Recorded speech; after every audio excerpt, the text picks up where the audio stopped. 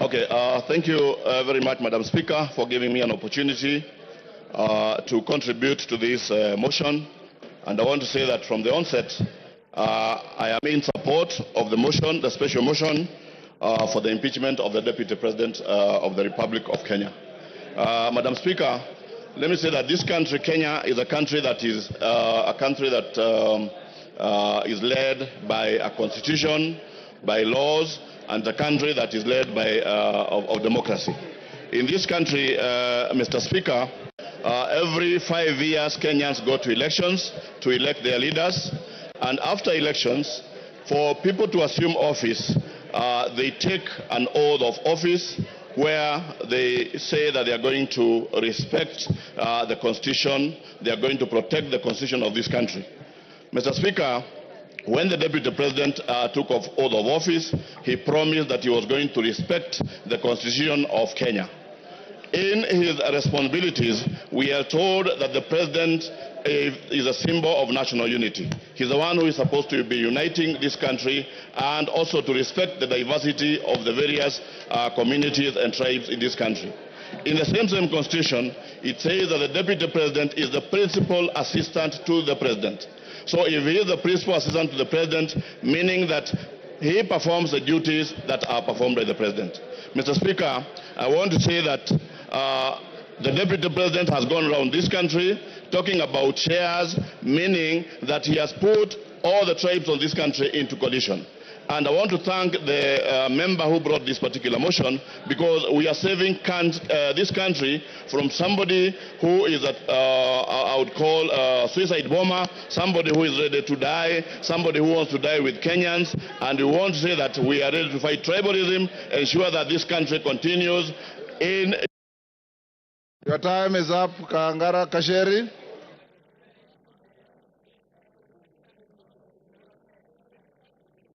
Give Honorable Njeri the mic.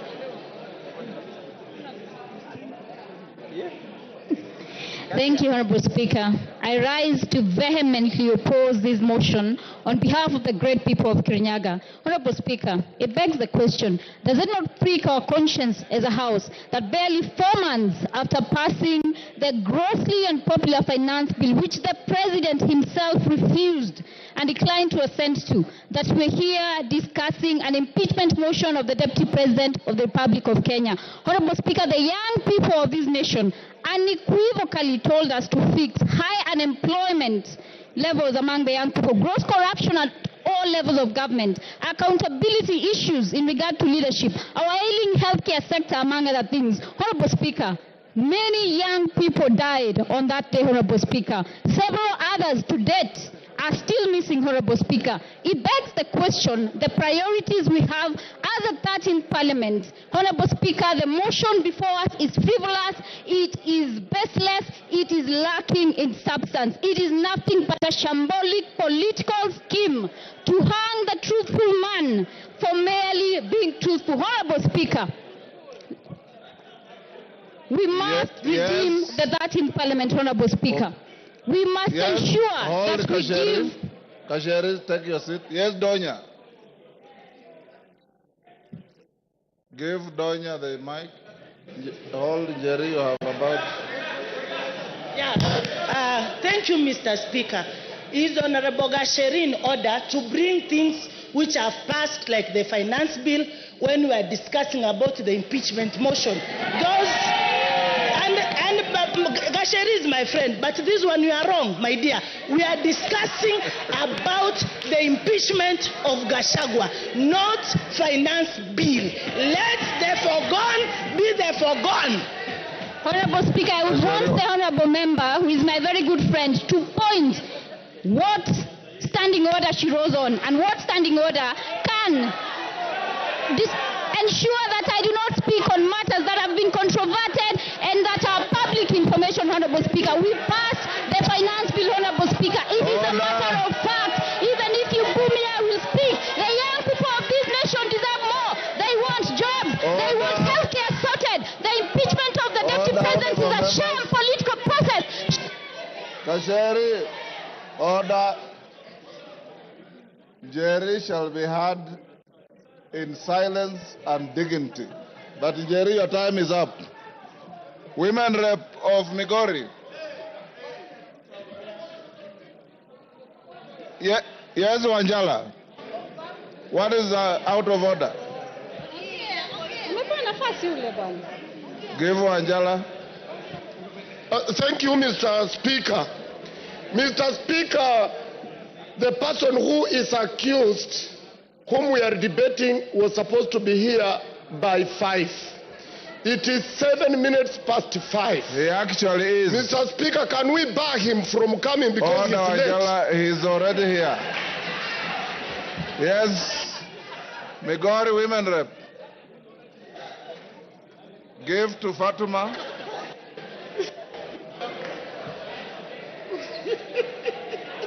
Yes. I look for you to speak. You had gone out. Thank you, Honorable Speaker. Thank you, Honorable Speaker. Kindly protect me, Mr. Speaker. I can't be heard, Mr. Speaker. Order. Thank you, Mr. Speaker. Order.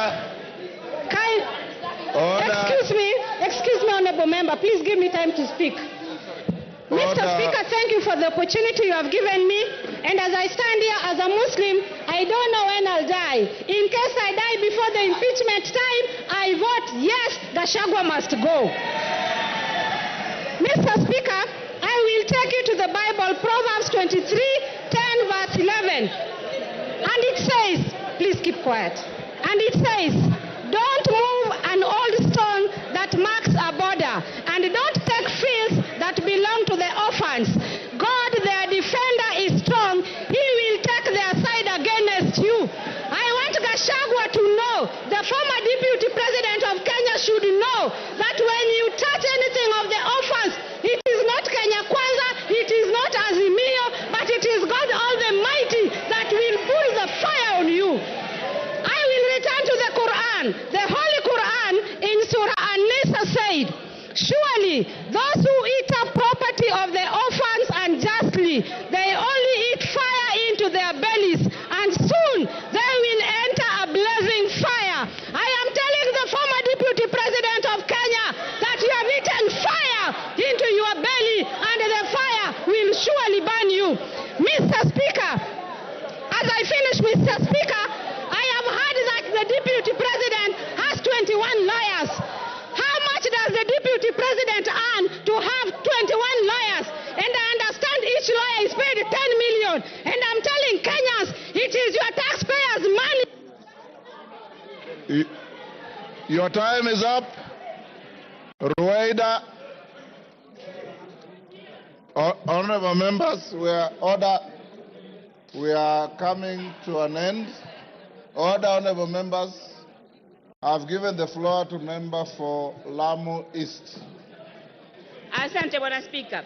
Bwana Spika, umoja wa taifa ni muhimu sana, na vile ilivyofanyika na naibu wa rais ilionekana kwamba hakuna umoja. Nataka ijieleweke kwamba watu wa mlima wanaishi sehemu zingine. Kule kwangu Kiunga niko na watu wa mlima, na kile wanachoona zaidi ni sand dunes. Hawaoni mlima, wanaona bahari. Nataka niseme ile kuzungumzia kuhusu NIS ilikuwa ni grave mistake. Wamekosea sana. Afadhali angetaja Nurdin kama akona shida naye kuliko institution ya NIS. Ni kutufanya sisi tukae dhaifu katika maadui zetu. Kwa mfano Al-Shabaab wataona vipi sisi kama tuko weak.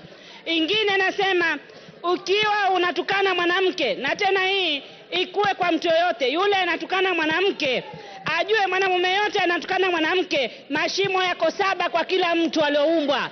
Wanaume wanayo, wanawake wanayo. Kama ni malaya basi ni wote wanaweza kutumia kwa malaya. Hii jina ya malaya nimechoka kusikia. Ingine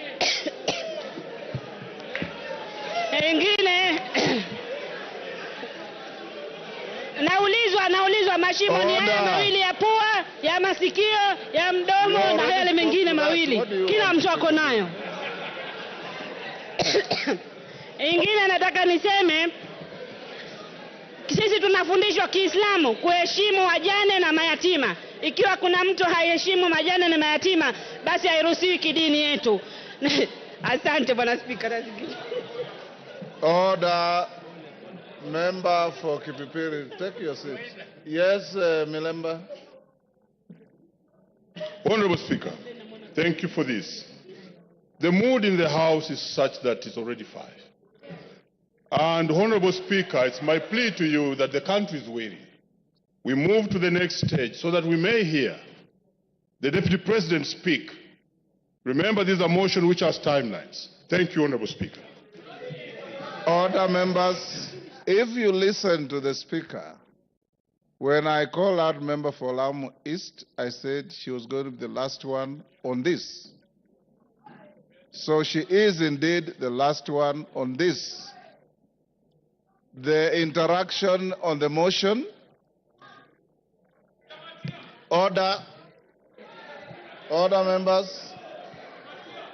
The interaction of members on the motion has been very, very intense. Order, honorable members. Member for Machakos, keep your cool, Mami. Keep your cool. Yes, keep your cool. The members who have spoken are many. It is not possible for each and every one of us to speak on the same motion. For those who have spoken, I appreciate you for your tremendous industry for and against the motion. Now, His Excellency the Deputy President is in the chamber, and he is accompanied, I believe, by his legal team or assistants. We will now move to the next stage. You remember I had advised the House.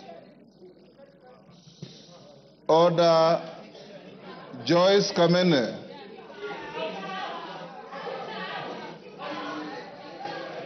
This is not a moment where the Speaker can exercise the option to exclude you from proceedings, but I know you differently. You are normally a very dignified person. I don't know what is the problem today. I want to urge the House that as we move to this stage, you remember we said at 5, the Deputy President had been assigned 2 hours in accordance with the standing orders. The standing orders say not more than 2 hours. So he may exercise to spend the 2 hours or less as he wishes. Secondly, once he finishes, then the minority leader, majority leader will take the floor as we had agreed. After that, then the mover will be invited to reply. And after that, you will go into a voting session. Your Excellency, once you finish, you have the option to remain in the House or to leave because you'll have spent your time as allocated by the House. I want to encourage you members to maintain your silence, to maintain your decorum, and to maintain the dignity of both the House and yourselves in listening.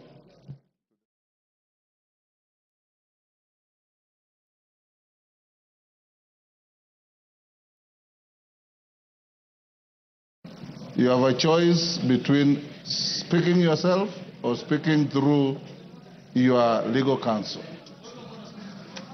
Yes, Kamket, what is out of order?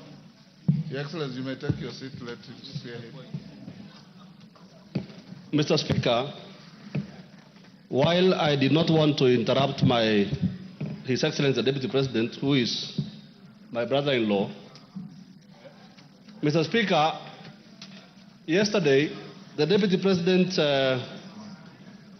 on national television referred to this House in unpalatable terms. And Mr. Speaker, while it is his right to say whatever he wants to say, as a former member himself, Mr. Speaker,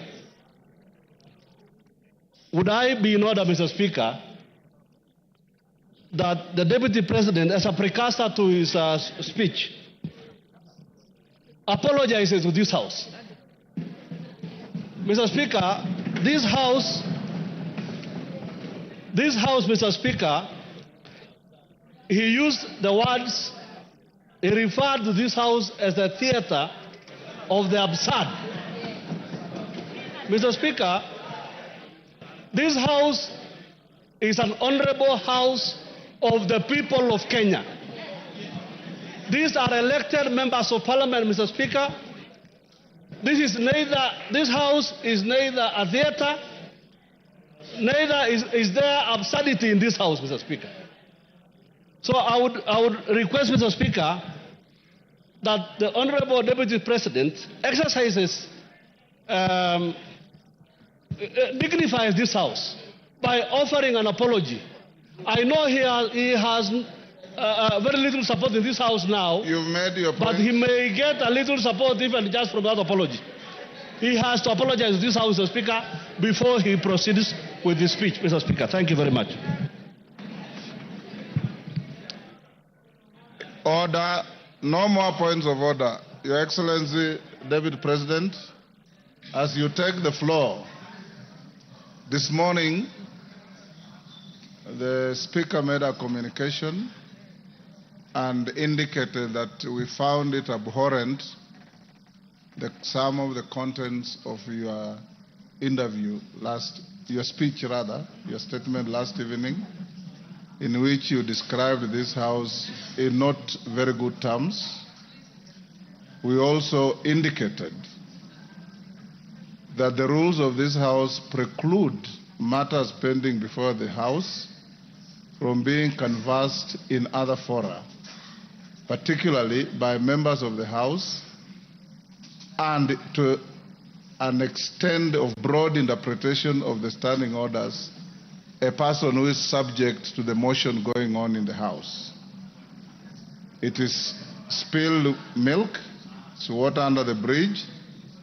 You said what you said, but it is only fair that, being an immediate former member of this House, that you exercise your conscience to hold as to whether this is a theater of the absurd or is an honorable National Assembly of the Republic of Kenya.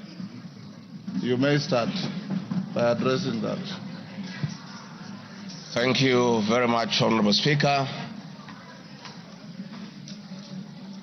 And thank you, the honorable members present, for according me this opportunity to prosecute the matter before us. Mr. Speaker, sir, I have tremendous respect for this great institution, having served here for 5 years between 2017 and 2022, and I appear here in a very nostalgic moment that I'm back in the House where I stayed for 5 years, despite the fact that I've come under difficult circumstances. Mr. Speaker,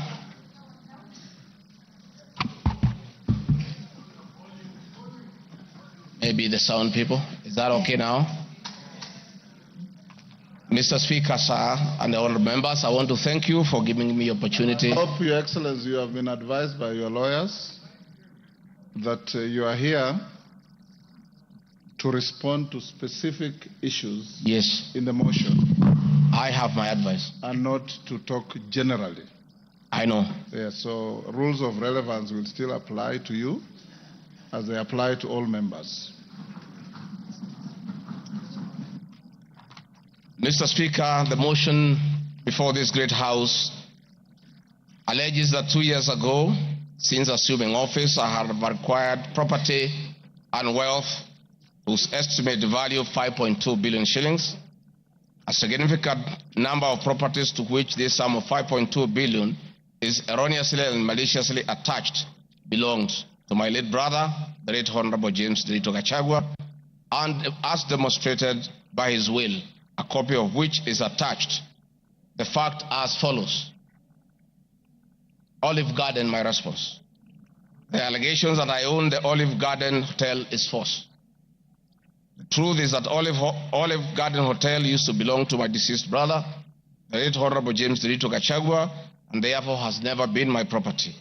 This is information that most of you may be aware, as it is in public domain.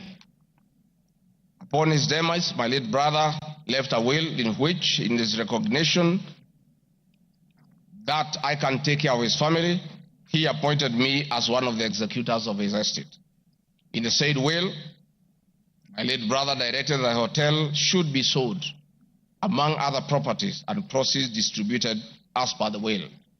I'm also listed as a beneficiary together with other persons named therein.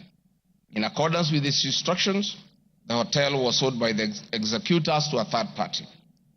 Owing to the above, I do not own the hotel and have never owned it, contrary to accusation in the motion.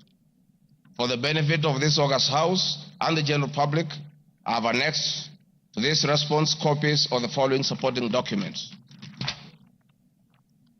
my late brother's will, sale agreement dated 17th May 2023, an official search for Olive Garden Hotel Limited.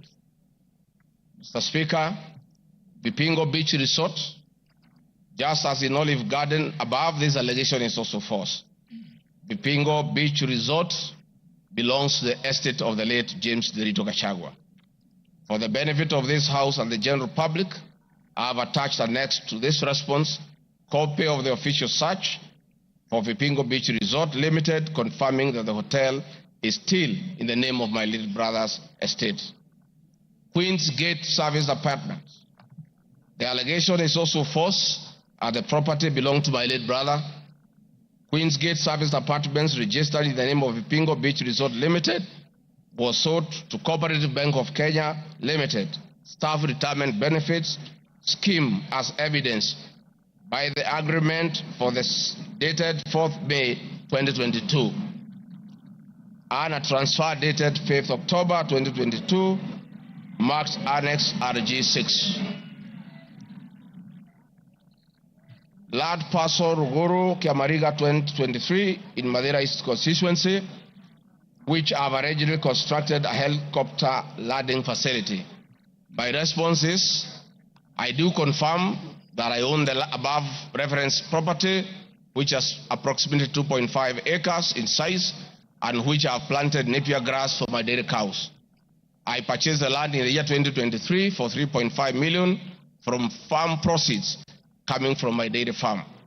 I have read through the motion and there is no iota of evidence adduced of the impropriety in the way I acquired this small property. Finally, on this matter, I wish to confirm that there is no helicopter landing facility on this particular parcel on the motion. This part is also false. I attach a copy of the agreement for purchase of this property marked Annexure RG7. 40 acres of land purchased in Kakuret within Kabraine in Nyeri County. My response: I confirm that I own a property, having bought it in 2015, a time when I was not a state officer. I had not even been elected as Member of Parliament from the Honorable Joroge Wainaina, Member of Parliament for Kenny, who is present in this House. Or I'm not sure whether he's present. Therefore, this property I purchased 10 years ago and not 2 years ago during my tenure as Deputy President, and as indicated in the motion, the allegation is false. I have read through the motion and there is no iota of evidence adduced of any impropriety in the way I acquired this property. For the benefit of this august House and the general public, I have annexed to this response copy of the agreement for sale and purchase of this property marked as Annexure RG8. 80 acres of land in Meru County. For the record, I wish to confirm that I do not own 80 acres of land in Meru. This allegation is false. However, in the spirit of full disclosure, I would like to confirm that I have purchased 29 acres of land in Meru, the land of my mother, which I bought on around 9 February 2024 through a loan granted to me by Solution Circle Limited, which I am a member. This said circle has a charge registered against the title, which it continues to hold as security until I fully repay the loan. For the benefit of the August House and the general public, I have annexed to this response copies of the agreement of sale marked RG9 and a letter dated 15 July 2024 from Solution Circle Limited confirming that they financed the purchase of the property marked Annexure RG10. Dairy farm in Nyandarua County. My response is I do not have a dairy farm in Nyandarua County, therefore this allegation is false. The land in Nyandarua has no single animal. Companies. The motion alleges there are 22 companies owned by my family members and which have been used to massively launder money and conceal proceeds of crime, corruption, and benefit from influence peddling. My response is the mover of the motion has listed the 22 companies associated with me and has alleged that they have been used to massively launder money and conceal proceeds of crime, corruption, and benefit from influence peddling.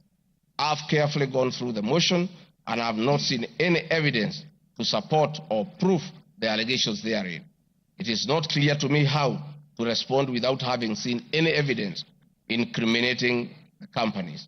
I would like to be clear that these companies have not been involved in any illegal activities, and I believe that is why the mover of the motion has not tabled any evidence of impropriety with respect to the companies.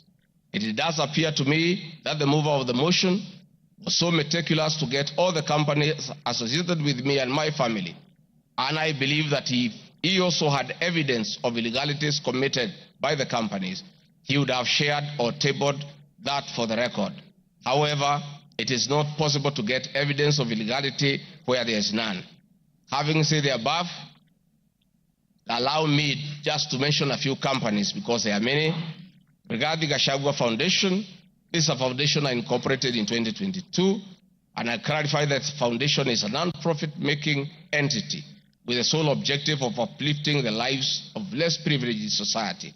This foundation therefore does not trade, and honorable members, you are aware that by law, a foundation cannot be used to trade. Since incorporation, the foundation has received a total of 12 million shillings, which has been utilized as per the schedule marked Annexure RG11, which is paying school fees for children in Pwani University and other universities across the country. Dorcas Regarding Foundation, because she is not here to defend herself, this is a foundation founded by my wife, Pastor Dorcas, incorporated immediately we came into office as a non-profit making entity for the sole purpose of rehabilitation of drug addicts, widows, single mothers, and orphans. A brief write-up of this foundation, together with its achievements, is annexed herewith as Annexure RG12. It is in public domain that Pastor Dorcas have been around the country doing work of rehabilitating drug addicts and helping others who have challenges. There are many other companies that are here, but I don't, because this is a house of record, I don't want to bother the members of parliament of going through all of them. I want to probably only talk about Wamunyoro Investments Limited, named after my village in Wamunyoro. This company was incorporated 21 years ago before I became deputy president, and it's a company that holds family property. Mr. Speaker, sir, I have been accused of exerting influence on officials in the Ministry of Lands to issue an allotment letter to Wamunyoro Investments Limited and using the fraudulently acquired documents in support of a court case. My response, Mr. Speaker, sir, and honorable members, I wish to confirm that Wamunyoro Investments Limited has never been issued with any letter of allotment for land in Embakasi.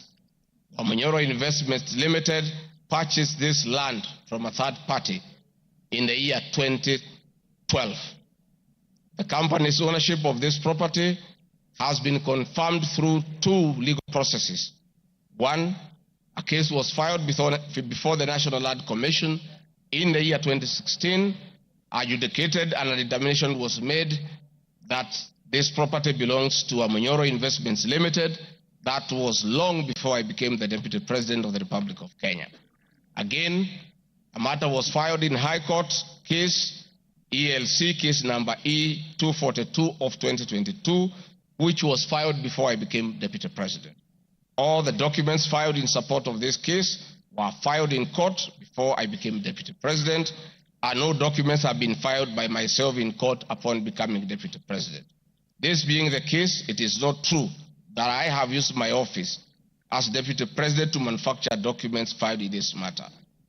The High Court found that this land legally belongs to Amonyoro Investment Limited and issued the appropriate direction. This matter has since been challenged in the Court of Appeal. I invite any honorable member who may want to be enjoined in this case to have the liberty to do so. Mr. Speaker, sir, I have been accused in the irregular procurement of mosquito nets at a cost of 3.7 billion. In response to paragraph 45 of ground 7 at page 23 and 42, paragraph 78 and ground 11 and page 36, 37 or 42 of the impeachment motion, I wish to respond as follows. It is not true, as claimed in paragraph 3 of the witness affidavit of Andrew Molwa, that I was involved in the KEMSA 3.7 billion irregular procurement of malaria nets, either directly or through proxy. Further, Shobika Impex Limited was not awarded the subject tender as the acting director of procurement, Dr. Justice Kinoti, by letter 5th May 2023, formally notified Shobika Impex Limited that its bid was unsuccessful because its tender security was not paginated and the tender was hence non-responsive. That is clear at paragraph 4 of the witness affidavit of Andrew Molwa. He contradicts himself by claiming that on 11 July 2023, I pressured him to surrender the original bid board, yet by the letter dated 5th May 2023, KEMSA had requested for collection of the original bid. Thus, there was no cause to pressure to be exerted on Mr. Molwa for any other purpose. I am aware of a foreign company known as Shobika Impex Private Limited, domiciled in India, and which appointed Crystal Kenya Limited as its local agent in the year 2014, that is 8 years before Rigathi Gachagua became the Deputy President. To date, Crystal Kenya Limited has complied with the agency terms between itself and Shobika Impex Private Limited, annexed hereto and marked as Annex RG18 in an appointment agency letter by Shobika Impex Limited in the year 2014. Sometime in 2023, Kenya Medical Supplies Authority advertised tender number GFATM MOL NFM 2022-2023 for supply of long-lasting insecticidal nets using the international open tendering method of procurement on behalf of the Global Fund. The monies for supply of the nets, as per my understanding, was a pure grant from the Global Fund. I am aware that Shobika Impex Limited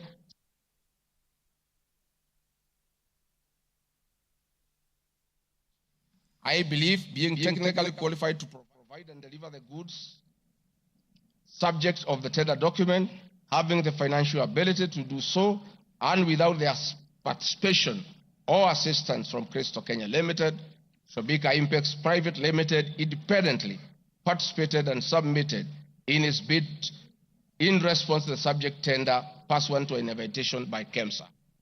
Having not participated in the subject tender, Crystal Kenya Limited did not submit any of the documents in response to the subject tender.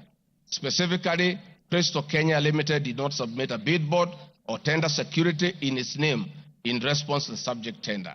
It is therefore not true that Crystal Kenya submitted a fake bid board with an intention to fraudulently acquire public property.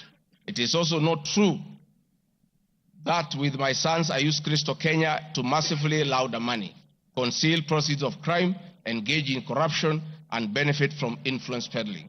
Subsequently, by the letter 5th May 2023, KEMSA notified Shobika Impex Limited that it was not successful because the tender security was not paginated, and requested Shobika Impex Private Limited to collect its bid security from the procurement office immediately. Annexed hereto and marked Annex RG19 is a said letter by KEMSA, dated 5th May 2023. However, EACC commenced investigations of the subject tender, and on conclusion of the investigation by EACC and the Senate on the subject tender, KEMSA CEO Terry Ramadhani, who had been suspended on this issue, was appointed Kenya's Deputy High Commissioner in New Delhi, India by President William Ruto. Thereafter, Crystal Kenya Limited, a Shobika Impex Limited agent in Kenya, followed up in the release of Shobika Impex Private Limited's bid board tender security on behalf of Shobika.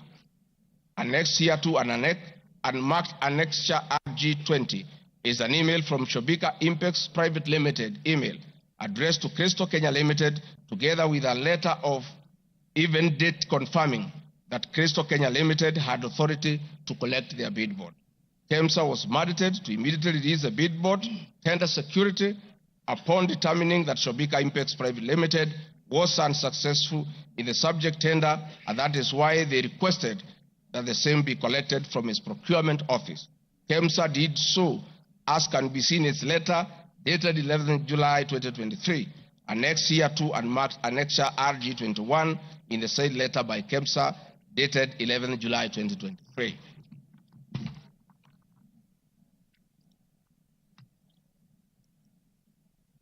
Mr. Speaker, noting that Shobika Impex Private Limited was not successful, it did not supply any goods and it did not receive any public funds in payment thereof with respect to the subject tender. Accordingly, I have not committed any crime under Section 45(1), 46, 47(a)(3), and 48(1) of the Anti-Corruption and Economic Crimes Act and Section 2, 3, 4, and 5 of the Proceedings of Crime and Money Laundering Act.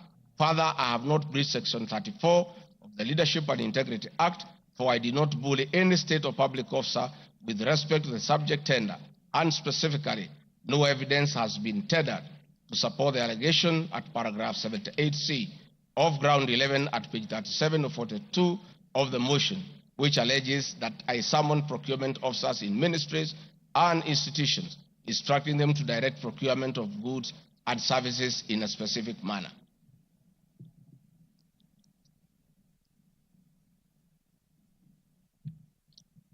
I have been accused of unnecessary and expensive renovation of the official residence of the Deputy President in Karen and Mombasa. Mr. Speaker, firstly, I would like to state that funds for the renovation of the official residence were approved and allocated by this Honorable House based on the fact that the premises had been neglected for a very long time when Dr. William Ruto was Deputy President. It cannot be fair that this House would proceed to impeach me because of an action that these honorable members have approved by way of appropriating monies for the renovations. Mr. Speaker, the contract for the refurbishment of the official residence of the Deputy President, dated 22nd December 2022, was signed by Honorable Katole Metito, the Controller of State House, Office of the President, and Agrobic Investment Limited that was awarded the tender, because the Controller of State House and herewith and marks as Annex RG 23. I would also like to add that the Deputy President, as Deputy President, I am not involved in procurement processes of my office, whether directly or indirectly. I would also like to state that I do not know the company, Agropric Investments Limited, which undertook the renovations. I do not know the directors and the company. I did not participate in the tendering or supervising of the same. The motion dated 26 September 2024 alleges that on 29 January 2023, 45 million Kenya shillings was transferred to Bayani Enterprises Limited, which is alleged to be a special purpose vehicle used by me to siphon public funds. No evidence whatsoever is contained in the motion showing that the said company is in any way connected to me or that I have any beneficial interest in the said company, which I am neither a director or a shareholder. I categorically refute the allegation, which is false and unfounded. Mr. Speaker, I would also like to confirm that I'm not a director or a shareholder, directly or indirectly, of the company called Agrobrick Investments Limited, and I do not know its shareholders or its directors. Mr. Speaker, there is an allegation of dubiously acquiring substantial portion of the sum of 100 billion paid to Lusona Events Limited. My response, Mr. Speaker, is just like in the above other matter. I have read the motion and I would like to state that there is no evidence that this company is linked to me.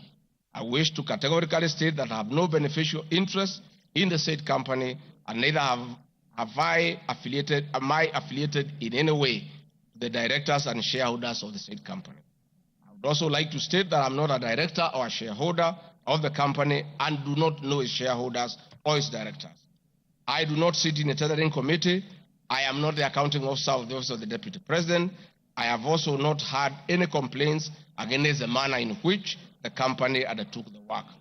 I am unable to confirm the allegations on funds withdrawn from the account of the company since I am not a signatory to its account. I am not associated with the company in any way whatsoever. Mr. Speaker, the motion dated 26 September 2024 claims that I am reasonably suspected to be the principal beneficiary of the dubious transactions.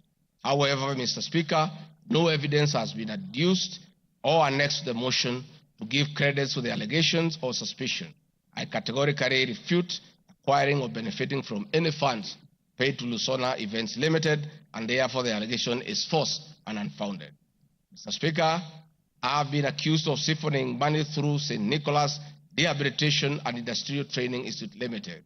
My response, Mr. Speaker, is that the motion dated 26 September 2024 makes the claim that a payment of 21 million was made to a company called St. Nicholas Rehabilitation Center and Psychiatric Hospital.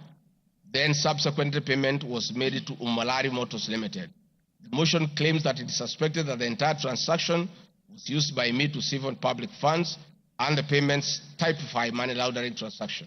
I am not a director or a shareholder of this company and I have never received any payments from this company. Similarly, I am not affiliated or related to the shareholders and directors of the two companies. No evidence has been annexed to the motion showing that I was a beneficiary of the funds paid as alleged. I wish to point out that I am not the accounting officer in the Office of the Deputy President and I am not aware that the payments made to this company by the office. The allegation is therefore false and unfounded. Mr. Speaker, there is an accusation of alleged sensational but false accusations against the Honorable Lady Justice Esther Minor. My response, Mr. Speaker, it is alleged in the special notice motion on ground 4 on page 14 at a gross violation of the Constitution that I publicly attacked the Honorable Lady Justice Esther Minor and forcefully threatened to bring action against her.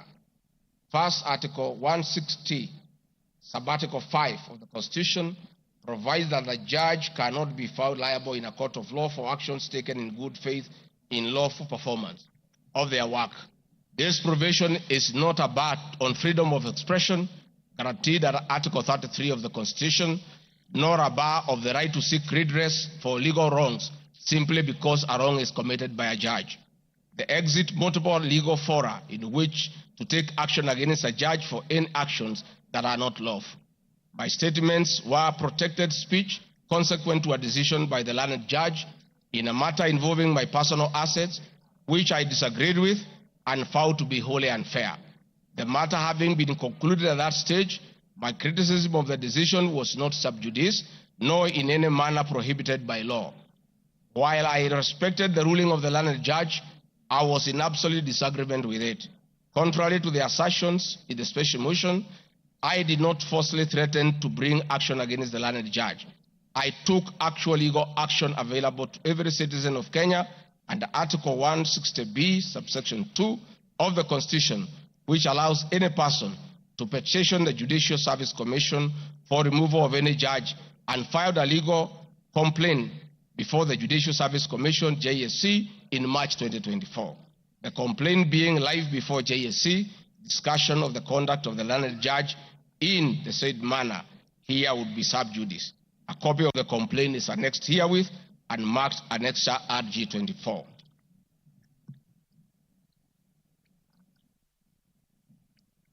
Mr. Speaker, I have been accused of diverting materials meant for construction of Kilifi Malindi Highway to tarmac a private road to Vipigo Beach Resort. My response, Mr. Speaker, I reiterate that Vipingo Beach Resort is registered in the name of the estate of my late brother, Honorable James Gachagua. Number two, the facts are as follows. King Charles III visited Kenya between 30th October 2023 and 30th November 2024. During his state visit, one of the designated places where King Charles III was to visit was Kuruitu Marine Conservancy, which shares a road with Vipingo Beach Resort. I have annexed a copy of the program for the state visit to Kenya by King Charles III, marked as Annex RG 25, which at page 13 on items 63 and 64 shows his departure and arrival at Kuruitu Marine Conservancy. There are several media reports confirming the visit by King Charles III to Kuruitu Marine Conservancy. I have annexed extracts of the media reports by the Star newspaper dated 7 November and by African News marked as Annexure RG 26. My understanding is that the road to Kuruitu Marine Conservancy was upgraded in respect of this visit, which also to benefit the local community, including amenities like Cheriani Secondary School, Cheriani Primary School, a mosque and a public market as part of the corporate social responsibility. I wish to point out that the alleged road, that is Takaungu Shariani Vipingo, is a public road and not a private road leading to any property associated with the Deputy President, but a public road. Mr. Speaker, I have been accused of undermining the President and the Cabinet by allegedly making contradictory public statements from the position taken by Cabinet regarding the evacuation of the people residing along the Nairobi River. My response, Mr. Speaker, is that Article 147 of the Constitution provides that the Deputy President shall be the principal assistant of the President and shall deputize the President in execution of the President's functions. Article 28, which states that every person has inherent dignity and the right to have the dignity respected and protected. Article 29C, Mr. Speaker, states that every person has the right to freedom and security of the person, which includes the right not to be subjected to any form of violence from either public or private sources. Section 15G1 of the Land Act states that notwithstanding any provisions to the contrary in this act or in any other written law, all eviction shall be carried out in a strict accordance with the following procedures. Be preceded by proper identification of this taking part in eviction or demolitions. B, be preceded by the presentation of formal authorizations for action. C, where groups of people are involved, government officials or their representatives be present during an eviction. D, be carried out in a manner that respects the dignity, right to life and security of those affected. E, include special measures to ensure effective protection to groups of people who are vulnerable, such as women, children, the elderly, and persons with disabilities, including special measures to ensure that there is no arbitrary deprivation of property or possessions as a result of the eviction. This includes mechanisms to protect property and possessions left behind involuntarily from destruction, to respect the principles of necessity and proportionality during the use of force, and give the affected persons the first priority to demolish and salvage their property. Critically, our Constitution provides at 147(2) that first the Deputy President shall perform the functions conferred by this Constitution and any other functions assigned by the President. Pursuant to Article 3 of the Constitution, I, as well as every other citizen of Kenya, and state or public officers have an obligation to respect, uphold, and defend this Constitution in performing any of my functions. This, the national values and principles of governance contained in Article 10 of the Constitution, by those state organs, public officers, and all persons, including myself as Deputy President, wherever we make or implement public policy decisions. In addition to this matter, Mr. Speaker, these national values and procedures include the rule of law, democracy and participation of the people, human dignity, equity, social justice, inclusiveness, equality, human rights, non-discrimination, and protection of the marginalized. Adherence to these principles become extremely important when we as state officers are contemplating legal evacuation of citizens with a duty to avoid inhuman forced eviction that will be contrary to our Constitution and international law. While campaigning with President William Ruto, and subsequently when I was sworn in as Deputy President, the President and I promised, as a key pillar of the Kenya Kwanza government, that there will be no forced or unlawful evictions, and that all evictions will be human and entail legal compensation. Mr. Speaker, the Office of the Deputy President has undertaken extensive engagement with all parties in regard to cabinet decisions on eviction, which I fully support, including the Nairobi River, which is an entity under the Office of the Deputy President and the County Government of Nairobi. Adherence to these principles become extremely important when we, as state officers, are contemplating legal evacuation of citizens with a duty to avoid inhuman forced evictions that will be contrary to our Constitution and international law. Guideline number 6 of the United Nations General Assembly Guidelines for the implementation of the rights to adequate housing prohibits forced evictions, and that the state should ensure that any eviction under domestic law are fully compliant with international law. The guidelines further require meaningful engagement with communities to ensure that the rights of residents are implemented cooperatively without the need for eviction procedures or police enforcement. Mr. Speaker, I have supported the implementation of government directives on the eviction, save for the fact that on being informed that the persons residing along Nairobi River would be evicted and paid 10,000 shillings only, which I and many other Kenyans felt was inadequate compensation for eviction. I insisted that the government should abide by the constitutional dictates and international norms while implementing any cabinet decisions, including eviction, and maintain the dignity of the citizens of Kenyans facing eviction. My statements did not and cannot be construed to undermine the President by insisting that people should not be evicted inhumanly and without adequate compensation. Mr. Speaker, I have been accused of undermining devolution by allegedly holding a meeting in Nairobi Wakulima Market. The motion alleges that on 28 September 2024, I unlawfully interfered with the running of the Nairobi City County government by holding a public rally where I allegedly incited citizens against lawful directives of the county government on planning and allocation of markets. My response, Mr. Speaker, is that the motion alleges that on 20 September 2024, I unlawfully interfered with the running of the Nairobi City County government by allegedly inciting citizens against lawful directives. Article 6(2) of the Constitution provides that the government at national and county levels are distinct and interdependent and shall conduct their mutual relations on the basis of consultation and cooperation. This being the case, it cannot be said that there is a violation of the Constitution when someone from the national government makes a comment on matters relating to county governments. The traders had sought me out to intervene and request the governor on their behalf to dialogue with them and seek a solution to the grievances with regard to the relocation of markets. I request that a video annexed RG Video 3 be played for the benefit of members to say what I said.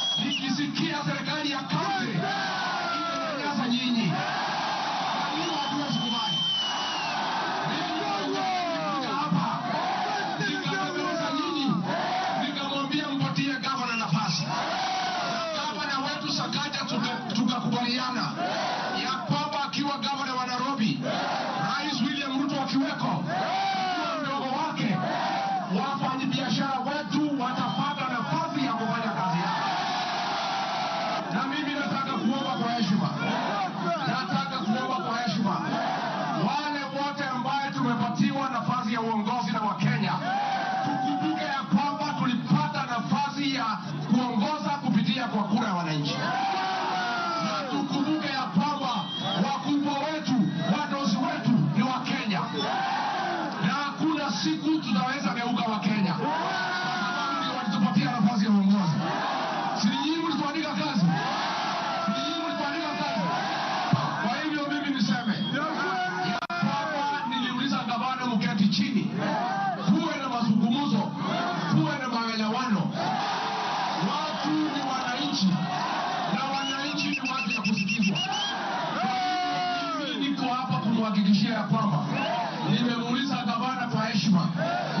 na kiburi. Mimi namuomba akiwa kiongozi wetu hapa Nairobi, asikuwe mtu ya kugeuka watu walimchagua. Mimi nimeomba na nimemwambia yeye akubali aketi chini na kamati. Hii soko ime... Thank you, Mr. Speaker. My counsel has just drawn my attention that in my earlier explanation on Nairobi River, I have a video 1 and 2 that I would like you to play so that I buttress my point on what I meant. This video 1 and 2. People of Kenya to work hard. We don't have a choice. Once we try to fix this economy and create a good working environment where we don't criminalize enterprise, where ordinary Kenyans are allowed to work, where businessmen are not harassed by KRA,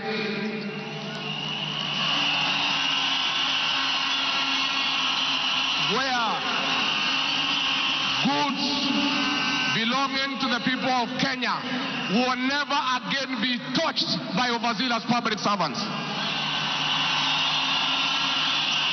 Where again poor people will never again be evicted in brutal evictions by state agencies. And I say, freedom is here. Now, the number of fatalities from the ongoing forcible eviction by the government has risen to 3, with another tragic loss in Mathare on Monday. An 18-year-old boy died as a bulldozer brought down a church in the area just moments after President William Ruto left.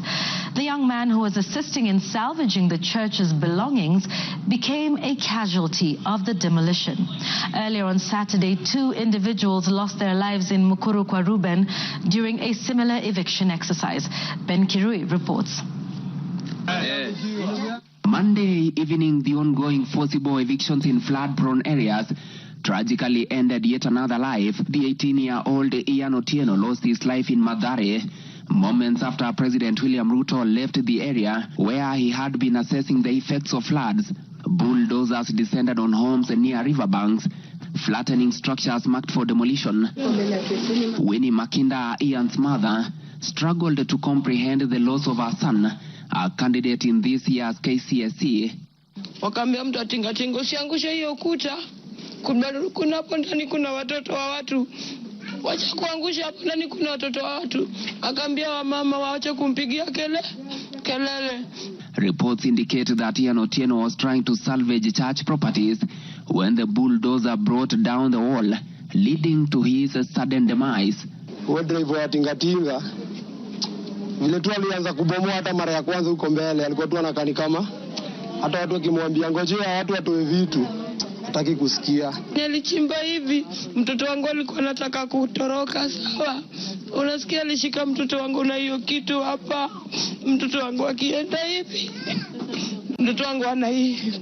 His death led to demonstrations by residents, prompting police intervention. The law enforcers lobbed tear gas canisters to disperse rioting residents.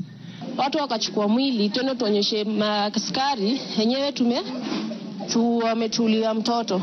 Maskari kutuona kwa gate wakaanza kutoa gun, wakaanza kulipua shoot. Residents insist they will comply with government orders to vacate houses along riparian lands only if provided with alternative housing solutions.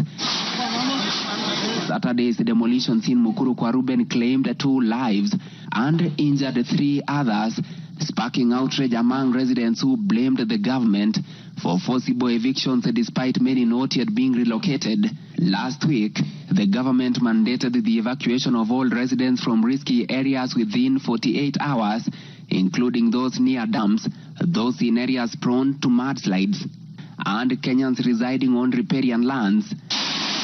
Ben Kirui, Citizen TV, Nairobi. Hakuna tena mambo ya evictions katika Nairobi.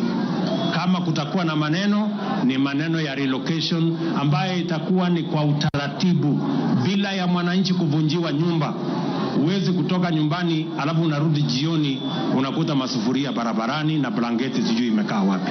That one will not happen again. We want to make sure that we are an orderly, humane society that respects the right of everybody, irrespective of who they are or irrespective of their financial status. We are all equal before the Constitution. Tumekubaliana watu wa Nairobi? Vijana tumekubaliana? Thank you, Mr. Speaker. That was President William Ruto talking the same language as his deputy, that brutal and forceful evictions have no place under this administration. We have seen a video of brutal eviction. We have seen young children crying in tears. The deputy president is being accused of undermining his boss by just doing what his boss said, that we should never forcibly, brutally evict the people of Kenya. Mr. Speaker, the leadership of Nairobi business traders approached me sometime in March 2024 at the official residence to discuss multiple issues affecting business and requested engagement in the solution and intervention on these issues.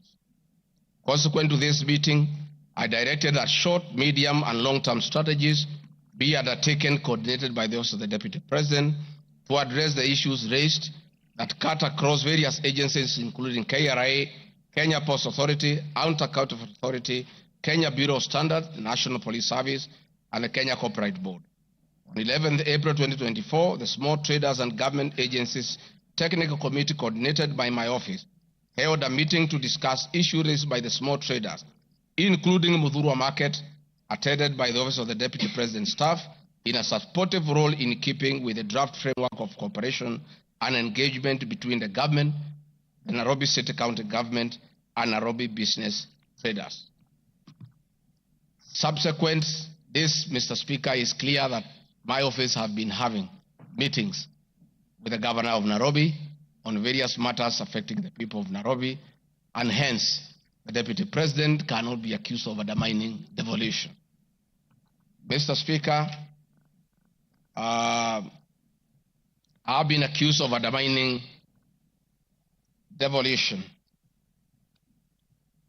by allegedly holding meetings to fight alcohol. I'm sorry, Mr. Speaker, if the House took it that I say the House is a theater of the absurd. I was talking about this specific charge of undermining devolution by holding meetings to fight alcohol to be discussed in this House. That to me is what I thought that moment. If it's 5 minutes or 10 minutes, that would be the theater of the absurd. I did not attribute in any way by trying to demean this House that I sat for 5 years, by calling it the theater of the absurd. But this particular charge, Mr. Speaker, drug and alcohol problem in Kenya has been on the increase, and many of our youth have become addicted to alcohol and their lives destroyed because it causes them to drop out of school and start engaging in petty crime to look for money to buy alcohol.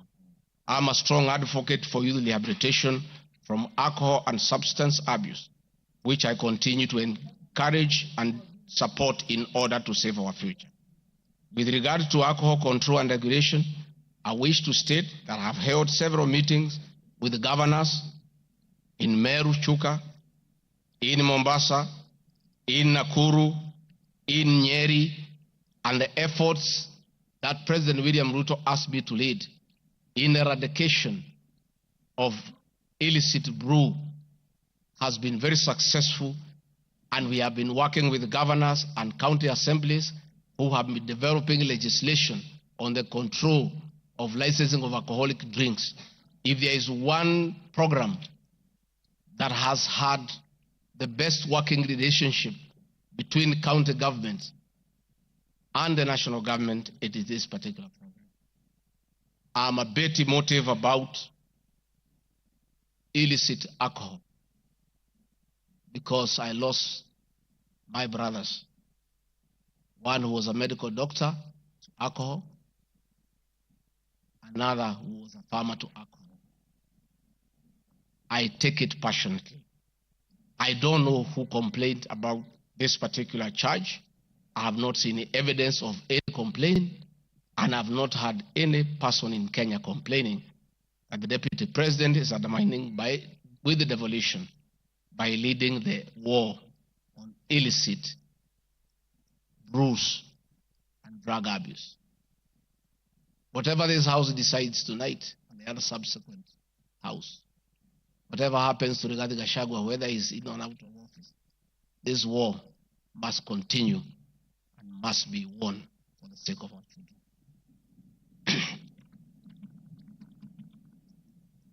I want us to watch video number 4, RG4. Leaders, those of us who have been elected, Madam Waiguru, Governor Kahiga, Badilisha, Kangata, Wamatangi, what shall we tell our people? Where are we? What shall we tell the people who elected us? When we meet them, what shall we tell them? When our children got wiped out by alcohol and drugs, where are we? We'll have nothing to say. Dede Nyoro, Kimani Ichung'wa, Madenge, mutaambia watu nini? Mukami, mutaambia watu nini? So please, this forum here today, let us be open and candid. Speak from your heart. Let us know what ails us. What is it must we do? We have the support of the President, and he is waiting. He has told me by 7 p.m. today, he wants a report. He cannot accept the situation. He cannot. Neither can I. And none of you should accept the situation. It is not right. It is not fair. It is not acceptable. We must deal with it as leaders. And we are here. We are all leaders. As an OCS, you are a leader. That's why you have been given that responsibility. As an ACC, you are a leader. County Commissioner, wewe ni kiongozi. DCIO, wewe ni kiongozi. Sisi ni viongozi. Na juu ya hayo, sisi ni wazazi. Tafadhalini, tukubaliane, tutafute suluhisho. Na tukipata, tuende tufanye kazi. It is possible. It is doable. It is something that we can do. Thank you, Mr. Speaker. It's very clear that the meeting had all governors, members of parliament who are present here today, policemen, everybody, and we are all in agreement that the war must be won. It cannot, but the Deputy President should be impeached for leading the war on alcohol. Sensational statements against the National Intelligence Service, its Director General, and officers. Mr. Speaker, during the assumption of office, I took an oath of allegiance in the following terms. Oath or solemn affirmation of allegiance to the President, Deputy President. In full realization of the high calling, I assume as Deputy President of the Republic of Kenya, I do swear solemnly affirm that I will be faithful and bear true allegiance to the Republic of Kenya, that I will obey, preserve, protect, and defend this Constitution of Kenya, as by law established, and all other laws of the Republic, that I will protect and uphold the sovereignty, integrity, and the dignity of the Kenyan people. So help me God. That is the oath that I took in Kasarani. Article 239, Article 3 of the Constitution provides that in performing their functions and accessing their powers, the national security organs and every member of the national security organ shall not act in a partisan manner, further any interest of a political party or cause, or prejudice a political interest or political cause that is legitimate under this Constitution. Article 239, Subarticle 5 of the Constitution provides the national security organs are subordinate to civilian authority. In relation to this allegation, I wish to state that the National Intelligence Service holds a very critical role in ensuring the safety and security of our country. They are responsible for gathering intelligence and share it with all our law enforcement agencies to ensure that the country is safe at all times. Consequently, when the country was caught flat-footed with regard to the scope and extent of the public's dissatisfaction with the Finance Bill 2024, which degenerated in a Gen Z protest, it pointed to the failure of the National Intelligence Service in carrying out its mandate.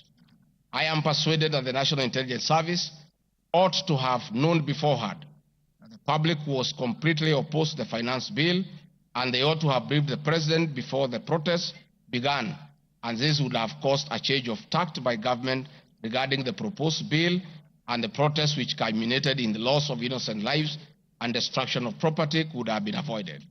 Hence, I expressed my opinion on this in my public media briefing in Mombasa, and my utterances were not any different from what happens in other countries when there is a lapse or failure by the intelligence agencies. The nation has witnessed unfortunate instances of several extrajudicial killings, abductions, and disappearances. I firmly believe that if the National Intelligence Service had acted diligently, these instances would not have been witnessed. Under the Constitution, the government agencies are supposed to be accountable to the Kenyan people, including the National Intelligence Service, and calling them out when a dereliction of duty does not amount to undermining them. I am also aware that the Kenya Kwanza government has been at the forefront in calling out officers who do not seem to understand their work. Recently, my boss, the President, publicly complained that there are some PSs and CSs who did not seem to understand their role. Please play for me video number 5, RG5. On President William Ruto has today described some members of his cabinet as utterly clueless and uninformed about the dockets they occupy. And in a sign of trouble for cabinet secretaries, the State House gates were shut for those who arrived late, with both President Ruto and his deputy Gachagua giving a sharp tongue lashing to the latecomers. And our Citizen TV's Timotai Goin reports the atmosphere at the State House Nairobi left little doubt on President Ruto's disappointment with a vast section of his 22-member cabinet.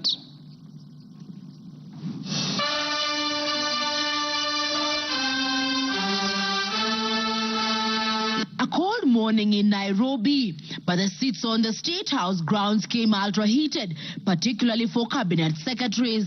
The cabinet members came here to sign performance contracts, but the oral appraisal of the day spurred anything between trouble and outright doom. If you cannot keep time with your employer, you have basically dismissed yourself. I mean, it's just as simple as that. So, for those who came late, who are members of the executive, I will be expecting a written explanation, and it should not include matters of traffic. Punctuality was at issue, with some cabinet secretaries being locked out of State House for lateness. And from the podium, the president and his senior lieutenants were unforgiving. Nimeona watu wale wamechelewa, nikaona rais unaniona ninamjua. Nikaona uso yake nikajua hapa kimeumana. Sababu leo ni siku ya performance contract. Ile siku muhimu sana ya kuja kuweka. Na wewe umefika pale rais anakaa. Tayari amekaa na ndiye rais wa Jamhuri ya Kenya. Wewe umechelewa ukiwa kuona nani? Who else have you gone to see? One of the things we need to learn in our performance contract is to beat the traffic. For the 19 cabinet secretaries present, the atmosphere at State House progressed from bad to worse as President Ruto and his deputy Rigathi Gachagua issued a blistering assessment of the performance of the cabinet members. Many of you, the people I speak to, don't even know what is going on in your ministries or departments. You have very scanty information. The moment I know more than you in your ministry, then you must begin to understand that something is very wrong. How do you run a ministry or a department or a parastatal if you have no information? That is the highest level of incompetence. Those of us who came with the president from the political space and who are his friends, and we assisted him to become president. Once he gives us a job, that is the termination of that friendship. The friendship with the president will be based on nothing but performance. From travel habits to basic work ethic and even media appearances, it was a brutal ground zero appraisal for the cabinet. Why do you have to honor every invitation that you have been given to to every country. Your Excellency, at times we have tried to hold cabinet committees, we can't. 5, 6, 7, 8 ministers are out of the country. Some change clothes at the airport from one country to another. That is the truth. Why can't you regulate yourself? If the president was to travel and honor every invitation, he will be out of this country the whole year. You just have to decide what is useful and other things you can leave to our ambassadors out of the country. So when you hear my deputy saying, find time, travel, but travel and see the people who have hired us, go to different parts of Kenya so that you can get feedback from the public. We have done so much as an administration, but the information is not out there. Our ministers are quiet. They are called for TV interviews, they don't show up to say what they have done. And then the media have a field day because nobody talks for government. I would rather we spend more time explaining to the people of Kenya what we have done in our respective dockets as opposed to travel. And if we have to travel, let's travel up country to where our Wananchi are and explain what we are doing. And I remember I called CS Chelugui. I didn't find him, so I called his PS and I found her and I explained to her, I told her, look, the public is not understanding this. Did I call you or not on Sunday?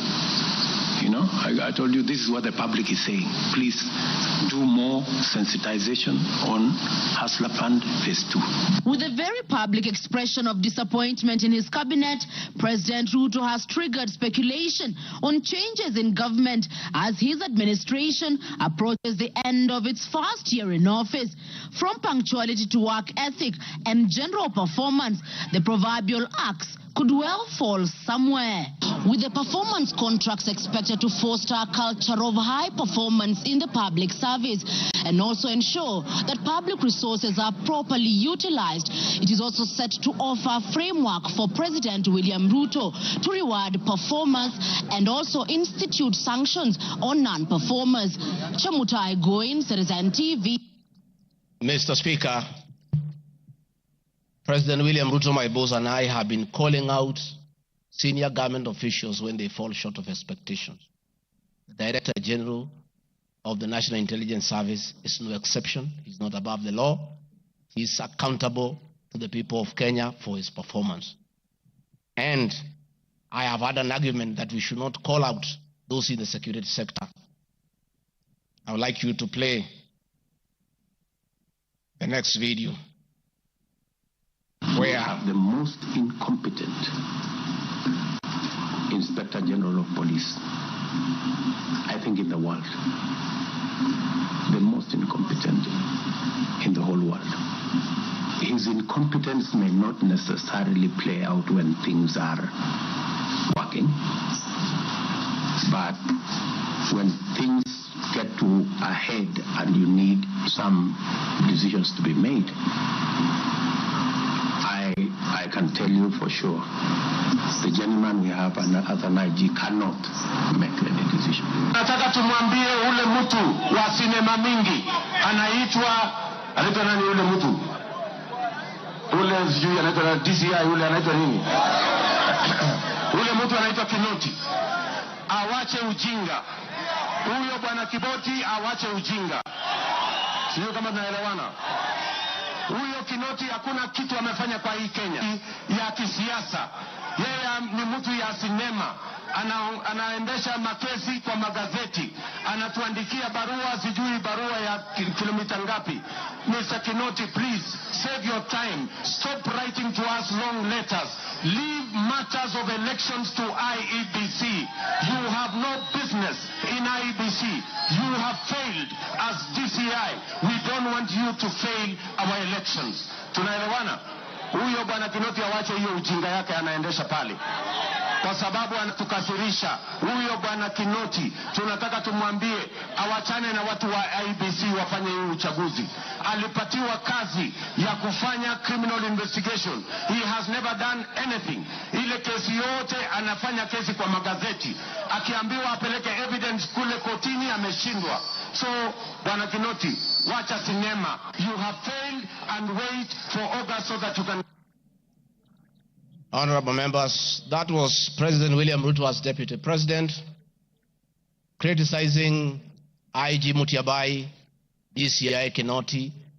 Rigathi Gachagua has learned his job from his boss, that public officers must be called to order when they fell short of expectation.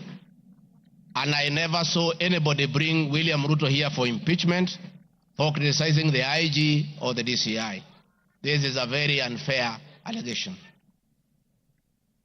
Mr. Speaker, it is also reported by media that the IMF has already warned about impending unrest during the people's dissatisfaction with the 2023 and 24 finance bill. Many of you will recall, Mr. Speaker, after the September 11th terrorist attack in the the US intelligence agencies were massively criticized, and an inquiry was even opened to investigate why their intelligence agency was not able to detect and thwart the attack. All we are saying is that our National Intelligence Service is accountable to the people of Kenya for its performance. Mr. Speaker, conniving with cartels in the tea sector to block KTDA from implementing guaranteed minimum return, Mr. Speaker, I am here to see a shred of evidence to that effect, and I have nothing to say. I have seen an allegation that we have not been able to do coffee reforms. Mr. Speaker, out of my work, coordinating coffee reforms, the Cooperative Bill 2023 and the Coffee Bill 2023 is before this House. I request this House, after these impeachment proceedings, to embark on those two bills so that the coffee farmers can realize the full benefit of the coffee reforms that we have initiated.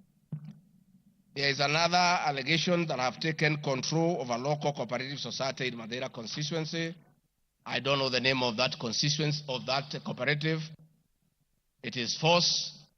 I am here to see any evidence. I have nothing to say because there is nothing to be said. On the issue of shareholding, which I think members are interested in listening to, I listened to you this morning, and it was quite emotive. By virtue of provisions of the third schedule of the Political Parties Act, the constituent parties of the Kenya Kwanza coalition entered into various agreements, which were deposited with the Speaker of the National Assembly and the Speaker of the Senate for purposes of Article 108 of the Constitution of Kenya. The following were members: UDA, ANC, Ford Kenya, PAR, Farmers Party, Chama cha Kazi, Communist Party, Economic Freedom Party, Service Party, Tujibebe wa Kenya Party, Umoja na Maendeleo Party of Kenya, and the Democratic Party of Kenya. In accordance with the provision of Clause 3, Schedule 3, a power sharing agreement and development agenda for the certain regions of Kenya, I attach copies of these agreements, RG32. All those agreements talked about specific regions. The leaders who appended their signatures canvassed issues of appointments to do with specific regions. Power sharing agreement between UDA and ANC and Ford Kenya, for example, say that the UDA would nominate the coalition president, the presidential and deputy presidential candidates that was honored. The president would guarantee the stature, the dignity, and financial and operational autonomy of the office of the deputy president, which I have been insisting on because it's part of the coalition agreement. The ANC would be allocated the position of the prime cabinet secretary, which has happened. Ford Kenya would be allocated the position of the Speaker of the National Assembly, and that is why Honorable Masika Wetangula sits here today. In accordance with Article 2 of the Power Sharing Agreement, ANC at Ford Kenya would have a 30% share is a word, of the national government positions. This drives my utterances about shareholding. It is embedded in all these agreements that are attached here for you to read. I heard this morning an honorable member saying that the deputy president said the people of Ukambani will not get resources because they did not vote for Kenya Kwanza government. That is not true. The deputy president of the Republic of Kenya does not allocate resources. Resources for the development of the Republic of Kenya are appropriated by the National Assembly of Kenya, where I am today. The deputy president will help the president to oversee the implementation of funds allocated and appropriated by the National Assembly. It is therefore not possible that the deputy president of the Republic of Kenya has the capacity to deny any part of Kenya resources because of the way they voted. The decisions on how resources will be allocated for the development of the Republic of Kenya are made here by the honorable members. If your area has no development, please don't impeach the deputy president. Don't accuse him of not giving you resources. You are in this house to make sure that your area where you come from is allocated appropriate resources, because that is your job. The agreements are attached, therefore I don't want to go into them. Let me say my speeches on the shareholder issue were informed by the foresaid power sharing covenants, which are founded on law, having been deposited with the registrar of political parties, and lessons learned from the well-known disputed 202 NAC power sharing agreement. Further, sharing agreements are a feature of government formation in all democracies in the world that provide for the formation. My pronouncements on the issue, properly understood, are not only anchored in law, but entirely harmless and incapable of being construed as a basis for ethnic animosity, a danger to national cohesion, or a threat to national unity. On the contrary, coalition building has been one of the most important innovations since the disputed 2007 elections in ensuring stability, equitable sharing of political power, national cohesion, and fostering of national unity. Indeed, Kenya Kwanza main opponent in 2022 general election, Azimio la Umoja Coalition, One Kenya Coalition Party, was a political party consisting of 25 political parties who also executed a power-sharing agreement based on shares. I'm also aware that the Jubilee Coalition that executed a 50-50 power-sharing agreement between TNA Party and URP Party for 2013 general election.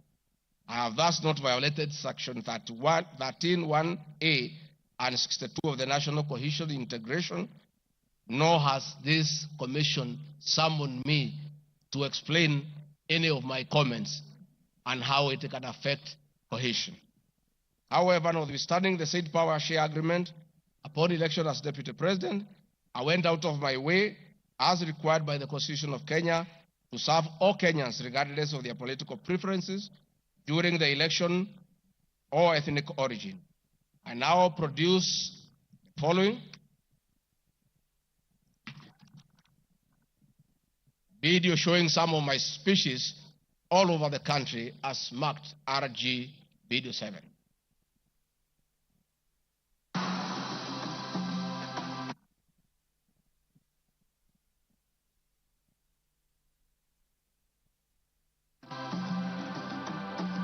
We want to confirm to the people of Nyanza that the Ruto administration will serve all Kenyans, those who elected us and those who did not. Kenya hii kila mtu afanyiwe kazi, kwa sababu kila mtu nalipa kodi. Mimi sikusema Kenya ni ya shareholders. Nilisema serikali, ukiunda serikali, wale wanakusaidia kuongoza, unatakiwa uweke wengi wale walikuwa na wale walielewa manifesto yako. Mimi nimetembea Kenya. Mnasema nilikuwa Mombasa, hiyo hapana mlima. Mimi nilikuwa Wajir, hiyo hapana mlima. Nilikuwa Garissa, hiyo hapana mlima. nilikuwa Mount Elgon.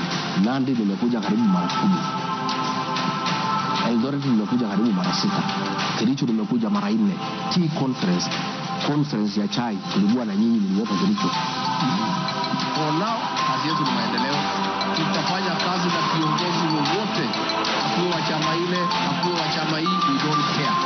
This is the time to serve the people of Kenya, and we shall work with all elected leaders, irrespective of their political affiliation. Mr. Speaker, copies of documents demonstrating my efforts within the mandate allocated me by the President to address security issues and economic equalization programs and policy in historically marginalized areas is Annex RG33. The decision to embrace the broad-based government following the dissolution of cabinet after the Gen Z protest. I attached my video during the launch of the Honorable Raila Odinga's quest for EU chairmanship at State House, again as a demonstration of my embracing the broad-based government.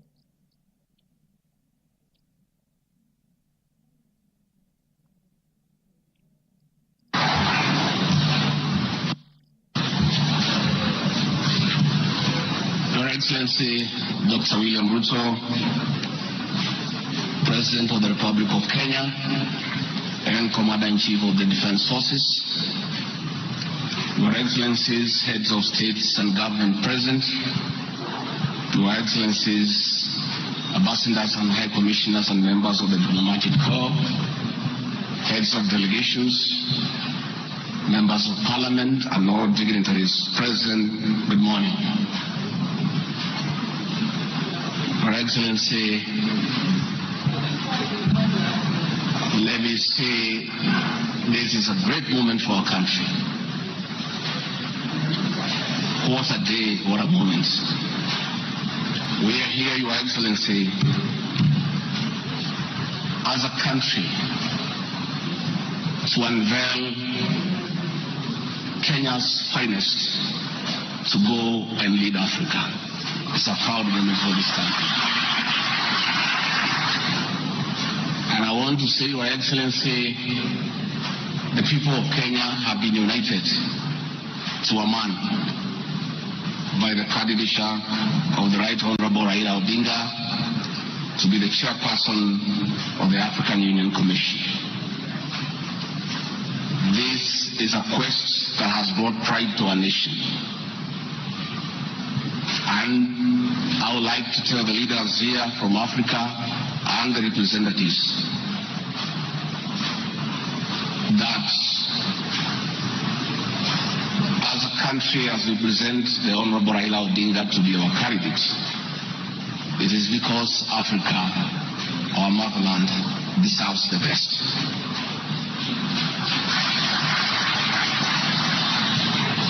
The passion and zeal of the Right Honorable Raila Odinga in Pan-Africanism is well documented. Passion knows no age, knows no limit. In the person of the Right Honorable Raila Odinga, he'll join the ranks of Jomo Kenyatta and Kwame Nkrumah in pushing the agenda for Africa.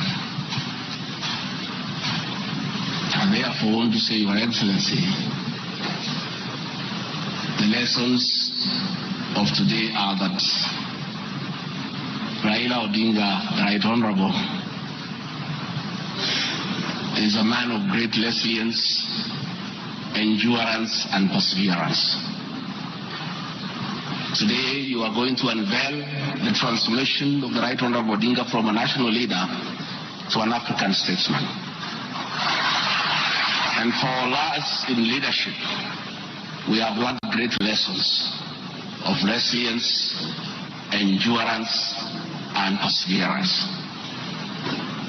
Somebody may ask, why is it regarding Gachagua, who has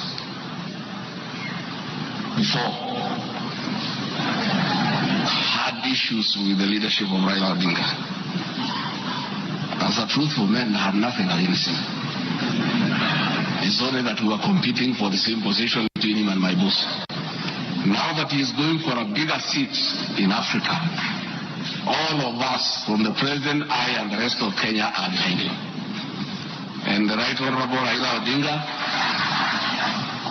as a man who listens to the ground, let me confirm to you, I've listened to the ground, and all Kenyans across the political divide, across communities, are in support of your candidature, and we wish you well. Before I call Your Excellency, let me acknowledge the place of family, not just in our lives but in leadership. I think it is a great moment for the Right Honorable Raila Odinga. It's appropriate that I acknowledge on behalf of the country the role Mama Ida Odinga has played in the life of this great son of this land. Mama Ida Odinga, we salute you as a country for having been a very strong pillar to your husband in very difficult times, and his lowest moments you have always been there for him. We ask families to support their spouses. So Mama Ida Odinga, as we wish you happy birthday, it is my hope and prayer that your next birthday will be celebrated at Addis next year. And if you invite President William Ruto to come and he's not able to come, Mr. President, I'll be very happy for you to send me to represent you in that great birthday. We therefore want to say as a country, it's a great moment. And the Right Honorable Odinga, I have noted with a lot of appreciation, my wife, Pastor Dorcas, who is a very prayerful woman, has been praying for me and the President daily. And I noted from yesterday she has added you in her prayer. And because her prayers work, we have no doubt that you will get this seat. Mr. President, it is now my honor to request you to come and anchor Kenya's finest and embark on the journey of transformation of the Right Honorable Raila Odinga from a national leader to a great African statesman. Thank you, Mr. Speaker. President William Ruto has many times appreciated my people issues and has repeatedly pronounced himself. Let me have the video number 9. And speaking of deputies,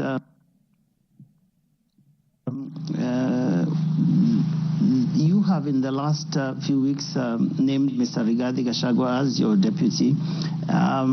There's been quite a debate, and I'm sure you know that, around running mates in this country. Perhaps this would be a great time to shed light on why you settled on this gentleman.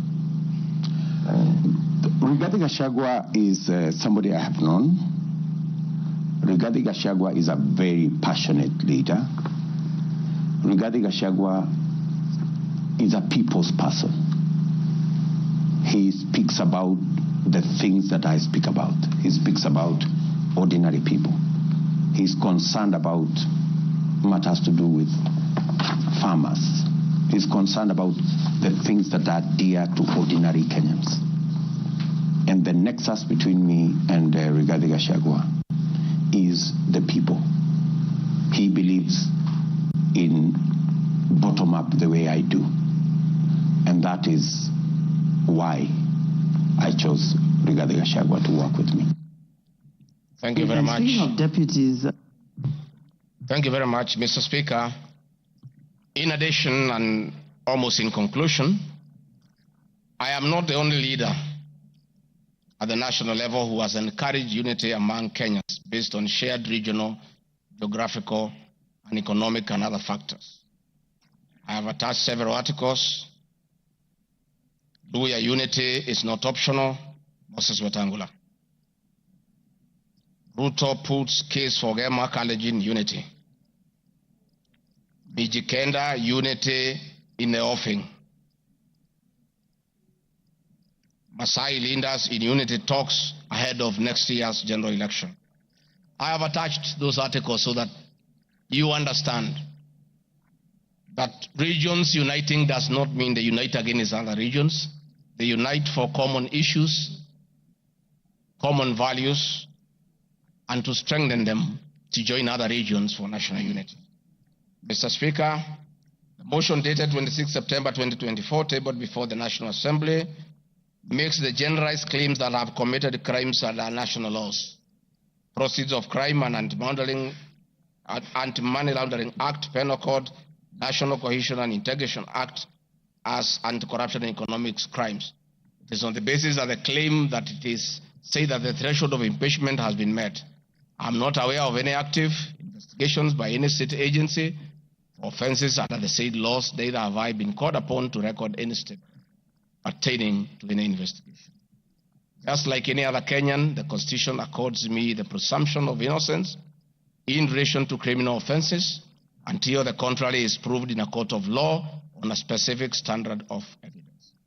Therefore, in the absence of any active investigations by any investigative agency in Kenya, I do not believe that there can be any serious reason to believe that I've committed any offense. Otherwise, that will be an indictment of the intelligence agencies as well as investigative agencies. Therefore, it is inconceivable that the threshold of the impeachment motion as defined in Article 145 of the Constitution can solely be based on the perception of the mover of the motion in the absence of any other evidence. I heard the mover this morning saying that all we need to do is to believe in him. I believe that cannot be the position. We need actual evidence against the Deputy President. The net effect of the impeachment of this basis of allegations of criminal offences, whose evidence has not been tried and tested in court of law or by bodies mandated to investigate, would be to disqualify me from the possibility of holding public office in relation to Article 99(3) without the benefit of due process of law and exhaustion of the systems of appeal as provided in the Penal Code. Mr. Speaker, I do not wish to respond to the issues I had this morning that are outside the motion.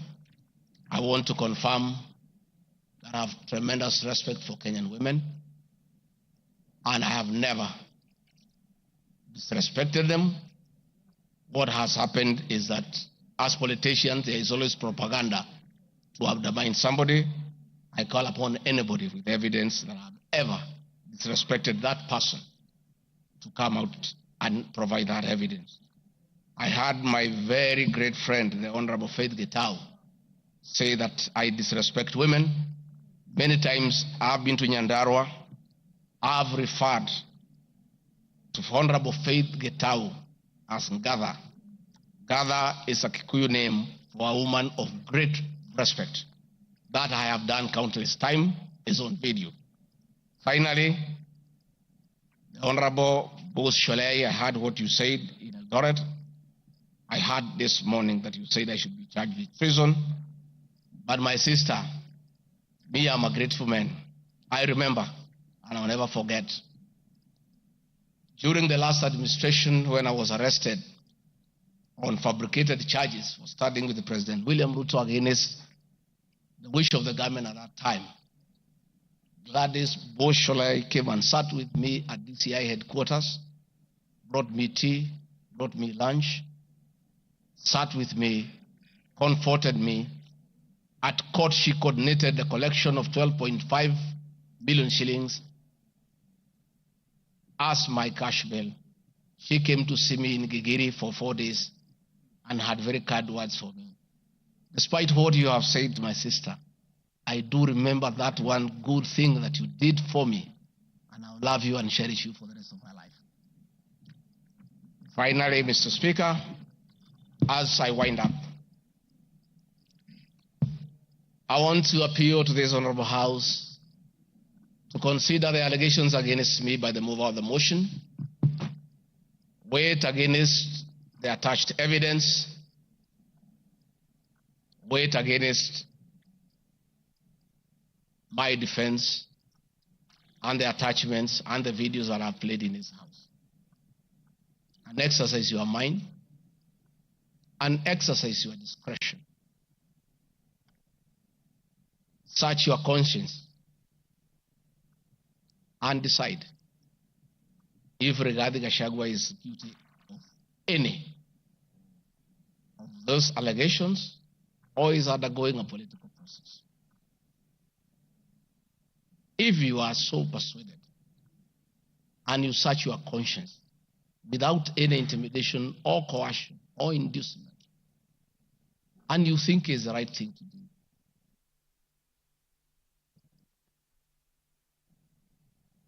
if you search your conscience that have been adduced here, and you find that there are no grounds to impeach the Deputy President of the Republic of Kenya, please make the right decision. But as you do so, many members who are in this House remember what President William Ruto as Deputy President went through. And most of us stood with him. Rigathi Gachagua underwent 4 years of persecution. Others were persecuted. But we took a firm stand because we believed we were doing the right thing.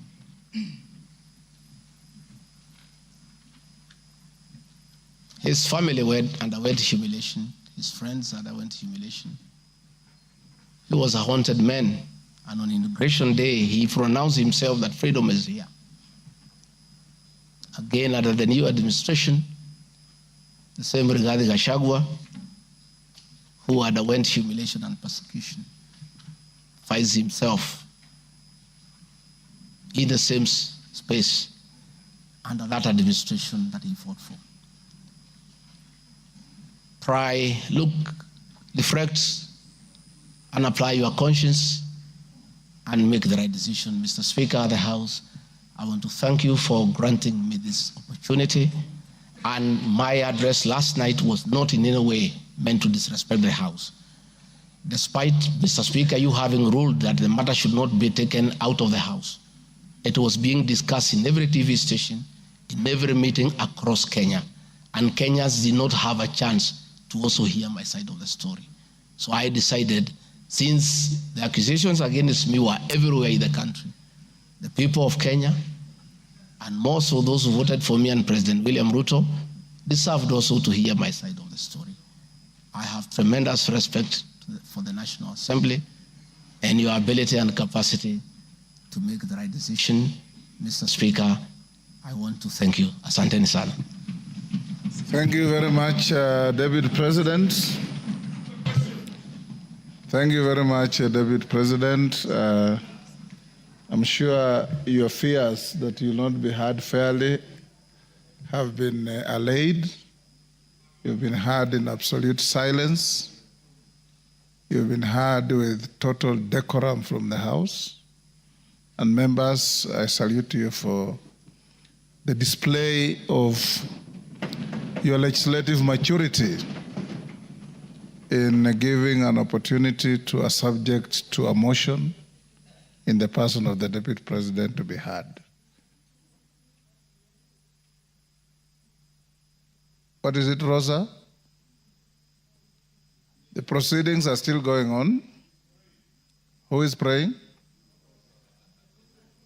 Yes, Senior Counsel. These proceedings are still going on. Yes, indeed. Mr. Speaker, this is a House of Record, and I had wanted to rise under Standing Orders 65, 67A, and 67B.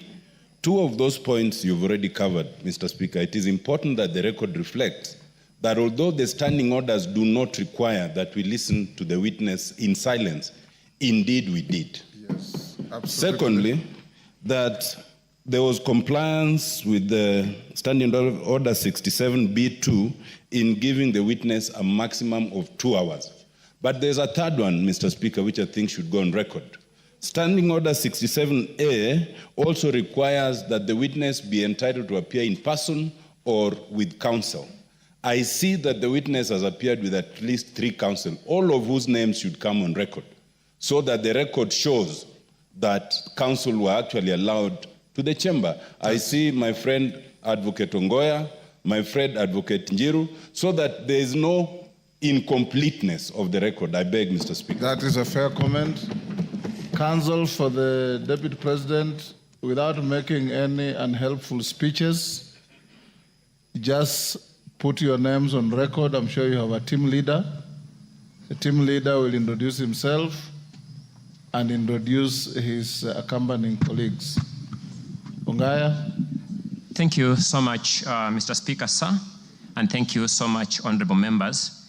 The team representing the Honorable Rigathi Gachagua, the Deputy President in these proceedings, is as follows.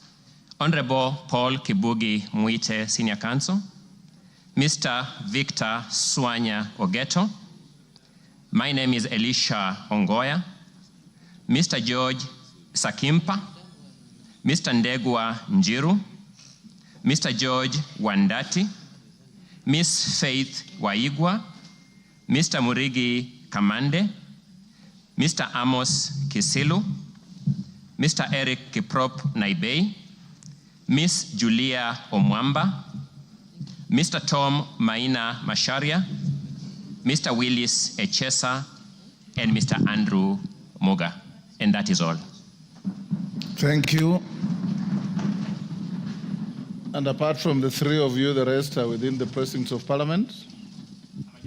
Are within the precincts of Parliament, save for Senior Counsel Paul Kibugi Muite, who sought to be excused from attending today, but is part of this team, and we are under his supervision and guidance. Thank you. From here, we'll proceed as follows. Deputy President, if you wish to leave, you are at liberty to do so with your team.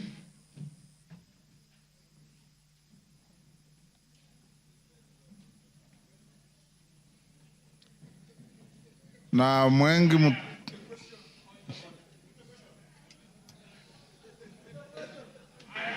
Yes, Kaluma. I thank you, Honorable Speaker. Honorable Speaker, our prayer at the end says that we always be fair to those who are committed to our church. And Honorable Speaker, in his address to the House this afternoon, the Deputy President appears to have referred to some documents. I know we are moving towards the end of this particular session in considering this matter. And Honorable Speaker, I want to thank you for upholding Article 47 of the Constitution on the right to fairly and secure procedural fairness to every party as required by our Constitution. I wanted to ask Honorable Speaker that so that we consider what the Deputy President is saying in the documents, would I be in order to request the indulgence of the Speaker within the provisions of Standing Order number 1 to adjourn for at least 10 minutes so that we consider what the Deputy President's documents have and come back and make the decisions we need to make. Thank you, Honorable Speaker. The request does not meet my favor. Where is Mutuse? Mutuse, you have 30 minutes to reply. Before I call the minority leader and the majority leader, will you exhaust your 30 minutes or you want to share out to anybody? I got an indication that you wanted to share 10 minutes to Kaluma. Pardon? I know. I am organizing the process. He's not going to be... I'm aware, Robert. Mr. Speaker, I will share 10 minutes to senior learned friend Mr. Peter Kaluma, 5 minutes to Deputy Majority Leader, who was my seconder, and I will utilize the rest, which is 15 minutes. Yes.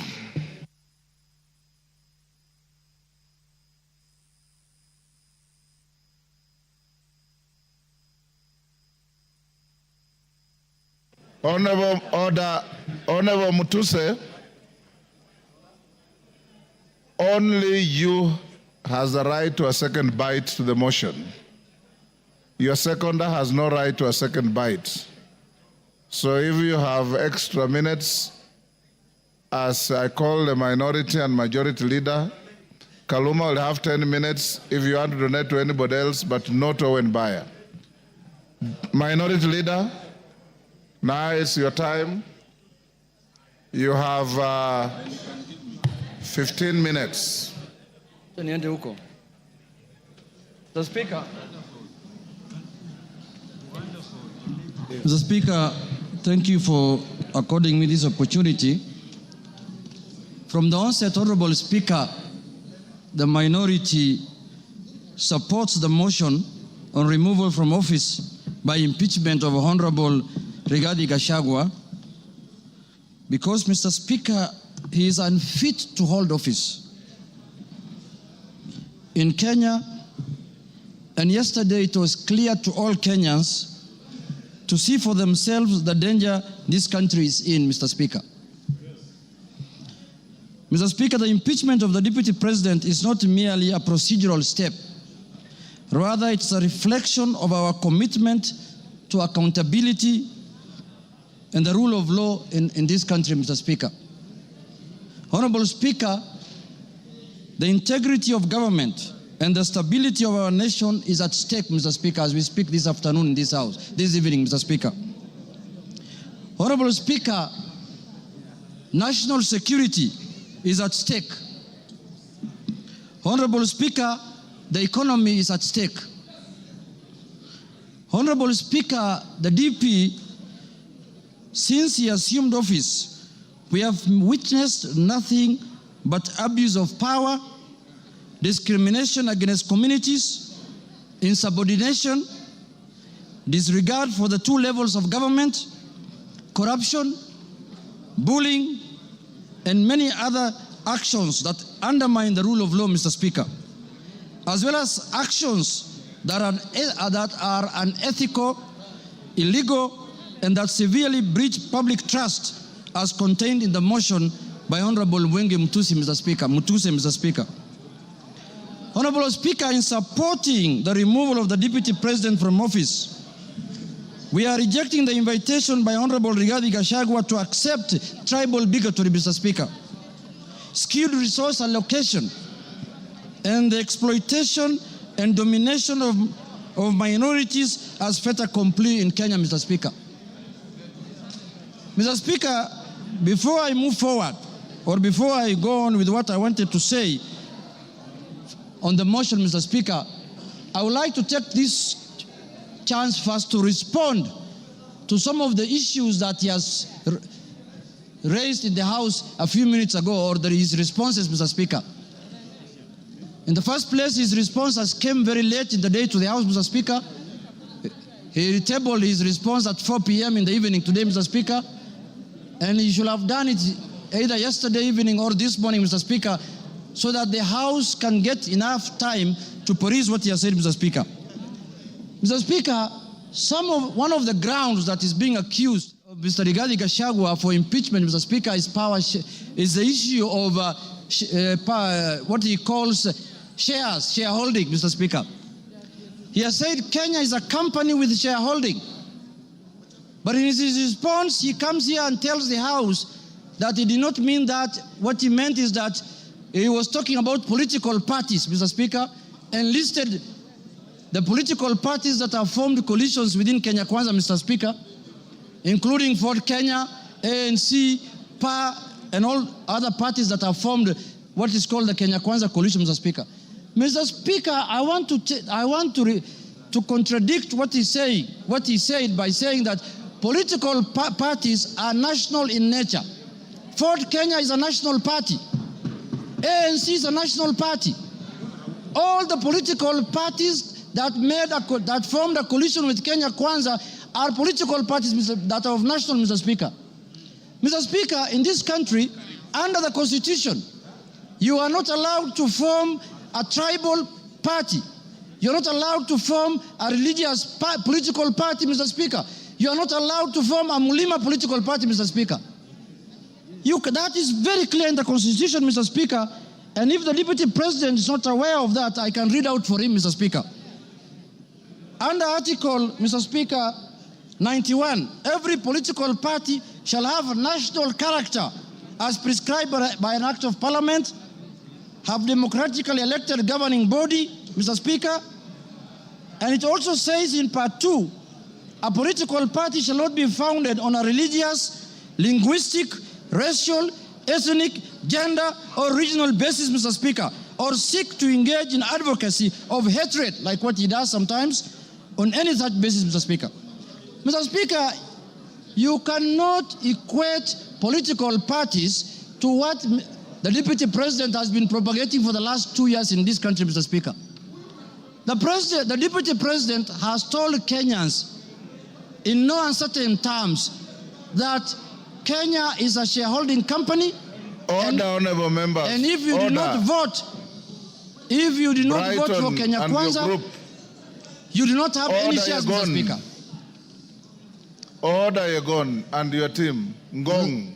Mr. Speaker, members now are excited because they are not happy with the response the Deputy President has given them. Now they want to vote and go home. I know what they are doing. I know, but let's prosecute the matter. We have to respond to the issues he has brought to the House, Mr. Speaker. Mr. Speaker, political parties are not equal to regional and ethnic,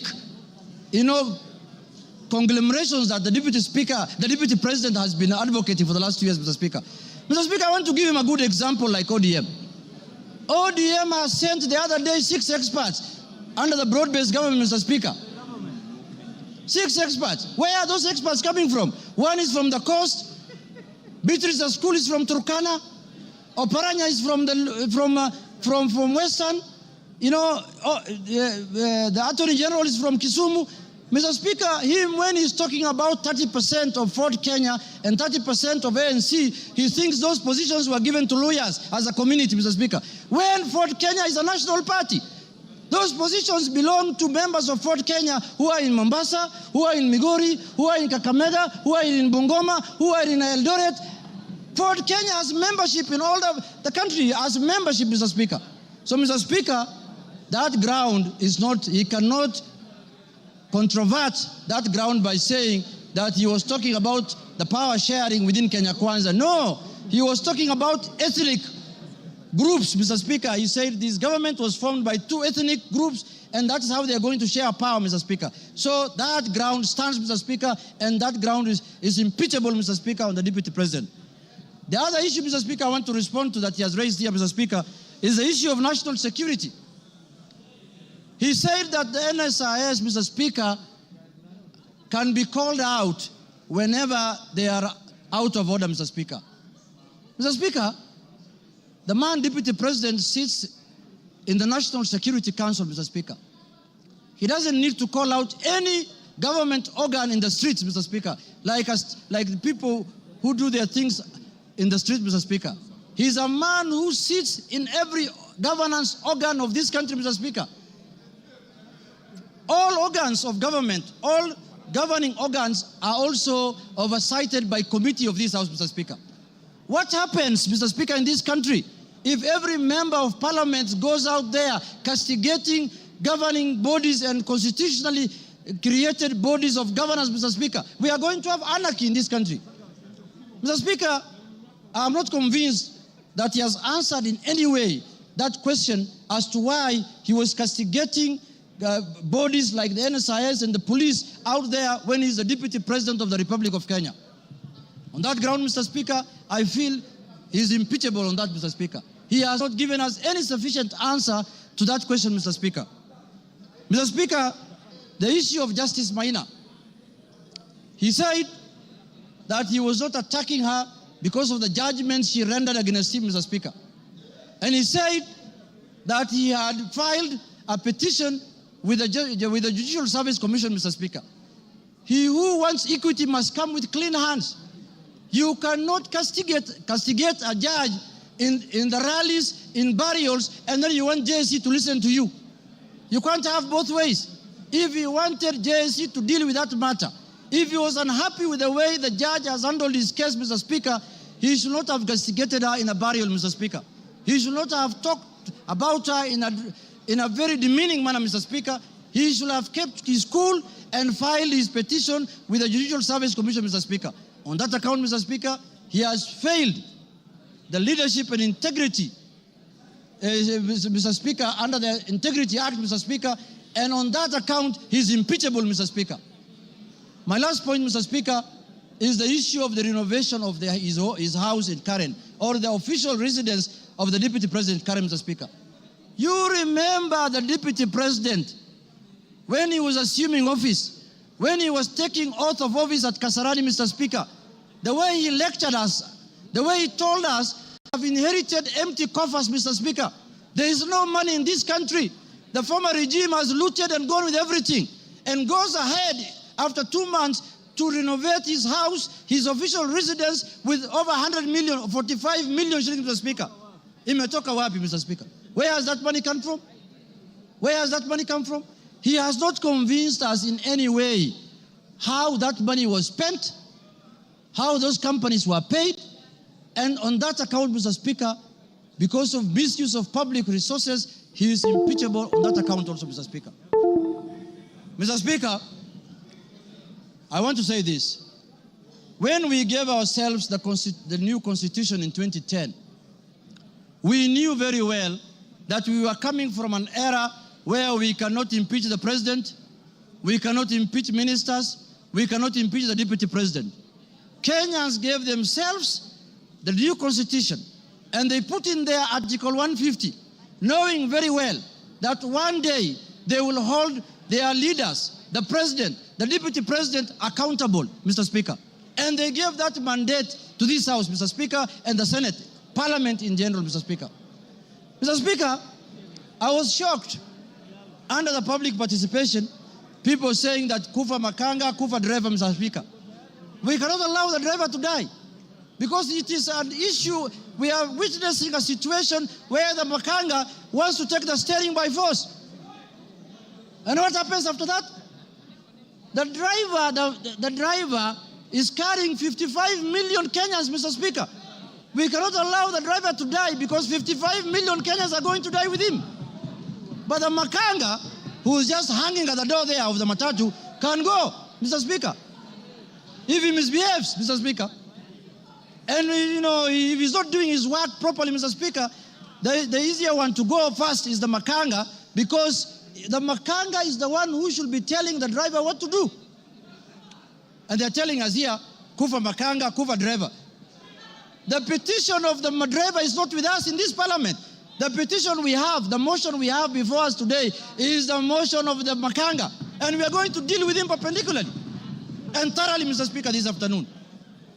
Mr. Speaker, I want to tell the House that us, the people of the minority, the Azimio people, Mr. Speaker, we have lived like orphans in this country for the last 2 years. Why do I say so? Mr. Speaker, we are taxpayers. Some of the places that contribute to the highest taxes in this country are areas that are dominated by Azimio people. And then somebody comes here and tells me, you are not a shareholder, you're not going to get services, you're not going to get development. What the hell is that? What the hell is that? Does the taxes that are paid by the Azimio people count for nothing, Mr. Speaker? And it is coming from the high office of the Deputy President of the Republic of Kenya, Mr. Speaker. Mr. Speaker, this is the time we are going to correct this thing so that it never happens again, so that we don't have another Deputy President who comes later. Because when we impeach this one, another one is going to be appointed. This is a lesson to the next one, that if you misbehave, we will just take you through this Goleta, Mr. Speaker. Mr. Speaker, I want to conclude by saying this. Let us not personalize offices. We don't have any ill will.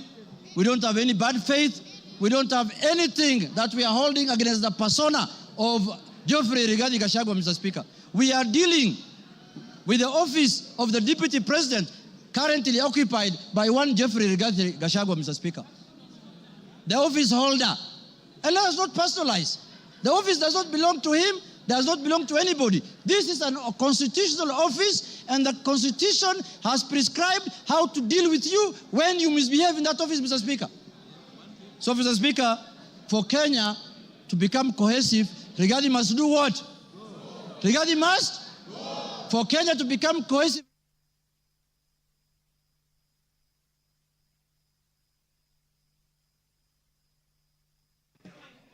Okay, give him 1 minute. Mr. Speaker. Give him 1 minute. Mr. Speaker, I was telling members, for Kenya to unite, Rigathi must. For Kenya to prosper, Rigathi must. For Kenya to have unity, Rigathi must. For shareholding to end in Kenya, Rigathi must. For us to have a peaceful country, Rigathi must. Thank you very much. That is the mood, and that is what we are going to do. Thank you, Kimani Ichung'wah.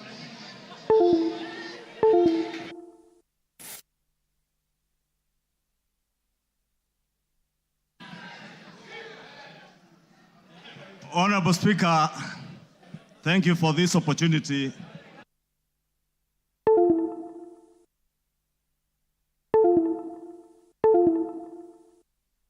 Honorable Ekomas Mutuse, the member for Kibwezi West, approached me with the impeachment motion. Honorable Speaker, I took some time not just to go through the grounds that he had stipulated for the impeachment of the Deputy President, but also to reflect on what Honorable Mutuse was asking me, not just as a member of Parliament for Kikuyu and leader of majority party in this House to do, but also took time to reflect and ask the Almighty God to guide me and give me wisdom to do the right thing. Honorable Speaker, I pray to God that the Almighty God may give me wisdom to do that which is right. And not just what is right, Honorable Speaker, but also what is just. Just to the outgoing Deputy President of the Republic of Kenya,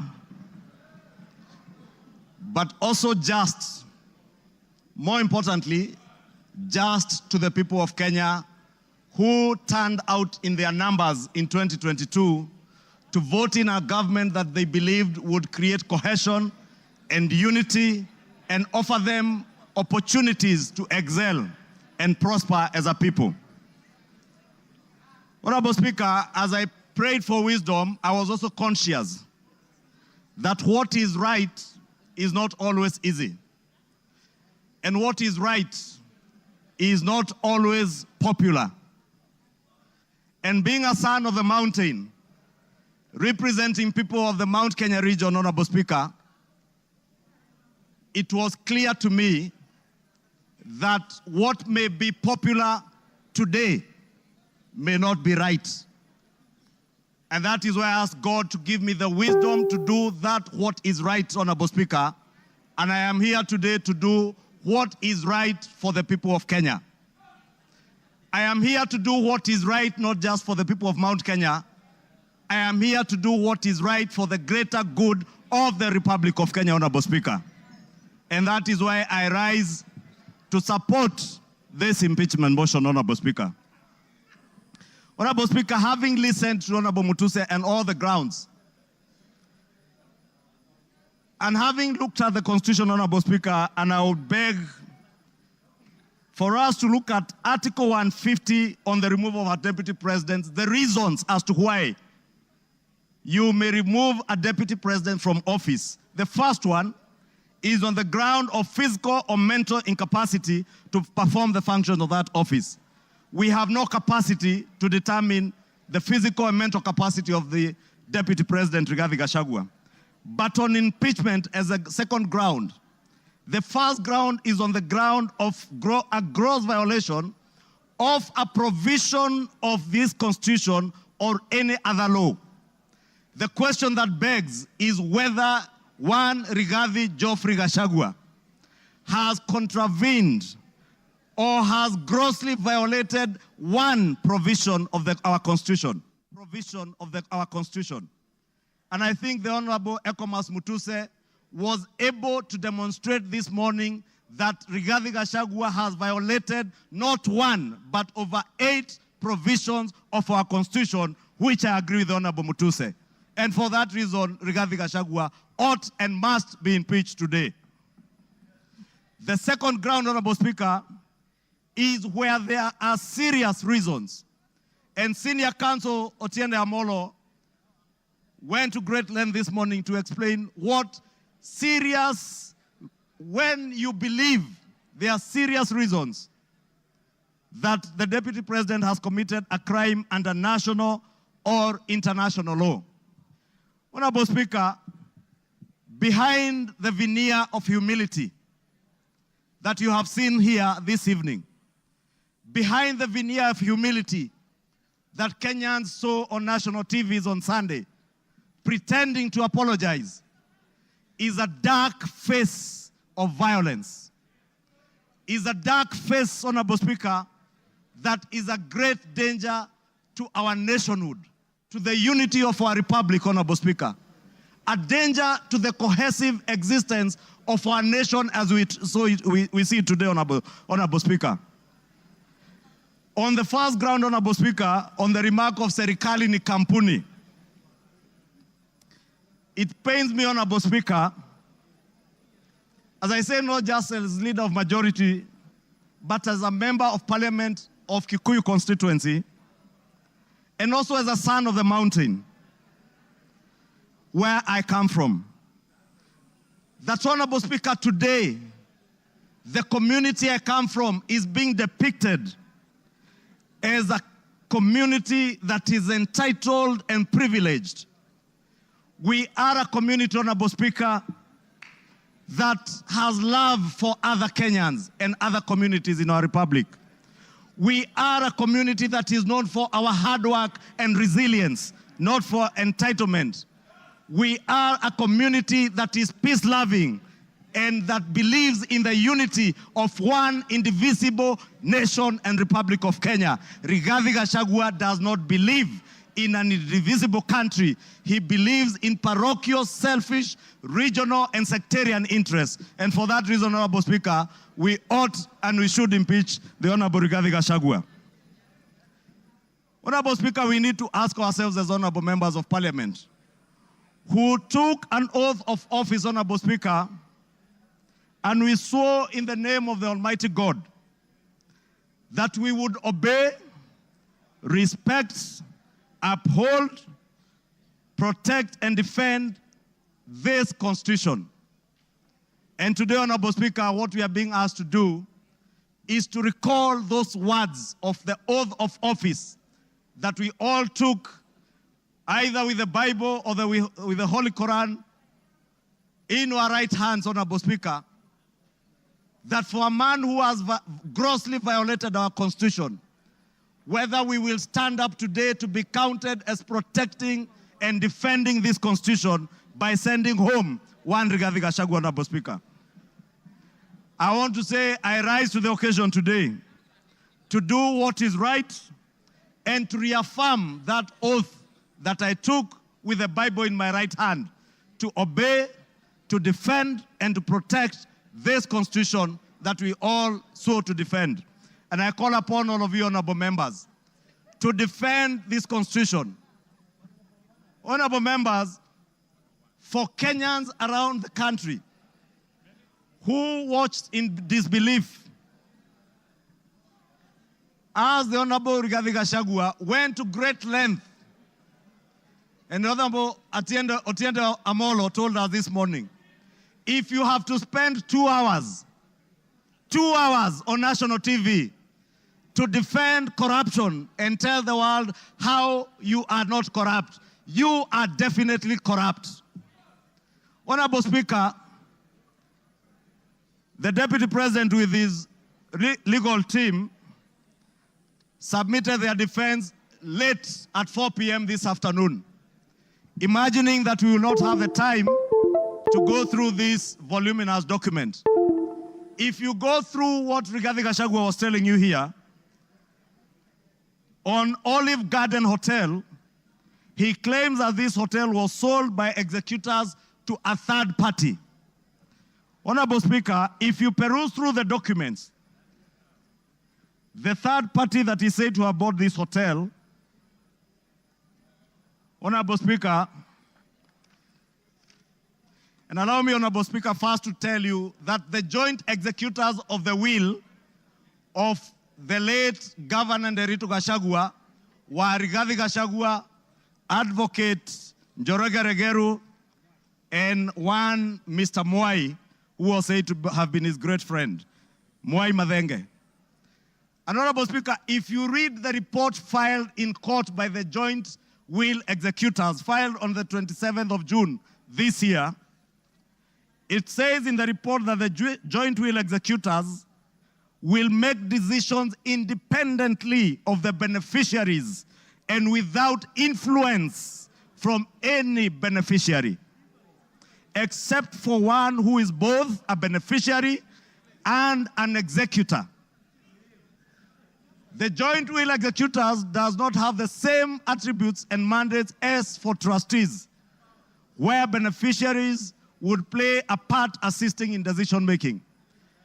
What this is saying, Honorable Speaker, a document filed in court, is that Rigathi Gachagua, as a joint will executor, was also a beneficiary of the estate of his late brother.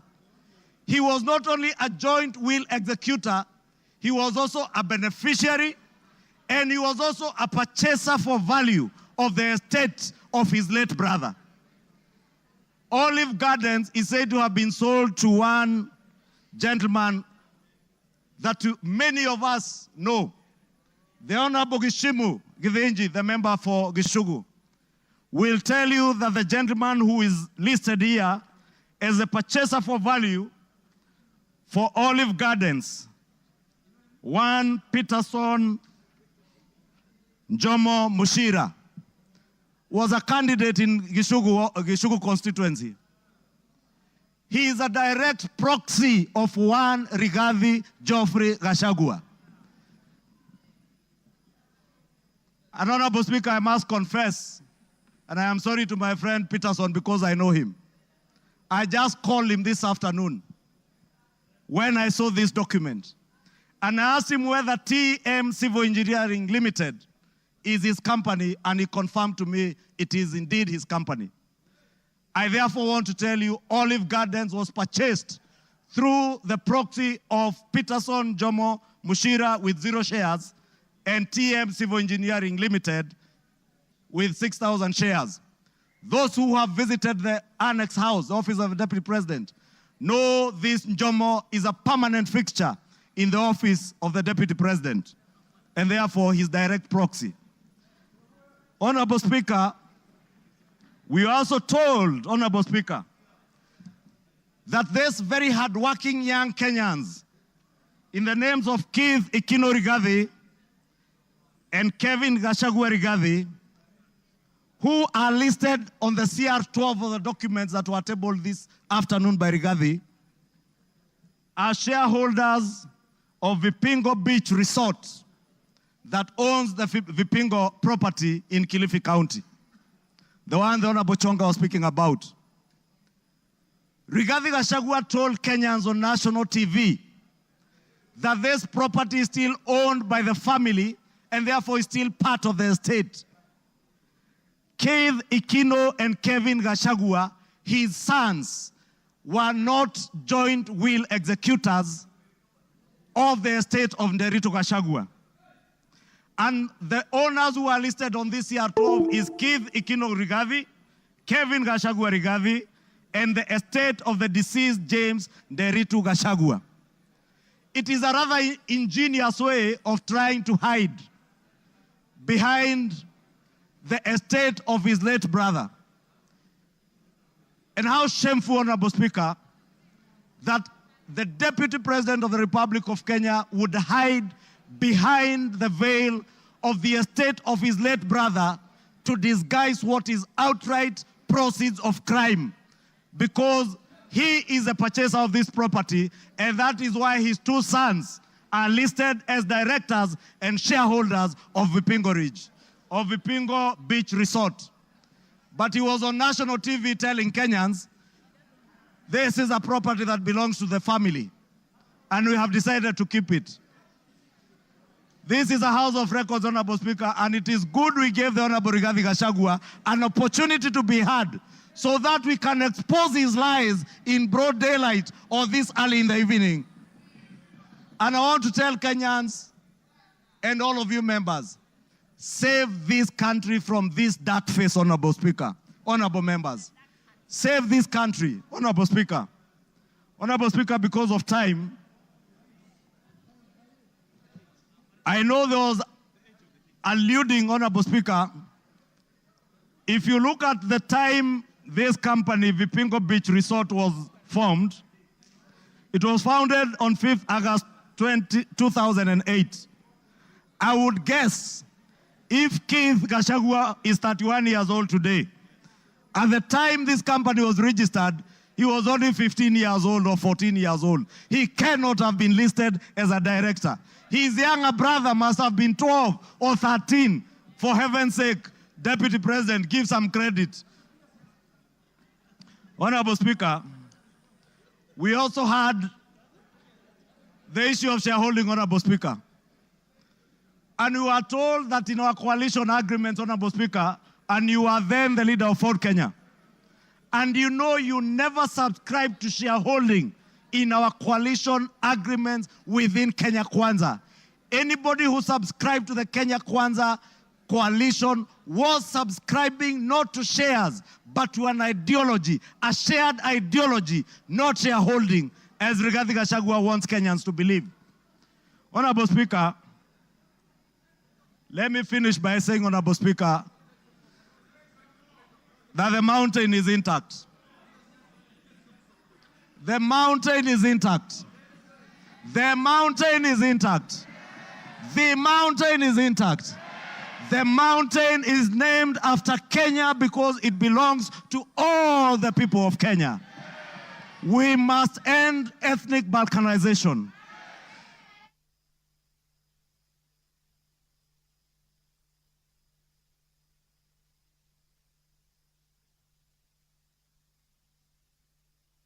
Give him another 2-3 minutes. Honorable Speaker, I was saying to conclude, to end the balkanization of our country into ethnic fiefdoms under the control of warlords, we must send Rigathi Gachagua home today. To end divisive politics in our country, Rigathi must. To end the culture of impunity, conflict of interest, abuse of office, state capture, and corruption in high office, Rigathi must. For accountability, for there to be integrity in the political governance of our country, Rigathi Gachagua must. For leaders in high office to bear policy and political responsibility, Rigathi Gachagua must. For national unity, for the fight against graft to bear fruit, for peace and prosperity of our nation as one indivisible whole, one nation under one flag, one people who love their country, who love peace, who want to see a cohesive and working government serving them. Rigathi must? Rigathi must? I submit, Rigathi must go. Thank you. Order. Honorable members, order. The honorable mover has donated his time as follows. Charles Nguna, CNN, you'll start with 2 minutes. Omboko Milemba will follow with 3 minutes. Peter Kaluma will follow with 10 minutes, and then he himself 15 minutes. So, CNN, Charles Nguna. Thank you, Mr. Speaker. Mr. Speaker, let me thank the Kenyans who just expressed their views during public participation on this matter, Mr. Speaker. And to add this, I keenly followed and listened to the Deputy President yesterday, His Excellency. And Mr. Speaker, based on all what is said, we saw a lot of differences, rift, contradictions divisions which are totally eminent we are going to have in future, Mr. Speaker. Mr. Speaker, it is inevitable that we are going to have battleground between His Excellency the DP and His Excellency the President. And when the bulls fight, Mr. Speaker, grass suffers, Mr. Speaker. And it's that's why I'm saying that if we continue keeping one of them in the office, Mr. Speaker, Kenyans are going to suffer most, Mr. Speaker. And based on my wisdom, for prosperity and also for development, for what we call prosperity and patriotism, and for us to live in a amicable manner and peaceful manner, Mr. Speaker, we have to separate the two bulls, Mr. Speaker. And the motion today, it is for Rigathi to go, not for William Samoei Ruto. With those few remarks, Mr. Speaker, I support. Omboko Milemba. Honorable Speaker, there's a question which makes me stand to speak on. And I want Kenyans and possibly the members who can listen to me to realize that one issue that has not been answered consistently is the question of chairs. Yesterday I listened to the Deputy President and today also. Whenever he's asked about chairs, Honorable Members, Speaker, can we reduce our levels of conversation? Thank you, Honorable Speaker. Whenever he's asked about the issue of chairs, he picks ANC party agreement and Ford Kenya party agreement. And instead of answering that question, he hides in it. Finally, Honorable Speaker, I'm now holding the reply by Honorable Gachagua, and on page 333, the agreement is annexed. And I want to demonstrate to this parliament that what you have been told was wrong.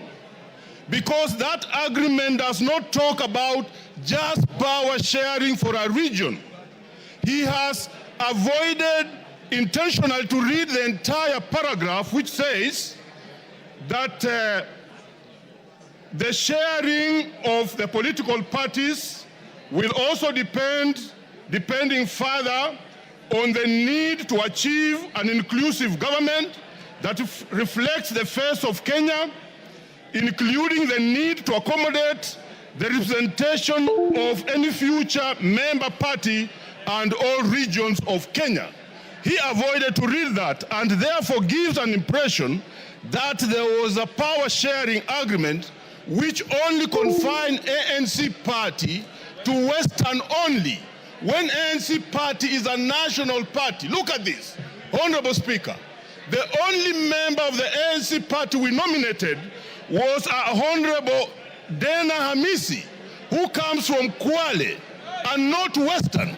So this is an issue which has not been tackled. Two, he is unable to deal with Senior Counsel Tienda Molo's assertion in the morning that how would you elevate the agreements of a political party beyond the Constitution of Kenya?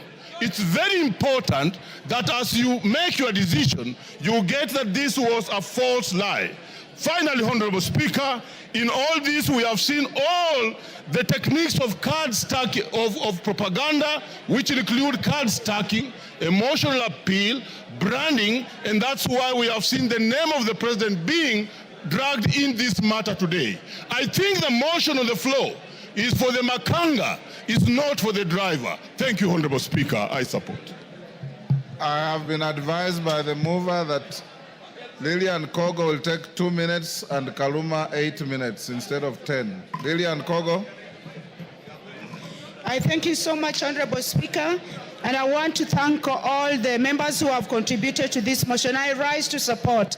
I had not given my voice to it, but Honorable Speaker, as you were speaking earlier, Honorable Speaker, I believe the Honorable Deputy President of the Republic of Kenya was following the proceedings of this House. And one of the matters, Honorable Speaker, that came out so clearly, Honorable Speaker, was the insult on women, Honorable Speaker. Women from a substantive position in this country's national development, Honorable Speaker. And Honorable Speaker, I expected that when the Deputy President came to this House, he was going to address this matter on a special way, Honorable Speaker. But I did not listen. I did not hear him. I did not hear the Deputy Speaker say when, where, how. The Deputy President, sorry. I did not hear the Deputy President, one Honorable Rigathi Gachagua, answer to the question of saying that one noble member of this House, the Honorable Jemachia, is a Malaya, Honorable Speaker. It concerns me, and I wanted the Honorable Rigathi Gachagua to tell this House where, how, when, who witnessed him sleep with one Jemachia and how he felt. We wanted to know, because we are not going to allow women to be used with derogatory language moving forward, Honorable Speaker. It is nobody's choice to be a Malaya. These are mothers. It is nobody's choice to be a Malaya. These are our sisters. It is not... Time up. Peter Kaluma. Peter Kaluma.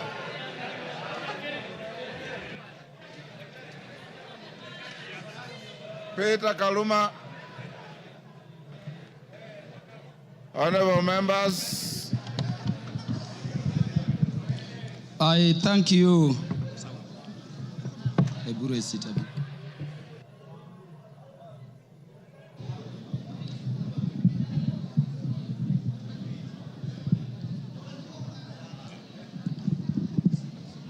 Yeah, Honorable Speaker, I thank you in a very special way.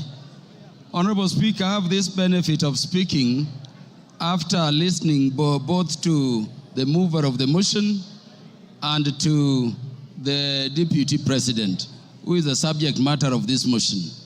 And so, Honorable Speaker, I can look at it from all perspectives.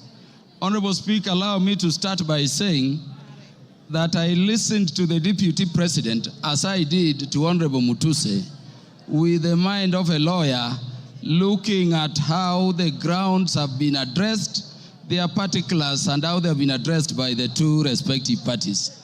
And Honorable Speaker, let me begin by saying that I don't know what happened, but we had Honorable Mutuse presented before this assembly a motion seeking to impeach the Deputy President on up to 11 grounds. And Honorable Speaker, I don't know whether it is by act of omission or commission, or it is just the nature of some people. The Deputy President focused on those matters concerning property, money, integrity, procurement, forgetting the most fundamental issues. And I want to say that even when he addressed those money issues, there are very patent gaps going to constitutional violations which are stated in the motion to be gross. I expected the Deputy President, for instance, to use the opportunity you accorded him, Honorable Speaker, to explain that SMS which came from his son Ikunu Gachagua on the bid bond issue involving that company. No mention of that at all.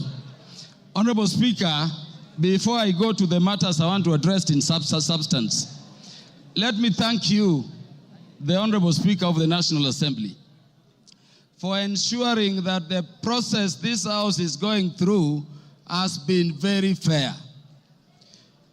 And in doing so, Honorable Speaker, for according and upholding and protecting the provisions of Article 47 of the Constitution. I hear people still saying that the courts will intervene. But I'm thanking you for this, Honorable Speaker, because the only time the courts intervene is if we have not secured a party procedural fairness. This motion was advertised across the country for the participation of Kenyans. And Honorable Speaker, allow me to reiterate this short data in 1 minute. 146,429 Kenyans said that the deputy president should be impeached.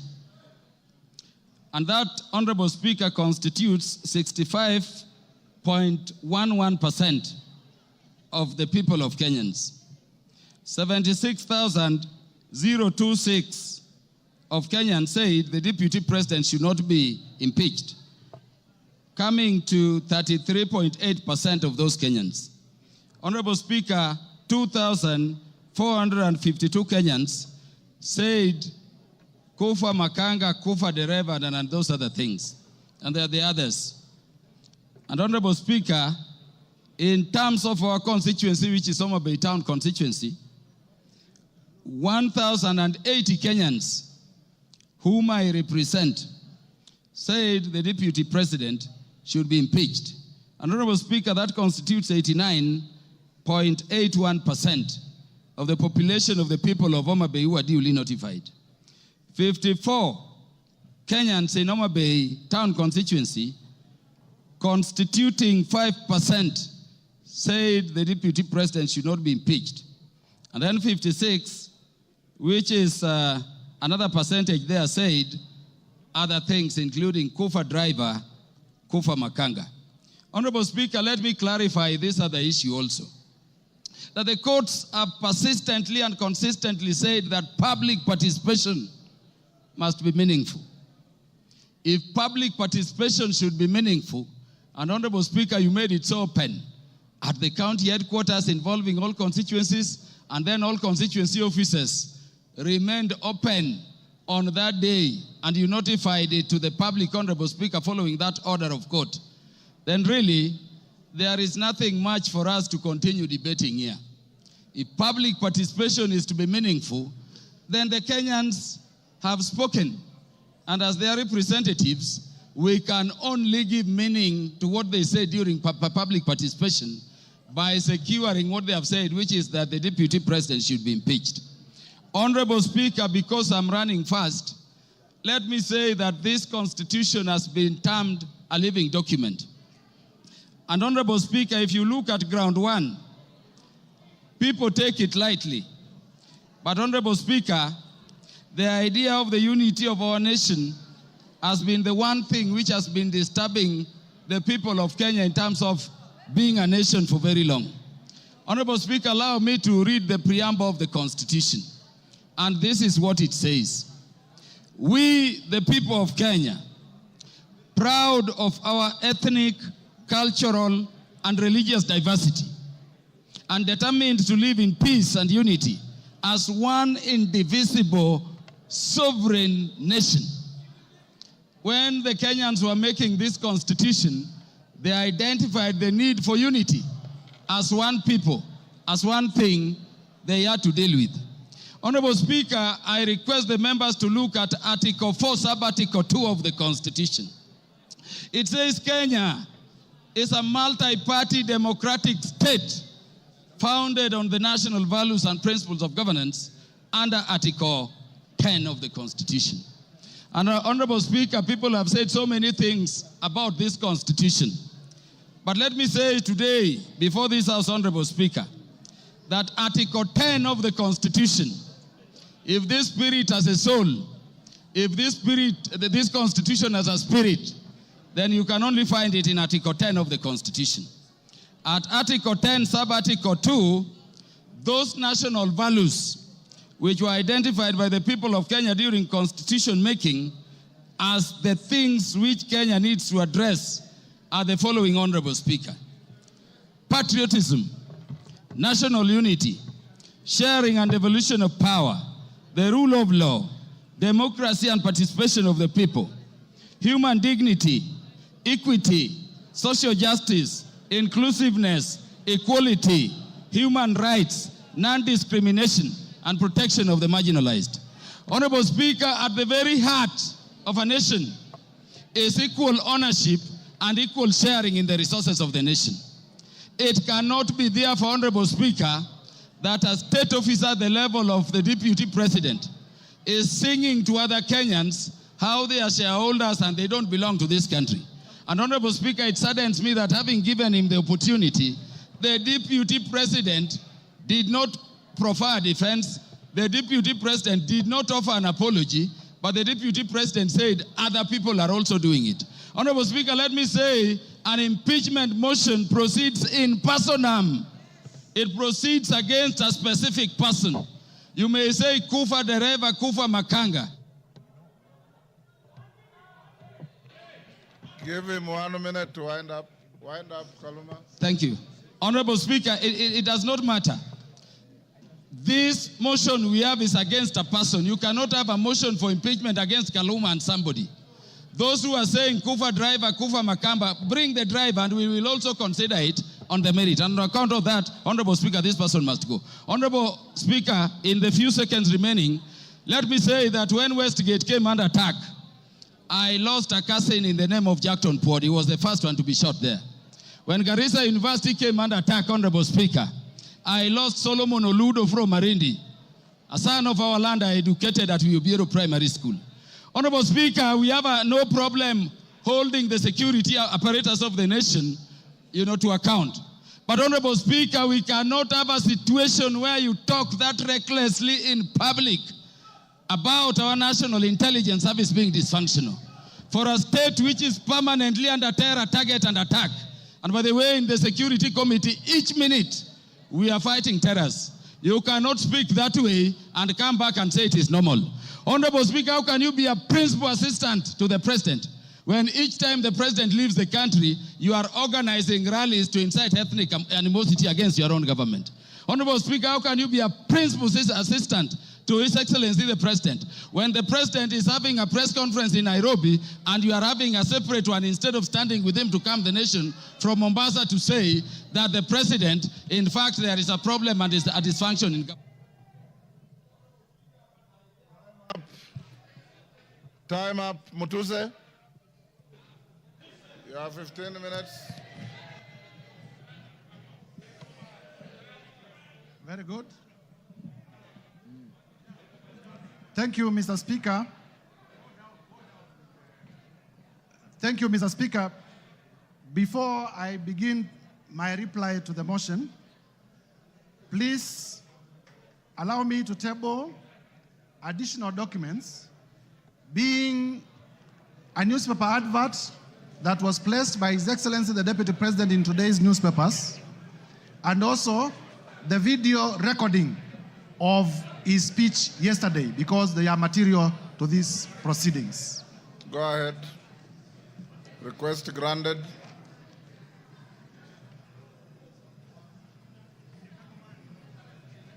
Mr. Speaker, I have tabled the two documents, electronic and physical, because during the course of this debate, members in many instances had referred to them, and therefore it is only fair that they are part of the record. Number two, Mr. Speaker, allow me to thank... The documents were available to me earlier, and I ruled that they are admitted. Thank you, Mr. Speaker. Yes. I want to be very brief because I know the National Assembly of the Republic of Kenya wants to make a decision on the matter of impeachment of His Excellency Rigathi Gachagua. Mr. Speaker, to begin with is to thank colleague members of Parliament from both sides of the House for the robust debate in terms of the motion that we presented before the House this morning. Mr. Speaker, I also want to thank Kenyans in their millions from all over the Republic, because in the course of this debate, Kenyans have been commending, Kenyans have been exercising their democratic right through public participation, through their right to odd opinions, and we have not witnessed a single incident of violence anywhere in the Republic. There had been vitisho that if you table an impeachment motion for a person of the magnitude of the Deputy President, there may be violence, people will lose lives, but I thank Kenyans because Kenyans have proven once again that we are a peaceful country and we are able to engage in our democratic processes without violence. Mr. Speaker, allow me to re-examine some of the few issues that have come through the response.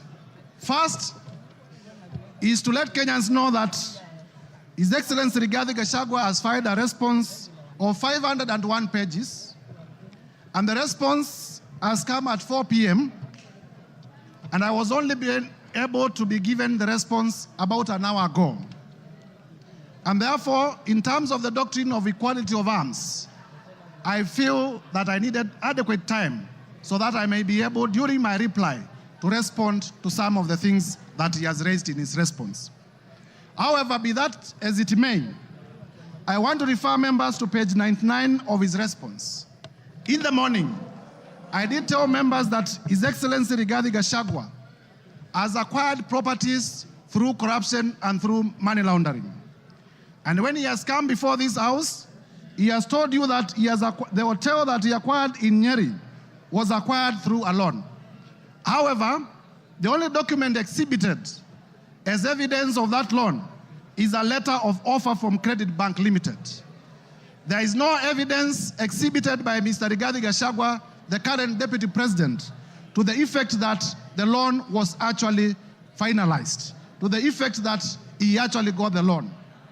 Mr. Speaker, as a term of the letter of offer, in terms of lien and set-off, and I read, a lien and set-off of a fixed deposits of LN Crystal Kenya Limited for an aggregate amount of 300 million Kenya shillings. Interest accrued shall be credited to your deposit settlement account.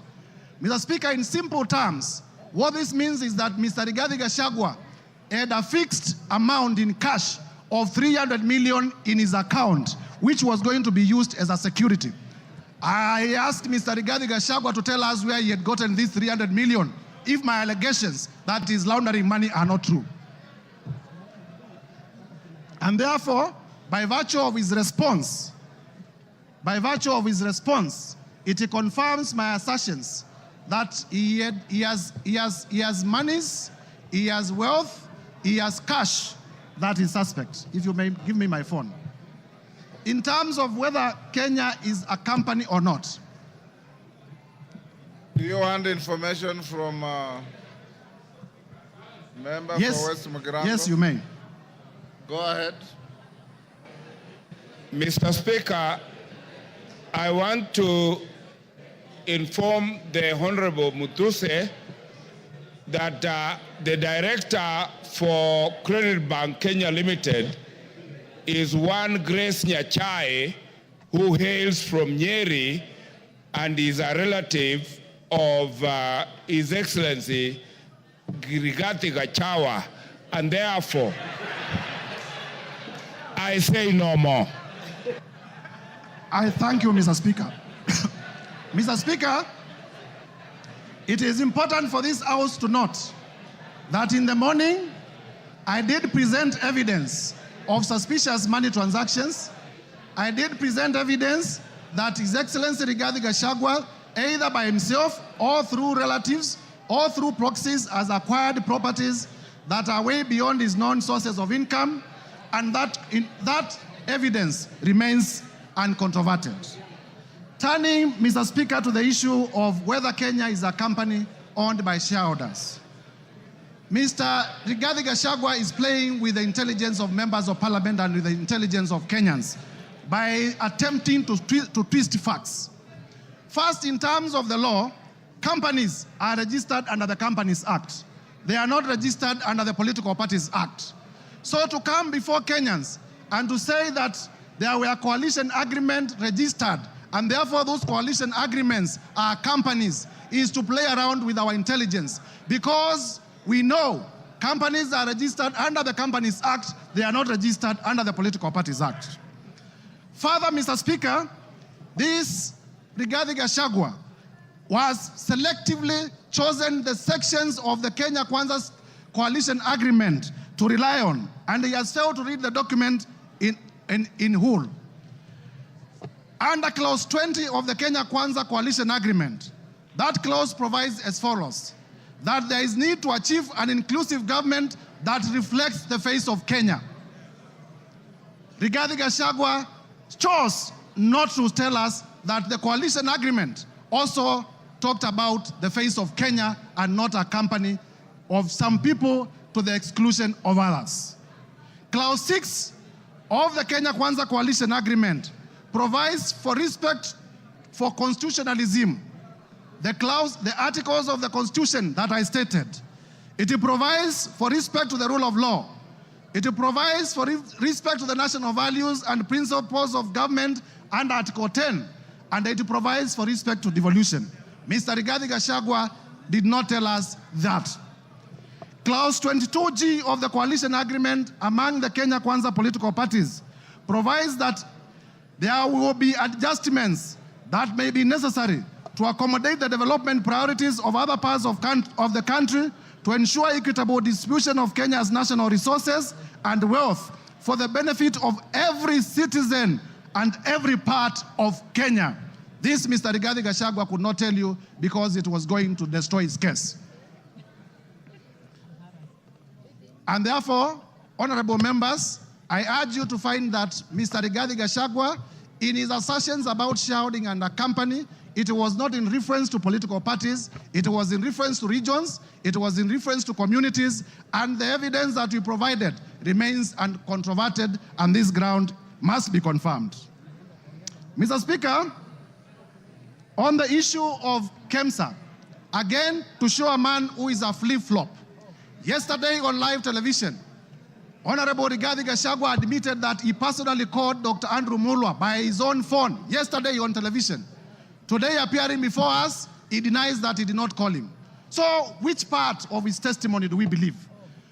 Do we believe the testimony that he gave yesterday on national television, that he did call Dr. Andrew Mulwa, and that he sent his own son to Dr. Andrew Mulwa to collect the bid bond? Or do we believe the testimony that he has brought today, altered testimony that he has brought today? I urge you to find that Mr. Rigathi Gachagua indeed did call to influence investigations. On the issue of cabinet, Mr. Speaker, if you may allow me just 1 minute.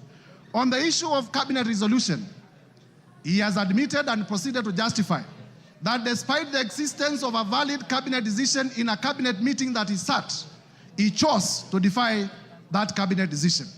And for that reason, Mr. Gachagua, by his own admission, must be removed from government. Mr. Speaker, as I conclude, this is the National Assembly of the Republic of Kenya. And for the National Assembly of the Republic of Kenya to assert its constitutional authority, Mr. Rigathi Gachagua must be impeached today. I urge members. Mr. Rigathi Gachagua, we have heard from members here, has made inflammatory remarks against the women of the Republic. For the respect of the women of the Republic of Kenya, Mr. Rigathi Gachagua must be impeached today. We have heard that Mr. Rigathi Gachagua has disinherited the widows of his own brother. And for the widows of Kenya, beginning from Madeira, to be safe, Mr. Rigathi Gachagua must be impeached today. And therefore, I urge members to find favor with my motion from clause 1 to clause 11. And as you vote to impeach Mr. Rigathi Gachagua. I thank you, Mr. Speaker, I beg to move. and I beg to move.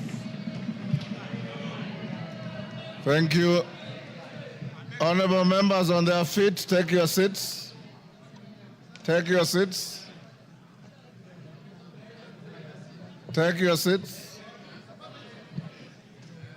Brighton, take your seats. Today you are very mobile.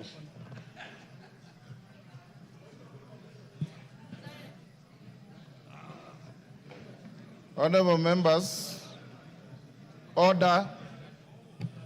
Honorable members, Honorable Jeho, take your seat.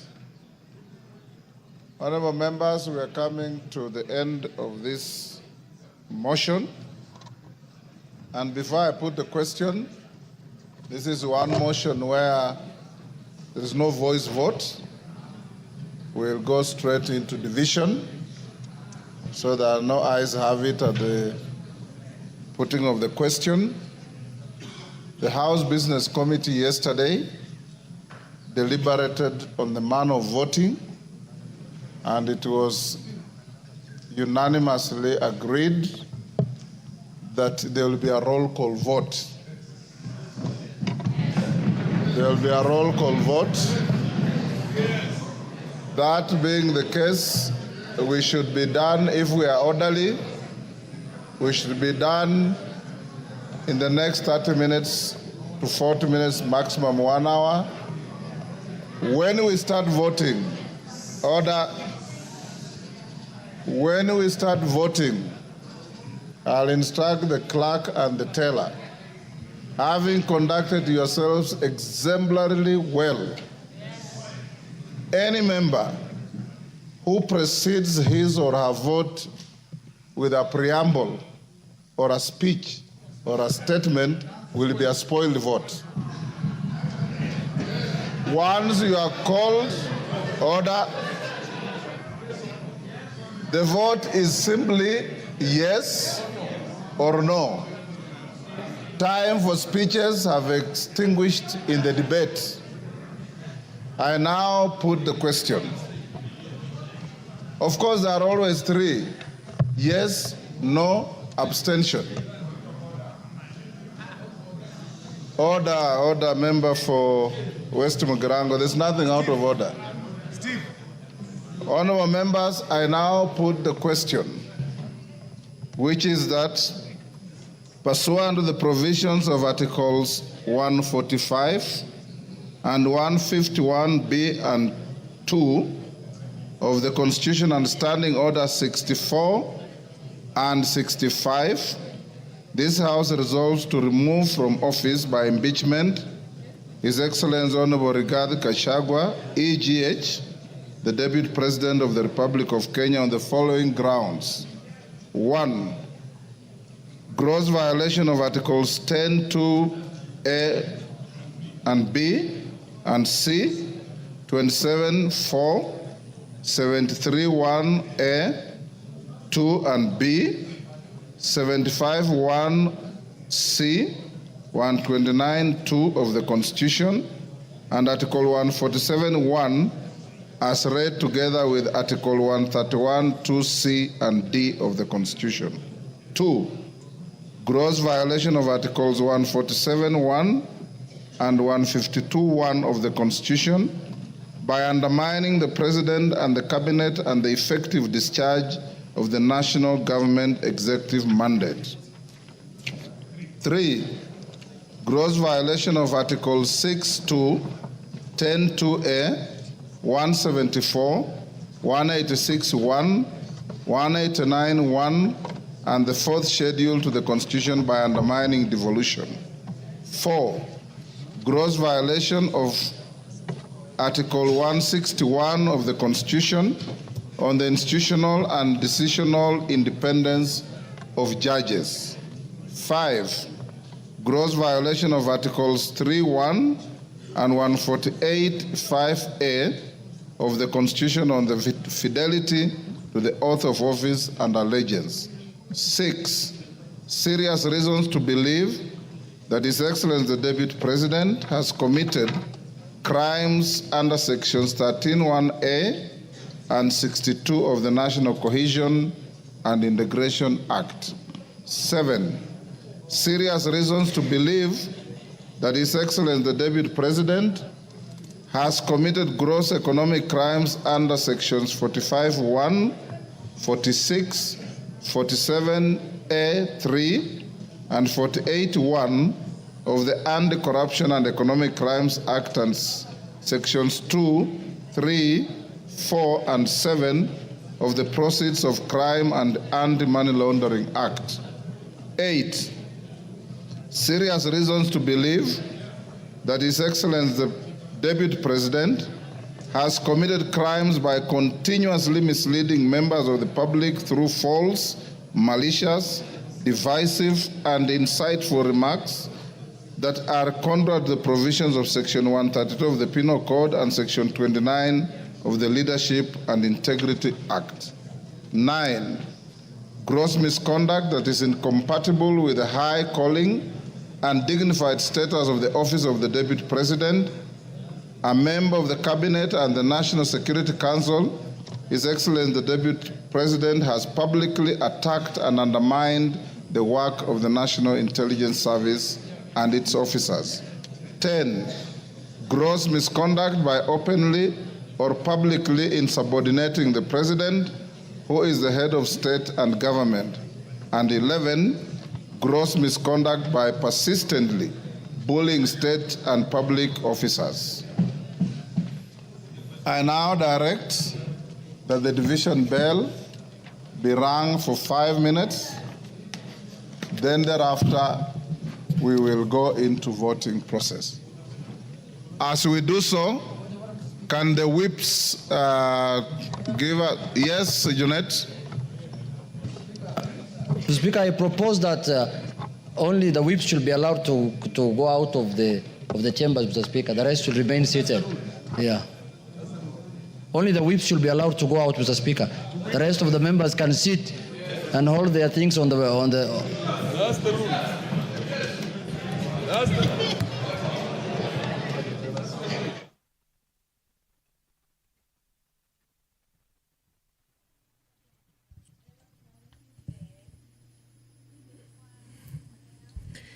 Good evening. If you're just tuning in, the National Assembly has been debating the special motion by the Honourable Member Mwengi Mutuse on the proposed removal by impeachment of His Excellency Rigathi Gachagua, the Deputy President of the Republic of Kenya.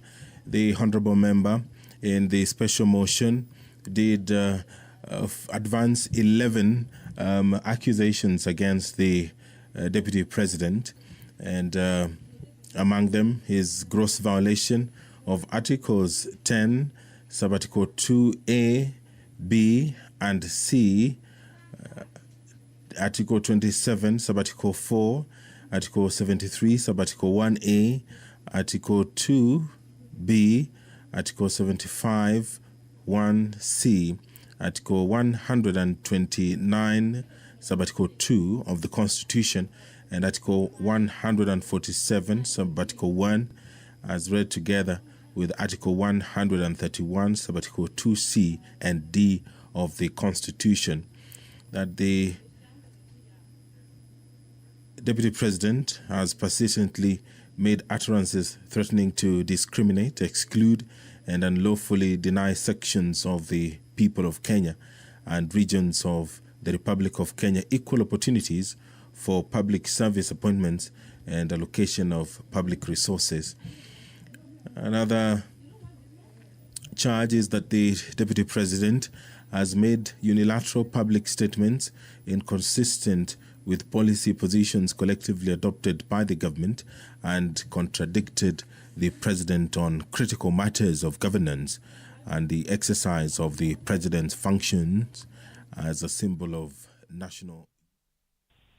Bila shaka ni mchakato wa moja kwa moja wa hoja ya kumtimua naibu wa rais Rigathi Gachagua, mchakato ambao ulianzia asubuhi hadi wakati huu, na bila shaka katika kipindi cha dakika chache zilizopita kama nusu saa iliyopita ni kwamba naibu wa rais Rigathi Gachagua amepata nafasi ya kujitetea mbele ya bunge hili kuhusiana na mashtaka 11 ambayo yaliwasilishwa mbele ya bunge hili na mbunge wa Kibwezi West Ecomas Mwengi Mutuse kuhusiana na hoja ya kumbandua naibu wa rais. Naibu wa rais akiibua maswali makali kuhusiana na maswali na charges zote 11 ambayo mashtaka ambayo yaliwasilishwa na mbunge huyo, na akiambia bunge la kitaifa kwamba kuanzia masuala ambayo yamewasilishwa likiwemo swala la kuhusiana na mali zake kampuni mbalimbali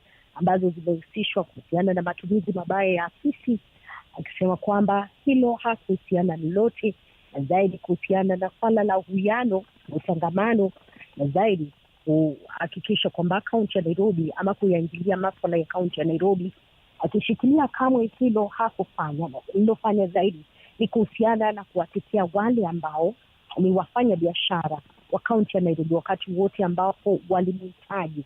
Ni baadhi ya yale ambayo amejitetea dhidi yake, na akisema kuwa endapo bunge la kitaifa litakuwa likipiga kura, la mno ni kuhakikisha kwamba wanafuata dhamira zaidi kujichunguza kuhusiana na masuala mbalimbali, kuhusiana na utajiri ambao anahusishwa kuupata katika kipindi cha miaka miwili ambayo amekuwa akihudumu kama naibu wa rais.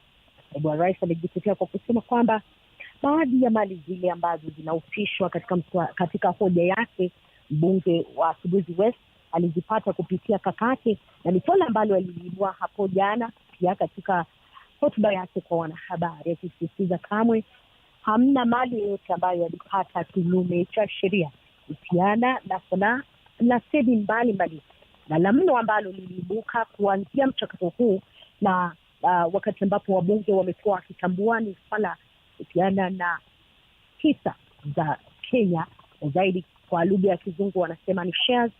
Bunge naibu wa rais akisisitiza kwamba hakusema chochote ambacho ni tofauti, bali alielekeza kulingana na yale makubaliano ya Kenya Kwanza, wakati ambapo wakitafuta kura moja kwa moja katika uchaguzi mwaka 2022. Ni baadhi ya yale alijitetea vikali na akiwasilisha kanda tofauti na video mbalimbali yana na mikutano ambayo alizungumza.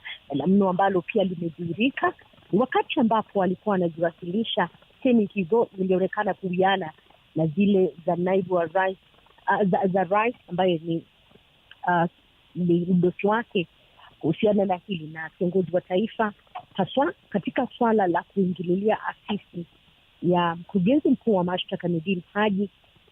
Naibu wa rais Gachagua akiwa mbele ya bunge hili kuwasilisha ushahidi ambao pia unawiana na kauli tasemi kama hizo wakati ule rais William Ruto akihudumu kama naibu wa rais, na ni jambo ambalo pia limeibua mchecheto katika bunge hili. Akijitetea kwa haya yote, akisema kamwe hana jambo la kujutia, lakini kuhakikisha kwamba anasema ukweli, akiwataka wabunge kuhakikisha kwamba kila mmoja anafuata dhamira yake wakati ambapo anapiga kura. Lililofuatia ni kuhusiana na shares, mahisa ambayo aliashiria yale makubaliano ya chama cha ama muungano wa Kenya Kwanza, ukiwemo ule vyama mbalimbali na vyama tanzu katika muungano huo, akisisitiza kuwa yalikuwepo makubaliano ambayo yaliwapa kila na mmoja nafasi ya kupata nafasi za uongozi katika maeneo mbalimbali na katika nyanja mbalimbali za serikali, jambo ambalo pia amelisota kwa kusema kuwa spika wa bunge la kitaifa ilikuwepo kwenye Ford Kenya na yupo katika nafasi hiyo kuhusiana na mkataba huo. Ni baadhi ya yale ambayo amejitetea, pia akisema kwamba haoni lolote ambalo ni tofauti na hilo kuhusiana na swala la kuwadhalilisha wanawake, akisisitiza kwamba maneno aliyoyatamka yalikuwa ni maneno yaliyowiana zaidi na lugha yake ya mama, na hayakuwa maneno ya kudhalilisha bali. Lakini kwa wakati huu tutakuwa tukiingia katika mchakato wa kupiga kura katika charges zote 11. Wabunge wanarejea kwa kipindi hiki na tutakuwa tukifuatilia ni kwa njia gani ambayo watapiga kura, elektroniki ama moja kwa moja. Kwa wakati huu tunarejea huko. Incapacity in terms of Article 150 sub-Article 1A of the Constitution, Standing Order 63, which talks about procedure for removal of president on grounds of incapacity, shall, with necessary modifications, apply. You'll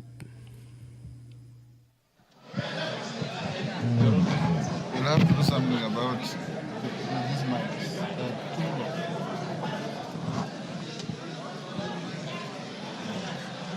Take your seats, honorable members.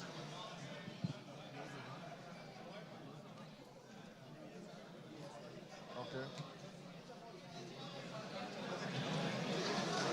Osoro and Millie, are all your troops in the house? I want to draw the bar.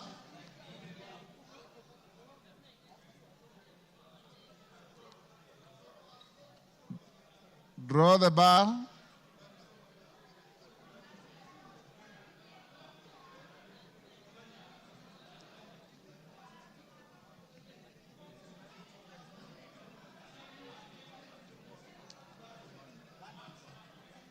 Take your seats.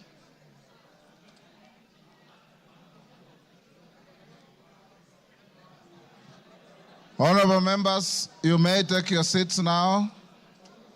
Honorable Dani Wanyama, take your seat. Honorable Minority Whip, take your seat. Honorable members, I have been given the following as whips, as tellers. For the ayes, the Honorable Zaire Janda MP and the Honorable Jared Okello MP. For the nays, the Honorable Onesmus Ngogoyo and Honorable Jane Njeri. You may come forward and join the clerks at the table. Now the voting order, the voting will be as follows. Order. We will start by calling out the Honorable Samal, member for Isiolo. Is it West? Isiolo North. You all know Honorable Samal has a condition and he needs to be assisted. So the clerk and the tellers will go to where he is. The clerk and one on either side go and take Honorable Samal's vote. Once you are done, the constituencies are numbered alphabetically from A to Z. So we'll start with probably Ainamoi is normally the first, and we'll end up with the last. Pardon?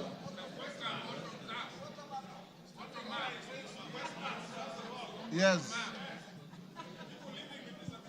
Okay, Njoroge, take the vote of Honorable Samal, Honorable Kosgei, and Honorable Wanyonyi. Then go alphabetically for everybody else. And when voting is going on, members, you must remain in your seats. You must remain silent and let the process go on uninterrupted, the same way you have been orderly the whole day. Of course, I put the question, pardon? Yes?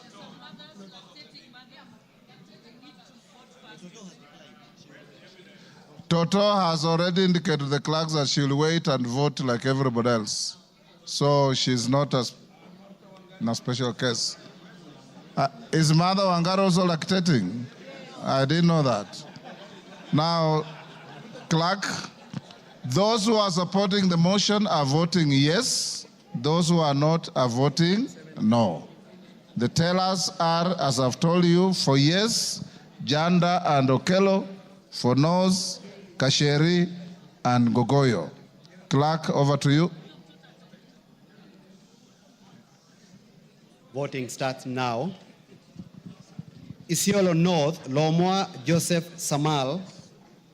Westlands, Wetangula Timothy Wanyonyi. Nominated member, Jackson Kosgei Kipkemoi.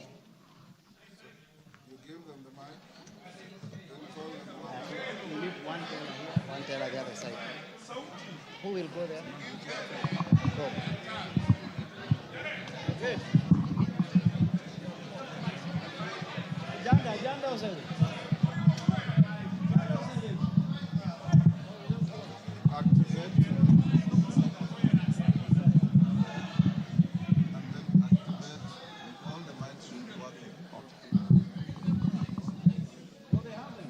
I, Tim Wanyonyi, Member of Parliament for Westlands, I vote no. I vote yes.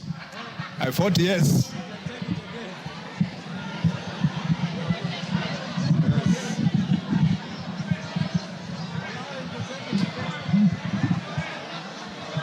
Order, honorable members. He has voted yes. I, Order. Jackson Kipkemoi Koskei, nominated member of parliament, I vote yes. Yes. I'll stop them.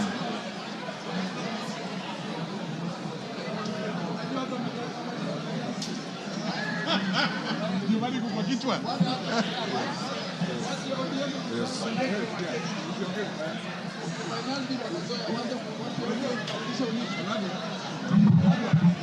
You are done with Honorable Samal? He can't talk. Honorable members, for the rest of the members, when your name is called, don't repeat your name. Just vote yes or no. Okay, go ahead, Njoroge.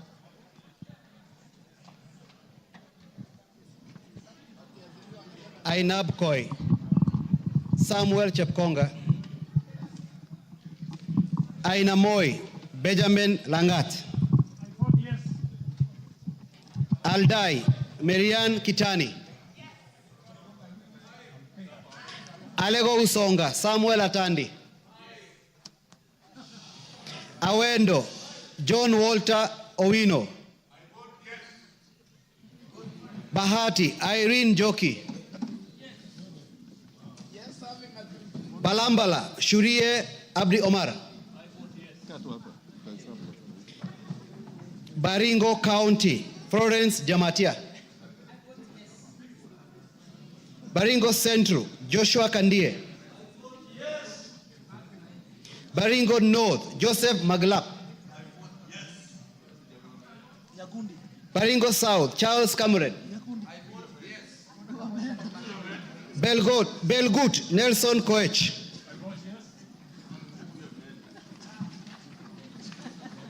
Bobasi, Innocent Obiri,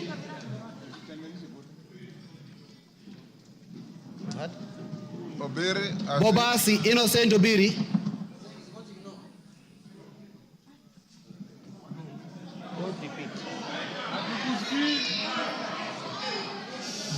Bamachoge Borabu, Nolfason Obadia, Bamachoge Chache, Alpha Miruka Ondieki, Bomet County, Linet Chepkorir Toto, Bomet Centro, Richard Cheriot Kilel, Bomet East, Richard Kipkemoi Yegon, Bonchari, Charles Onchoke,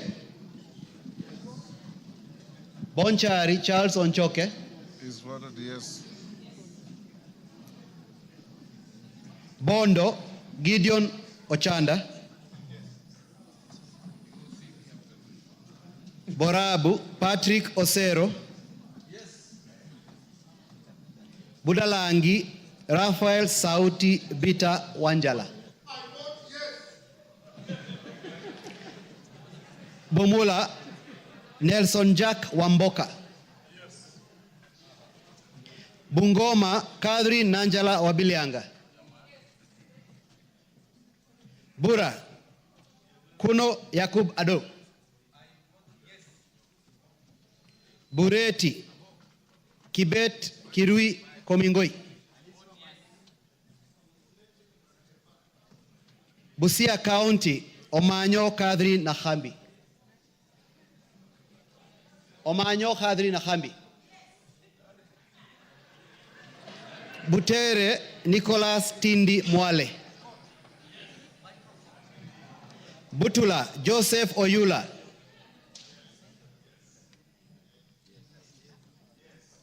Buuri Muruidhania Rindikiri Mugambi, Central Imenti Moses Nguchine Kirima, Central Imenti Moses Kirima Nguchine, Changamwe Omar Mwinyi, Chebalungu Victor Kipngetich Koech, Cherangani, Patrick Simiyu Barasa. Cherangani, Patrick Simiyu Barasa.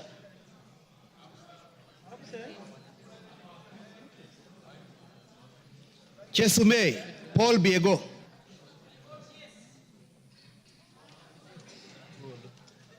Chuka Iganga Ng'ombe, Patrick Ntwega Munene.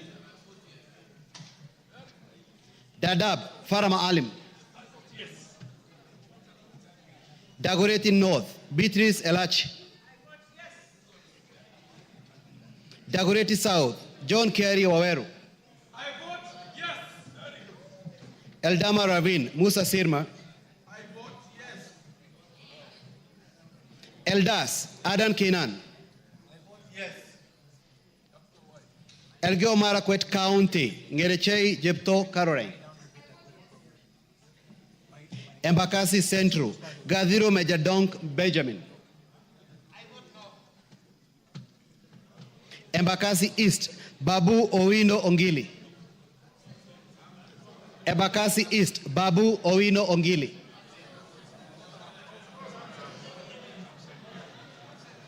Embakasi North, James Gakuya. Embakasi South, Julius Mawade.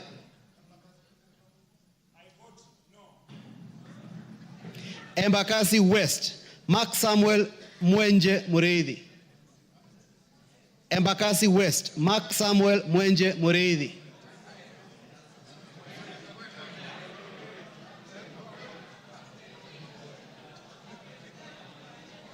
Embu County, Double N Pamela Njoki.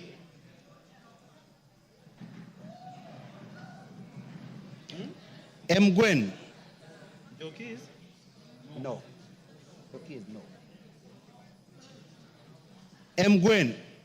Lelmegit Jose Gipto. Emuhaya Omboko Milemba. Emura Dikir Johanna Ngeno. Endebes Robert Pukose. Fafi Yakub Farah.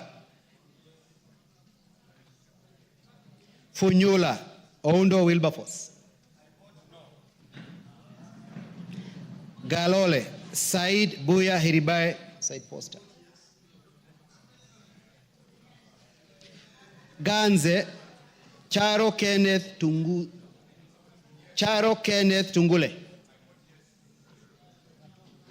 Garissa County, Udgon Amina Siad. Garissa Township, Major Deko Baro. Garsen, Ali Wario Guyo. Katanga, Wakili Mureu. Gatondo North, Kururia Njoroge. Gatondo North, Kururia Njoroge.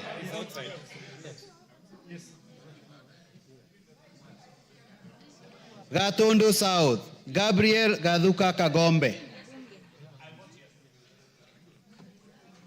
Gem, Elisha Odhiambo. Gichugu, Robert Gichimu. Gilgil, Mother Wangari Wanjira. Gilgil, Mother Wangari Wanjira.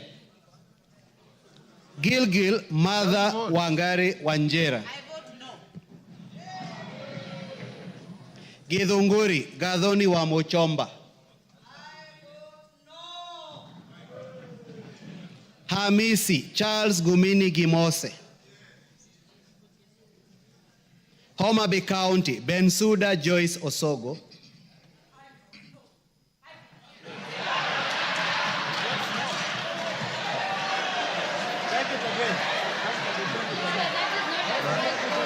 Pardon? Take the vote again. Order, Bensuda, utaitwa tena.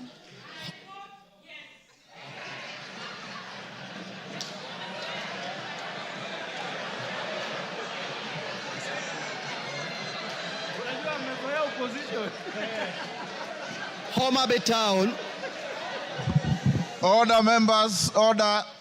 Homa Bay Town, George Peter Kaluma. Igembe Central, Daniel Karido Kili. Igembe North, Taitumu Julius. Igembe South, John Paul Mwirigi. Ijara, Abdi Ali Abdi.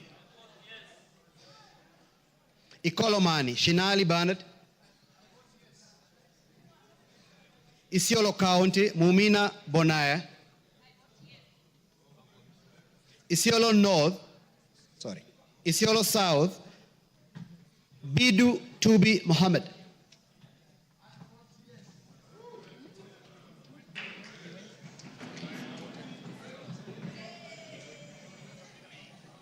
Jomvu Badibadi Twalib. Juja George Koimburi.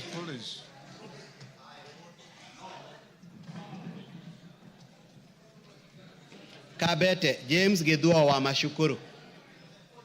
Kabete James Gedua wa Mashukuru. Kabondo Kasipul Ivo Bara. Kabuchai Kalasinga Joseph.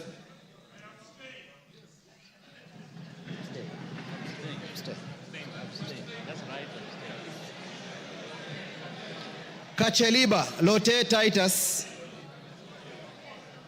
Kacheliba Lote Titus. Kaiti Joshua Kivinda Kimilu. Kaiti Joshua Kivinda Kimilu. Kaiti Joshua Kivinda Kimilu.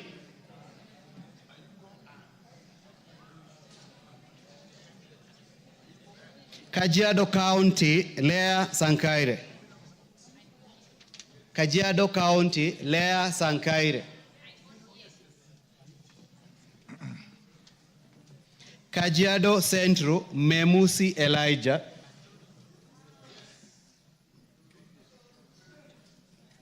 Kajiado East, Kakuta Maimai. Kajiado North, Onesimus Ngogoyo. Kajiado South, Parashina Samuel Sakimba. Kajiado West, Sunkuya George.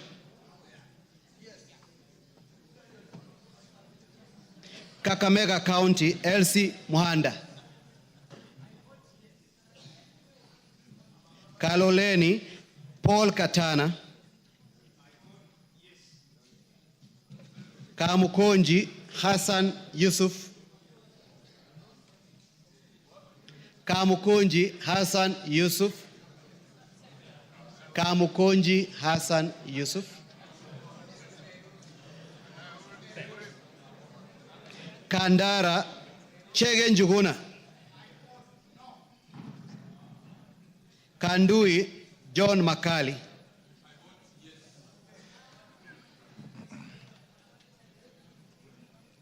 Kangema, Peter Kihungi.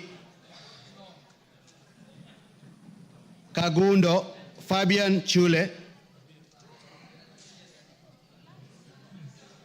Kapenguria, Samuel Moroto. Kapsaret, Oscar Sudi. Kapsaret, Oscar Sudi.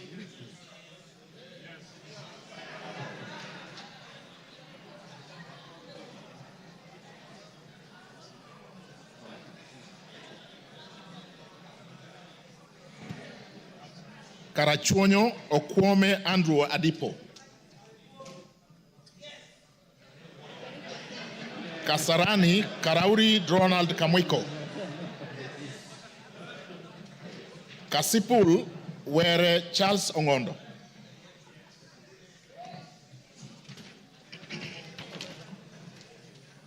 Kathiani Mbui Robert. Keyo North Korir Adams Kipsanai. Keyo South, Kipkoech Gideon Kimayo. Kericho, Kemei Beatrice Chemweno. Keses, Ruto Julius Kipleting.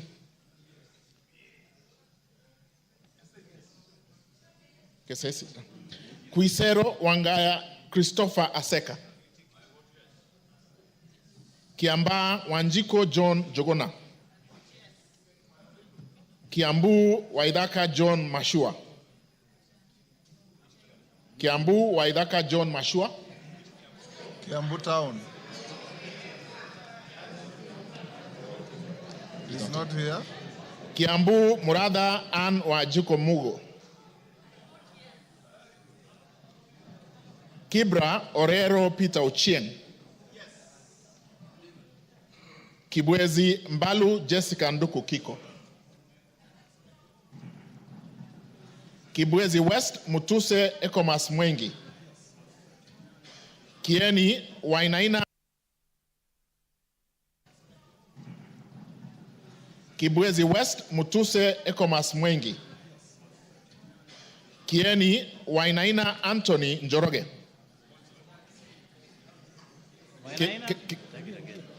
Kieni Wainaina Anthony Njoroge. Kigumo Munyoro Joseph Kamau. Keharu Nyoro Samson Dindi. Kikuyu Eshungwa Anthony Kemani. Kilgoris Sunkuli Julius Lekakeny. Kilifi Mwanyanje Gertrude Mbeyu. Kilifi North Baya Owen Ya. Kilifi South Kitty Richard Ken Chonga. Kilome Zambia Thaddeus Kithua. Kimilili Mutua Didmas Wekesa Barasa. Kiminini Bisao Morris Kakai. Kinango Rai Samuel Gonzi. Gonzi Rai.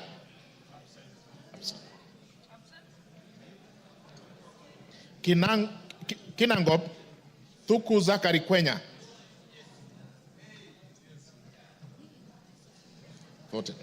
It's voted. Kipipiri Muhia Wanjiko. Kipkelion East Cheroro Joseph Kimutai. Kipkelion West Hilary Kiplangat Koskei. Kirinyaga Jen Jerry Maina. Kirinyaga Central Gitari Joseph Gashoki. Kirinyaga Central Joseph Gashoki Gitari. Kisauni Bedzimba Rashid Juma.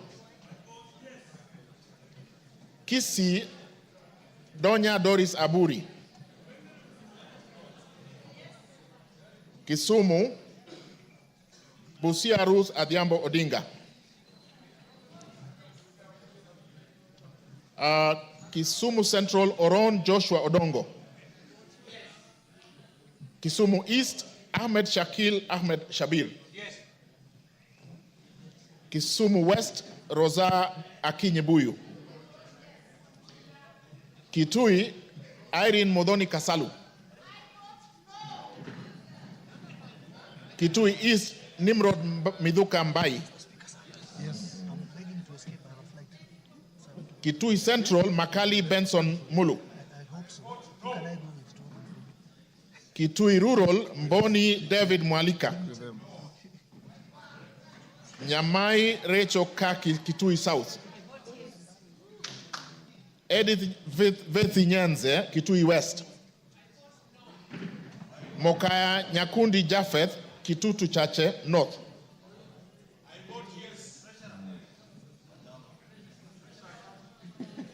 We take it from where? I will repeat from Kitui South. Rachel Kaki Nyamai. She voted. Yes. Nyanza Edith Vethi She voted. Nyakundi Japheth Mokaya. I vote yes. Kibagendi Anthony.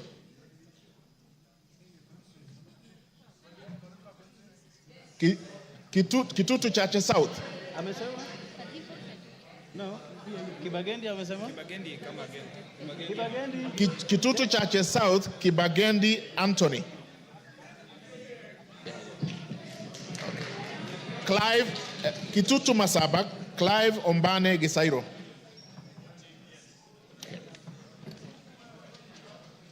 Konoin Brighton Leonard Yegon. Kuresoi North Mutai Alfred Kibrono. Kuresoi North. Okay. Joseph Kipkoske Tanui, Kuresoi South. Okay. Kuria East, Masairo Marwa Kitayama. Kuria West, Robi Matthias Nyamabe. Kwale, Masito Fatuma Hamisi. Kwanza, Wanyonyi Ferdinand Kevin. Lafi, Abdurrahman Mohammed Abdi. Lakdera, Mohammed Abdikadir Hussein. Laikipia, Jane Wangeshi Kagiri. Laikipia East, Festus Mwangi Kionjuri. Laikipia North, Sarah Paulata Korere. Ndio. Laikipia West, Stephen Washira Karani. Laisamis, Joseph Lekutom. Lamu, Monica Mudoni Marufu. Lamu East, Obor Weida Muhammad. Lamu West, Modama Stanley Moiruri. Langata, Felix Odiwor Kode. Yes. Kahangara, Larry, Joseph Mburu Kahangara. Likoni, Mishi Juma Hamisi Mboko. Likuyani, Innocent Maino Mugabe. Limuru, John Kiragu Shege. Loima, Akuja Protas Ewesit.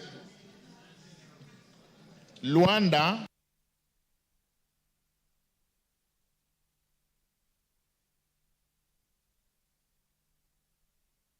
Abina Bwera Daraja Lugari.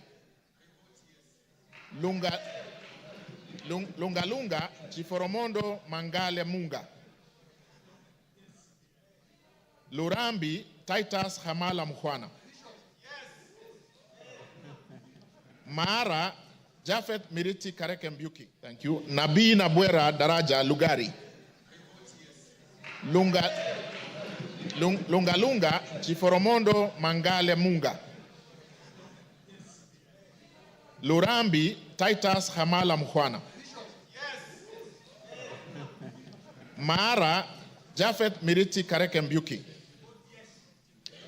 Machakos Joyce Kamene.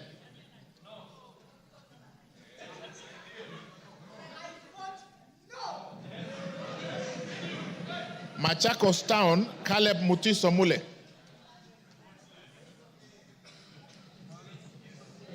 Okay. Yeah, but George Aladwa Omwera Makadara. Makweni Kiamba Susan Dunge. Makweni Women Rep Mumo Rose Museo. Absent.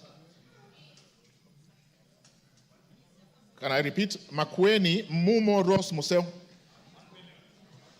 Malava Moses Malulu Injendi. Malindi Amina Laura Munyazi. Mandera North Abdullahi Bashir Sheikh. Mandera Umul Khair Kasim Sheikh.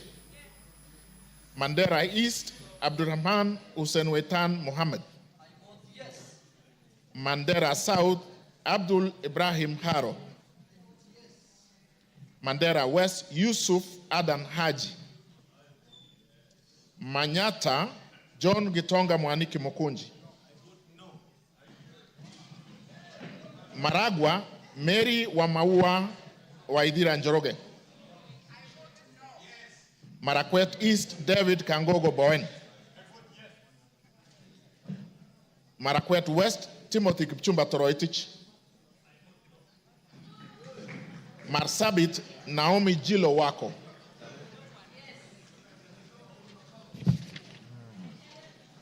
Masinga, Mwalio Joshua Mbithi Mutua.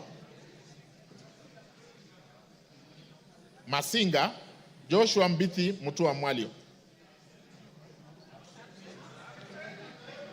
Matayos, Geoffrey Makoha Modanga.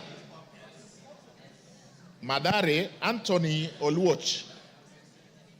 Madhioya, Edwin Mugo Gishoki. Okay.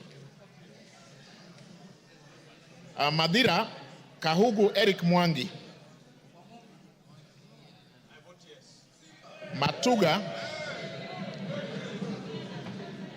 Matuga, Tandaza Kasim Sawa. Okay. Matungu, Nabulindo Peter Oscar. Is there?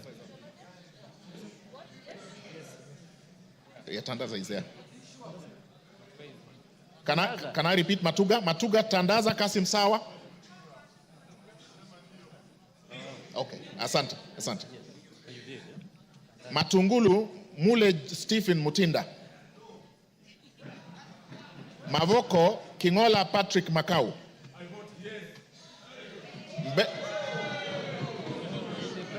Mbera North, Geoffrey Kariuki Kiringa. Mbera South, Nebat Bernard Murioki. Mboni, Nzioka Erastus Kivasu.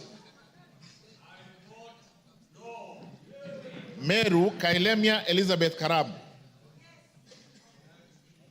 Migori, Mohammed Fatuma Zainab. Mogotio Kiborek Ruben. Moiben Phyllis Jepkemoy Barto. Molo Francis Kuria Kimani.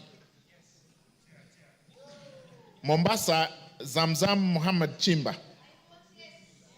Mosob Abraham Kipsang Kirwa. Moyale Jaldesa Guyo Wako. Msambweni Jaldesa. Okay, capture, thank you. Msambweni Badr Salim Faisal. Mount Elgon Fred Kapondi Chesebe. Muhoroni James Onyango Oyo. Mukorweini Gishoi Kagusha John Philip. Mumias East Salasia Peter Kalerwa.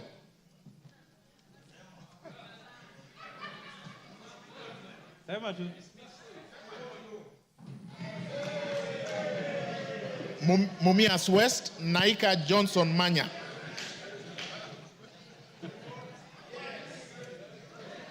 Moranga Betty Njeri Maina.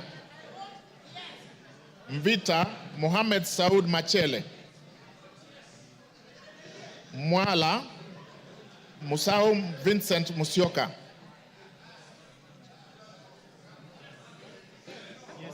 Okay, done. Mwatate Peter Mbogo Shake. Peter Mbogo Shake.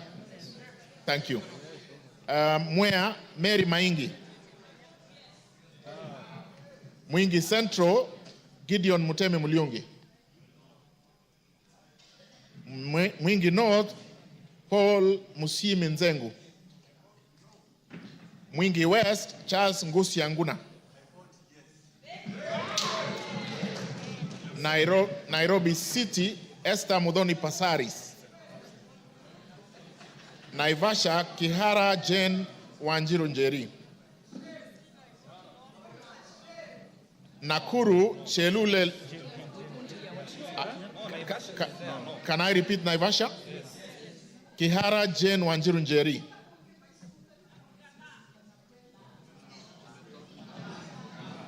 Nakuru Liza Chepkorir Chelule. Nakuru Town East Gikaria David. Nakuru Town West Arama Samuel. Nambale Mulanya Geoffrey Ekesa. Nandi Cynthia Chepkoske Muge. Nandi Hills Bernard Kibor Kitur.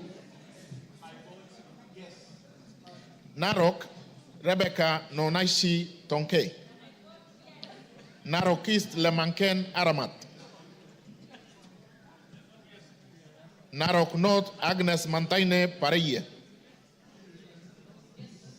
Narok South Olentutu Kitilai. Narok West Gabriel Koshal Tongoyo. Navaholo Emmanuel Wangwe. Ndaragwa Gachagua George N. Ndiwa Martin Peter Sowino. Ndia GK George Masharia Kariuki. Njoro Charity Katambi Chepkwony.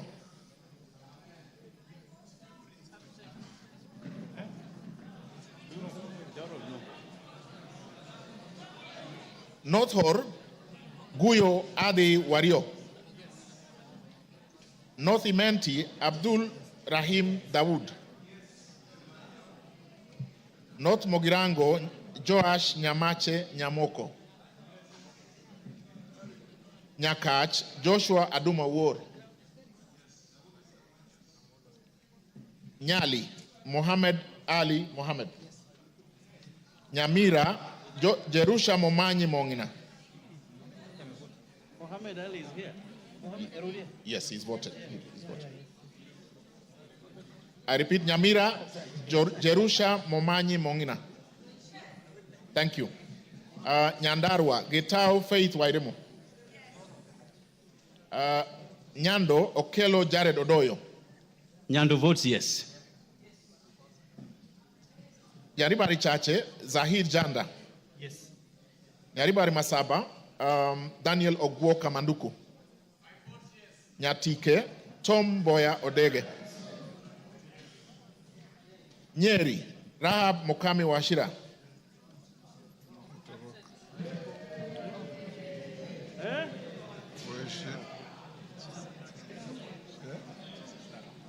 Nyeri Town Duncan Maina Madenge.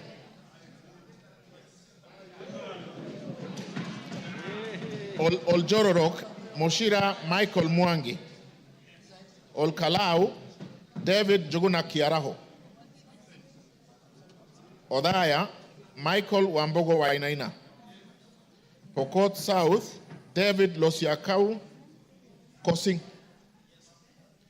Rabai Mupe Anthony Nkenga. I have been asked to repeat Pokot South. He said yes. Pokot South, Kosing David Losiakau. Thank you. Rabai Anthony Kenga Mupe. Rangwe Gogo Linian Achieng. Rarieda Amolo Paul Otiende. Rongai Paul Kibetchebor. Rongo Paul Abor. Roysambu Agustin Kamade Mwafrika. Ruaraka Francis Kajwang Tom Joseph. Yes. Roiro Kingara Simon Nganga. Runyanjes Karemba Eric Muchangi Njiru. Sabatia Sloya Clement Logova. Saboti Caleb Amisi Luyai. Saku Raso Dido Ali. Samburu Pauline Lenguris. Samburu East, Jackson Lekumuntare Lentoijoni. Samburu North, Dominic Eli Letipila. Samburu West, Josephine Naisula Lesuda. Seme, James Wambura Nyikal. Shinyalu, Frederick Lusuli Ikana. Siaya, Odwor Christine Ombaka. Sigor, Peter Lochakapong. Sigor Awetsoin, Justice Kipsang Kemei. Sirisia, John Waluke Koi. Sotik, Francis Kipiegon Arab Sige. South Imenti, Idinji Shadrach Mwiti. South Mogirango, Onyego Silvana Sosoro. Soy, David Kiplagat. Starehe, Maina Mwago Amos. Suba North, Millie Grace Akoto Diambo. Suba South, Karoli Omondi. Subukia, Kashobe Samuel Kenudia. Suna East, Mohammed Junaid Sheikh Nu. Suna West, Peter Francis Masara. Taita Taveta, Lydia Haika Mnene Mizigi. Tana River, Amina Dika Abdullahi.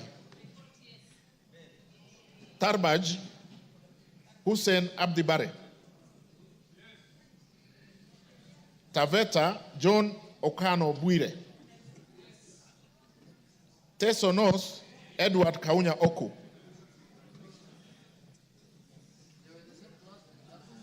Teso South, can I repeat Teso North? Oku Edward Kaunya. Thank you. Teso North, Oku Edward Kaunya. Yeah, he has voted. Sorry, Teso South, Otucho Mary Emase.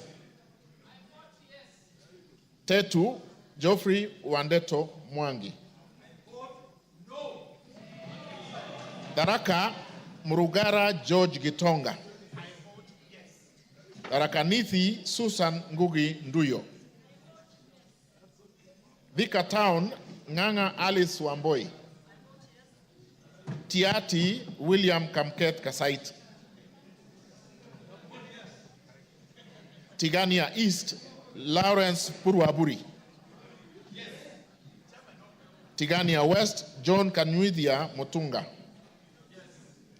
Tinderet, Julius Melikibiwot. Tongaren, John Murumba Chikati. Transoia, Lilian Chebetsiyoy. Tarbo, Janet Chepkemboy Sitiene. Turkana, Cecilia Asinyen Gitit. Turkana Central, Joseph Namwar Emathe. Turkana East, Nicholas Ngikor Nixon Ngikolong.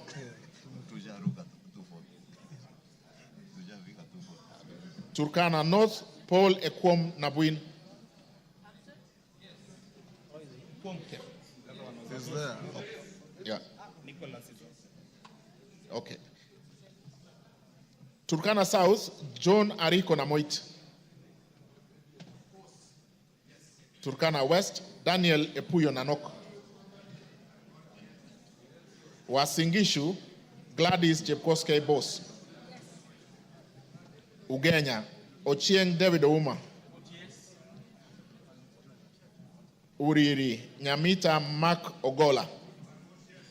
Vihiga, Kagesi Kivai Ernest Ogesi. Vihiga, Adagala Beatrice Kahai. Voi, Hamis Chome Abdi.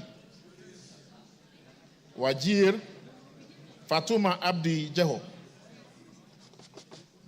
Wajir West, Aden Daudi Muhammad. Wajir North, Ibrahim Abdi Sane. Wajir South, Mohammed Aden Ado. Wajir West, Yusuf Muhammad Farah. Webuye East, Martin Pepela Wanyoni. Webuye West, Daniel Wanyamasitati. West Mogirango, Mogaka Stephen.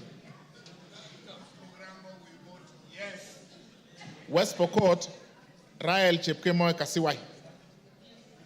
Westlands, Timothy. He is already voted. Oh, sorry, we have done that, sorry. Undanyi, Mwakuona Danson Mwashako. Basil Robert Ngui Yata. Yata. Is he here? Ali Abdisirat Khalif. Sabina Wanjiru Shege. Joseph Hamisi Dena.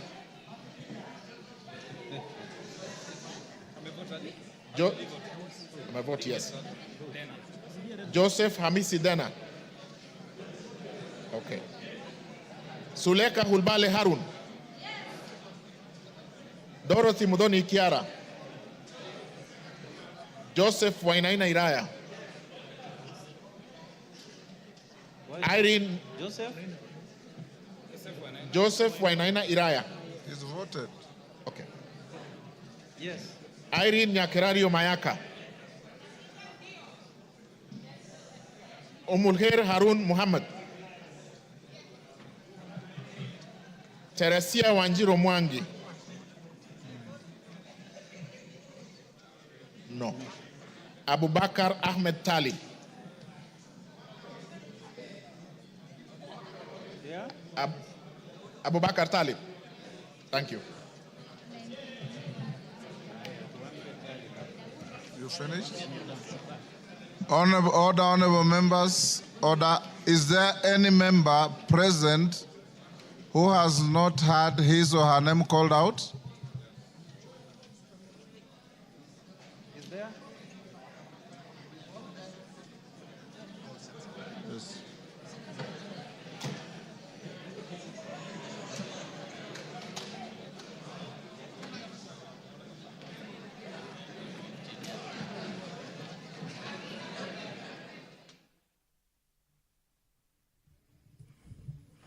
Good evening. You are watching the sitting of the National Assembly this evening, where the members have been voting on the proposed impeachment of the Deputy President, Rigathi Gachagua. It was through a roll call as directed by the Speaker of the National Assembly. And what is currently happening is that the tallying of the votes is underway, and thereafter the pronouncement will be made as to how the members of the National Assembly voted this evening. This special motion was moved by the Honorable Member Mwengi Mutuse, and in that special motion he did list 11 grounds on the reasons as to why the Deputy President, Rigathi Gachagua, should be impeached as Kenya's second in command. The Member of Parliament cited gross violation of various articles, and also he did cite serious reasons to believe that the Deputy President has committed gross economic crimes under Section 45, subsection 1, Section 46, Section 47A3, and Section 48(1) of the Anti-Corruption and Economic Crimes Act, and Section 2, 3, 4, and 7 of Proceeds of Crime and Anti-Money Laundering Act. Those are some of the reasons that the Honourable Member believes that this House should take serious consideration of this special motion to dismiss the Deputy President, who we did hear from this evening between 5 and 7 when he appeared before the National Assembly and made his case, defending himself against accusations that have been leveled against him. And in a couple of minutes, we will hear the results of this division, this historic constitutional moment for the country. And all that you will watch live courtesy of the Parliamentary Broadcasting Unit in conjunction with the Kenya Broadcasting Corporation. The National Assembly was guided by the standing orders, the procedure for removal of the Deputy President, where a member proposes the removal of the Deputy President on the grounds of physical or mental incapacity in terms of Article 150, Sub-Article 1A of the Constitution, Standing Order 63, which talks about the procedure for removal of President on grounds of incapacity shall, with necessary modifications, apply. And Part 2 of the Standing Order 65, where a member proposes to impeach the Deputy President in terms of Article 150, Sub-Article 1B of the Constitution, Standing Order 64, procedure for removal of President by impeachment shall apply with necessary modifications. So the members have been debating, and we will hear the result of this process anytime from now.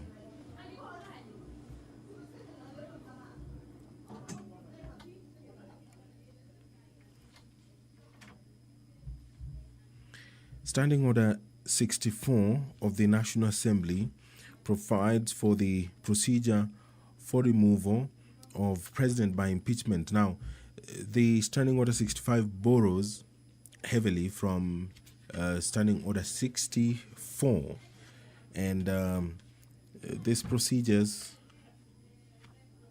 they're quite a number, and some of them have been used in this business that the National Assembly began in the morning, and the culmination of it will be heard any time from now. And if you can see on your screen, the Deputy Speaker of the National Assembly, Honorable Gladys Bose, has taken the seat, and that means that she will perhaps be the one who will make the announcement after the tabulation and the tallying of the votes that has concluded, been done. The number required to vote in affirmative, according to the provisions of the Constitution, is 233 members. That is the threshold required to impeach the Deputy President. And there the Speaker has returned. The Deputy Speaker had been holding fort briefly, and anytime from now, the Speaker will call for the announcement of the votes,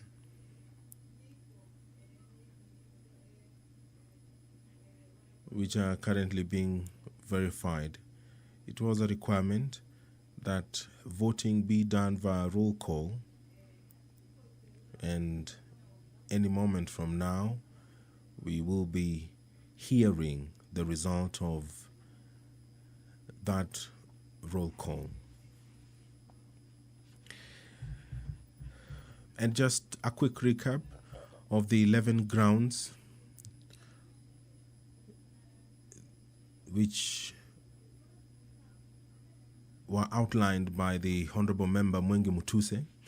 That one, the Deputy President has persistently made utterances threatening to discriminate, exclude, and unlawfully deny sections of the people of Kenya and regions of the Republic of Kenya equal opportunities for public service appointment and allocation of public resources. Ground 2, the Deputy President has made unilateral public statements inconsistent with policy positions collectively adopted by the government and contradicted the President on critical matters of governance and the exercise of the President's functions as a symbol of national unity. Ground 3, that His Excellency the Deputy President interfered with the running of Nairobi City County Government by inciting citizens against the lawful directives of the county government on the planning and relocation of markets and publicly disparaging the leadership of the county government and its decisions. Count 4, gross violation of Article 160, Sub-Article 1 of the Constitution on the institutional and decisional independence of judges, that His Excellency the Deputy President has undermined institutional and decisional independence of a judge through public attacks on a judge of the High Court of Kenya and falsely threatening to file a petition for the removal of the said judge in a matter in which he was a party. Number 5, that His Excellency the Deputy President breached his oath of office and allegiance on account of the utterances and actions attributed to the Deputy President under grounds 1, 2, and 3. And count 6, serious reasons to believe that His Excellency the Deputy President has committed crimes under Section 13(1)(a) and Section 62 of the National Cohesion and Integration Act, that His Excellency the Deputy President has persistently made inflammatory, reckless, and insightful public utterances over the last 2 years in contravention of the law. Charge 7, serious reasons to believe that His Excellency the Deputy President has committed gross economic crimes under Sections 45(1), Section 46, Section 47(a)(3), and Section 48(1) of the Anti-Corruption and Economic Crimes Act, and Section 2, Section 3, Section 4, and Section 7 of the Proceeds of Crime and Anti-Money Laundering Act. That His Excellency, the Deputy President, has committed gross economic crimes, namely conflict of interest, abuse of office, and conspiracy to commit crimes under sections by inexplicably amassing property estimated at 5.2 billion shillings, that is incompatible with his known legitimate income, and by trading with the office of the Deputy President through proxies.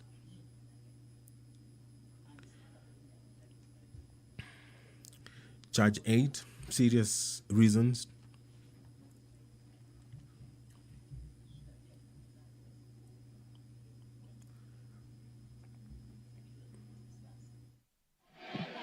Order, honorable members. Give me that. Give me this. Order. Order. Osoro. Order. Order.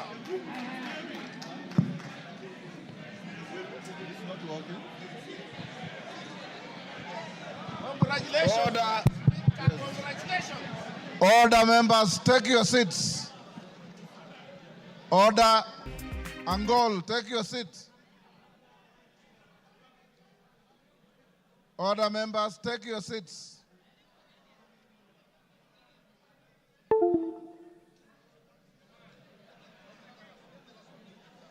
Yeah, I know. Yes. Where's that gentleman not? Order, members, order. Take your seats.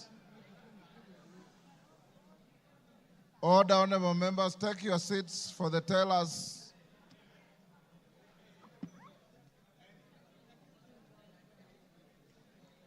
Take your seats.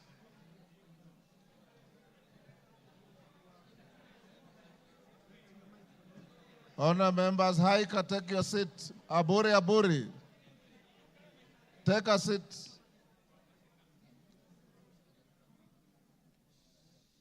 Tongoyos, take your seat. Take your seats, members. All is well that ends well. You have been very orderly, and I must salute you. Tell us, you may now approach the chair and announce the results.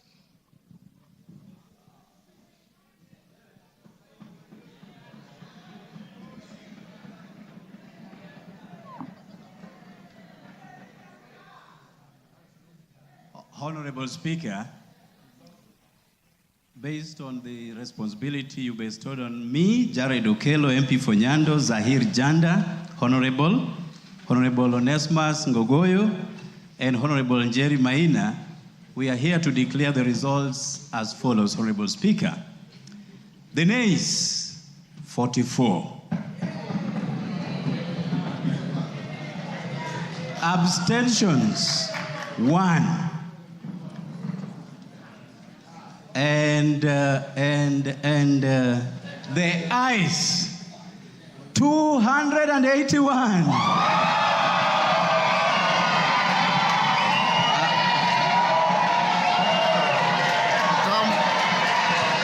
Come forward.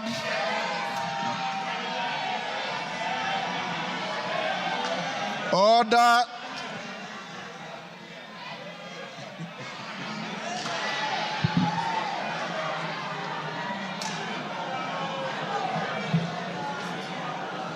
Take your seats. Order, members, order. The House is still in session. Tell us, take your seats. Bensouda, take your seat.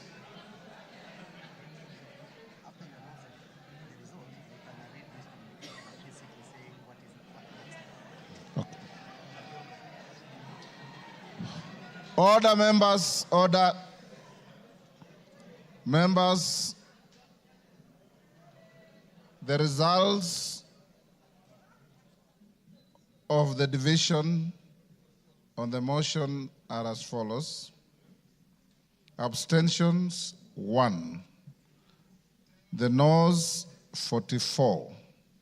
The ayes, 281. So the ayes have it.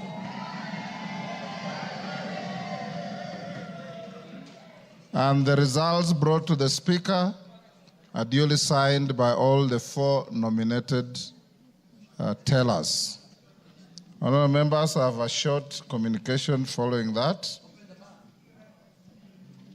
Before. Order. The House is still in session. I have the following communication to make, honourable members, before we open the bar.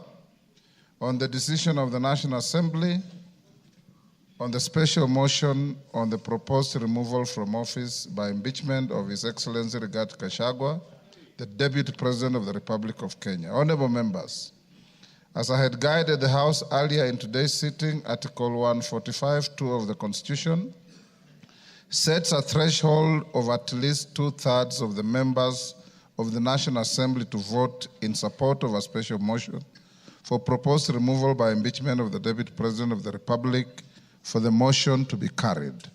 According to the results of the division on the motion that I've just declared, a total of 281 members, being more than 2/3 of the members of the National Assembly, have voted in support of the motion. Article 145(2)(a) of the Constitution provides that, I quote, if a motion under Clause 1 is supported by at least 2/3 of all members of the National Assembly, the Speaker shall inform the Speaker of the Senate of the resolution within 2 days. In this regard, I'll proceed to discharge the singular duty placed on me by Article 145(2)(b) of the Constitution and under which to notify the Speaker of the Senate of the resolution of the National Assembly. The clerk is directed to prepare the necessary documentations to accompany the resolution. The House will resume tomorrow, Wednesday, 9th October 2024, at 9:30 a.m. to resume with the regular business as scheduled by the House Business Committee. I thank you. Members, will you now be upstanding? Draw the bar. Draw the bar. Open the doors. Order, honorable members. Order. Order. Order, order, members. The House will now be adjourned until tomorrow 9:30 a.m.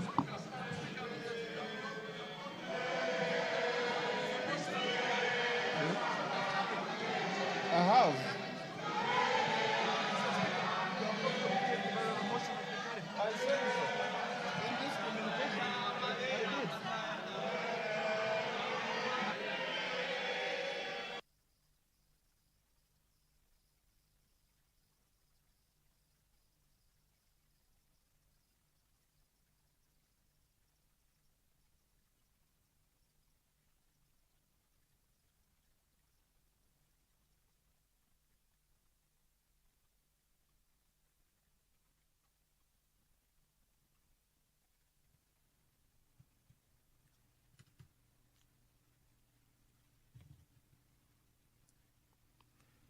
You've been watching.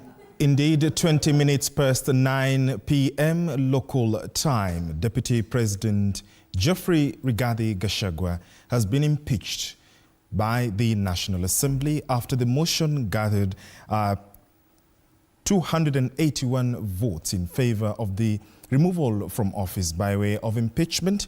44 voted no, and there was 1 abstention. The National Assembly has held that special sitting to remove the Deputy President from office by way of impeachment, a process that we have brought to you live on TV47, the home of untold stories. The Speaker of the National Assembly, Moses Wetangula, will then proceed to inform the Speaker of the Senate of the resolution of the National Assembly, and that we expect to happen on Thursday, where the Senate will also undertake to process that motion having been forwarded from the National Assembly. Once again, Deputy President Geoffrey Rigathi Gachagua stands impeached by the National Assembly, and he goes down in history as the first Deputy President to be impeached under the current Constitution of 2010. This is a story we are following up for you. Good evening and thank you for staying with TV47. I am George Marenga. Welcome to the continued broadcast of the coverage of the removal of Deputy President Rigathi Gachagua by way of impeachment, as we continue to monitor whatever is happening, especially in the National Assembly, having wound up just moments ago. And there have been 11 grounds that have been placed for impeachment against the Deputy President, which include, there are grounds that were moved by the mover of the motion who moved that motion regarding the removal of Deputy President Geoffrey Rigathi Gachagua, who has been the Deputy President since September 2022. And last night we did see that the Deputy President went ahead to address the nation, and he said it was an opportunity for him to be able to inform Kenyans about what he had been saying is his defense. He later on also proceeded to make his address to the National Assembly, that is today from 5 p.m. where he enumerated his defense. He was also accompanied by his team of defense lawyers, and he has said that he is innocent of all the charges, and he attempted to deconstruct these allegations laid before him, in as much as saying that some were even of unfair charges that were leveled against him. Now, in the National Assembly, 2/3 is what was required, and that threshold has been met by 281 votes that have voted yes to move that impeachment motion. The 11 grounds have been laid for that impeachment. But for now, I want to cross over to Parliament buildings, where our very own Apollo Kamau has been following this impeachment process. Good evening, Apollo. Thank you so much for staying, boots on ground. You have been our eyes and ears on this impeachment motion. Over to you. How is the mood like as the members have left the chambers this evening? A lot of activity, as you can see behind me, outside Parliament buildings. given the outcome of the historic vote, 281 members against 44. That means the impeachment motion to send Deputy President Rigathi Gachagua home has attained the threshold, the 2/3 threshold. And therefore, as you can see, if I could step back, vehicles are just moving out. Members of Parliament have done their business. I'm trying to look for one or two to see whether we can get possibly one or two to get his reaction. But as you know, Maringa, this has been a long, arduous day since morning when debate on the matter started. We heard the arguments, the counter-arguments, and of course, the highlight of the day, having the Deputy President in the box. He did come armed in what was a bite and puff session, hitting the MPs hard, debunking the evidence on all the 11 grounds that were leveled against him. And one by one, he did dissect. He also did appeal to the passion and sympathy of the MPs after what has been a hard-hitting moment during his engagement with members of the public and in various forums. He did say, if you find it in your conscience, please reflect and decide whether you want to let me go or remain in office. But as you know, with the outcome of the historic vote, the very first, under the 2010 Constitution, the National Assembly has impeached Deputy President Rigathi Gachagua. And I'm now joined by one of the members who has just cast his vote. Welcome, Mheshimiwa. How would you describe this vote this evening? It was momentous, historic, and a great thing to happen today. For the last 2 years, it was so noisy, tumultuous, anarchy kind of, no order in the country, no pecking order. It's like we have some kind of co-presidency. We have many countries neighboring us. We only hear of their presidents, their number ones. Here we had a president giving a press statement, another one in Mombasa, a deputy president going against the policy of the government. So I think we did the right thing for this country so that there can be order.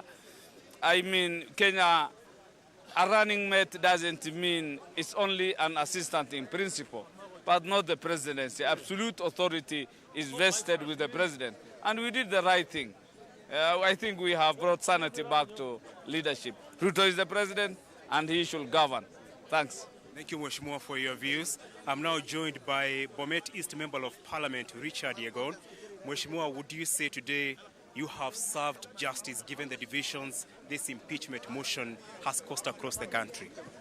Yeah, what I want to say is that I think I talked before the impeachment motion came in, and then I told you the writing was on the wall, and this has come to pass. And you must have seen that it was very overwhelming. 281 votes, which is voting to impeach the deputy president, is a sign of what the people were telling us on the ground when we went to do the public participation. Because around 92% from my constituency supported the impeachment of I can call him the former president, deputy president.